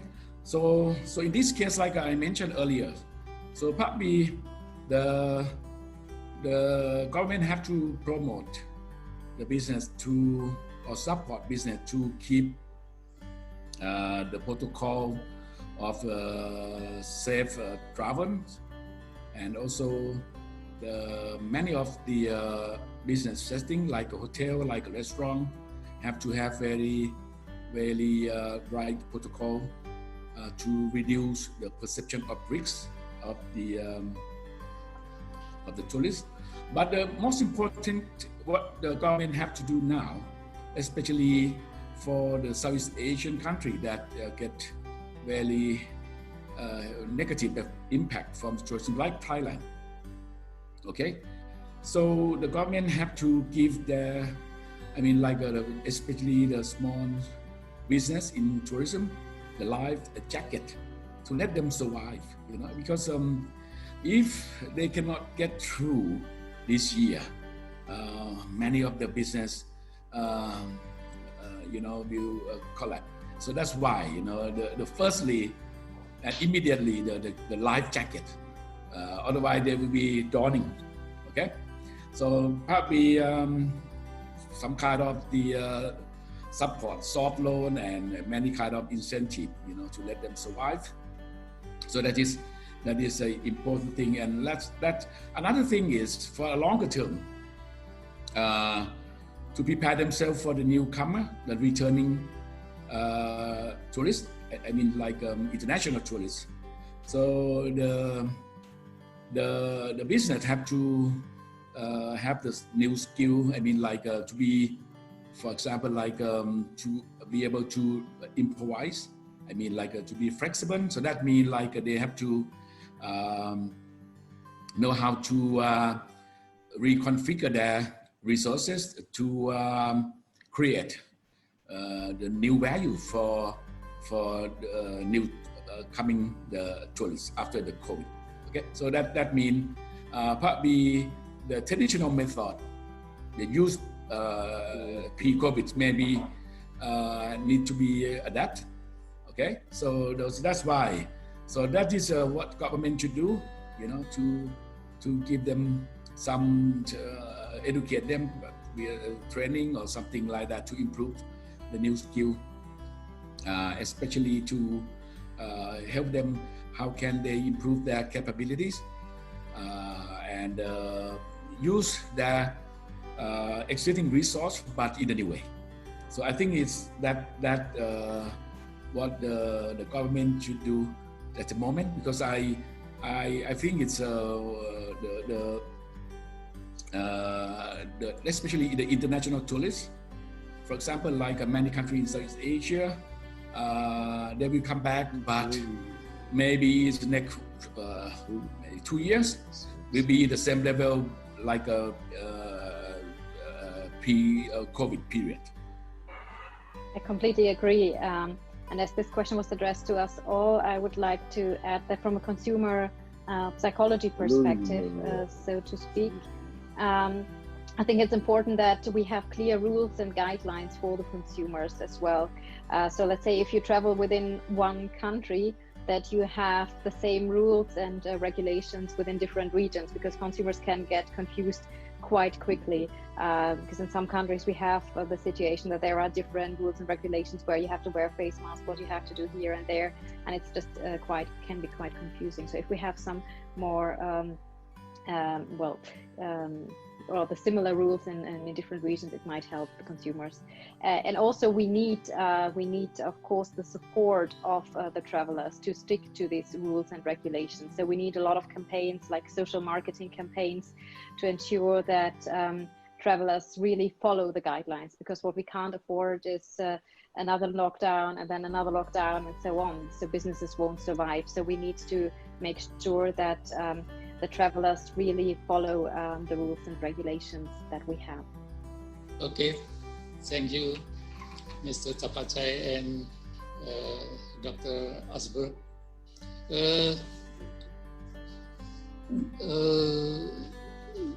There are some questions more, but the time is up. So I can just say, if I may add, if there are some further questions for me, I'm happy if you send me an email and we can discuss even after the event. I'm more than happy to do that. Okay, thank you. And more question to Mr. Panchanatam. So you can email all questions, I will reply. Or if you have time, I will answer. You can decide. Okay, thank you. This discussion is very interesting and very important issues. So, but the time is up. So I will thank to all of you, especially the speakers, and thank also to the participants. And on behalf of the conference committee, thank for your valuable time and valuable sharing. And we can applause to the third, to the three speakers. Thank you. And thank you. Thank you. Thank you. Thank you, sir. You conducted the session well. We appreciate you. Congratulations to you. Thank you. Thanks. Yes. Thanks. Welcome. And finally, the mic I will back to our master ceremony, Ms. Sarah, please. Thank you very much, Dr. Purwanto, already lead the panel session 2. Again, big word of thanks to three of you, distinguished speaker, for your sharing this afternoon. One more time, thank you very much, Dr. Victoria Sophien Osberg from the Sheffield University Management School of United Kingdom. And to you also, our big thanks, Professor Nirundon Tapachai from Kasetsart University, Thailand. And to you, Professor Dr. Pachanatam from Tamil Nadu Teacher Education University of India. I would like to invite you all participants to give a round of applause to three of our honorable speakers. Thank you very much. Ladies and gentlemen, I'm sure you will agree with me that it has truly been an honorable virtual tour to meet and learn from so many bright minds from many cities and countries from all kinds of background and expertise. We now invite Head Department of Management to deliver the token of appreciation and the certificate to all the invited speakers, either to the moderator. We welcome you, Dr. Wita Juwita Ermawati. Thank you, Mbak Sarah. On behalf of IPB University and the committee, I want to say thank you for all of the speakers, Ms. Osber, Mr. Tapachai, and Mr. Pancanatam. Thank you very much for the interesting presentation and interesting discussion in this conference. As our appreciation, we would like to give you a small thing, actually, some souvenir. Maybe the committee can start to share. The first maybe for Miss Osber. I hope you like it and you always remember us. That looks very nice. Thank you. Okay, and this is the certification of appreciation from us, from the committee, from the Faculty of Economics and Management, IPB University. Thank you very much, Dr. Victoria Sofian Osberg. And then next for Mr. Tapachai, Professor Nirundan Tapachai. Is that you, sir? Yep, thank you very much. You recognize this photo? I hope you like that picture, and this is the certificate of appreciation for Professor Nirundan Tapachai. And the last maybe for Mr. Pancanatam. Thank you very much, Dr. Thank you. Pancanatam. Thank you. Thank you. For being the speaker in this conference. And this is the certificate of appreciation. Thank you. From the committee. Once again, thank you very much. Thank you. Thank you. Thank you to all of you, distinguished person. Thank you, Dr. Wita Juwita. Distinguished guests, participants, ladies and gentlemen. We come to the end of the second day of SAMI 2020 and ICoSMi 2020. We thank you very much for your participation for today.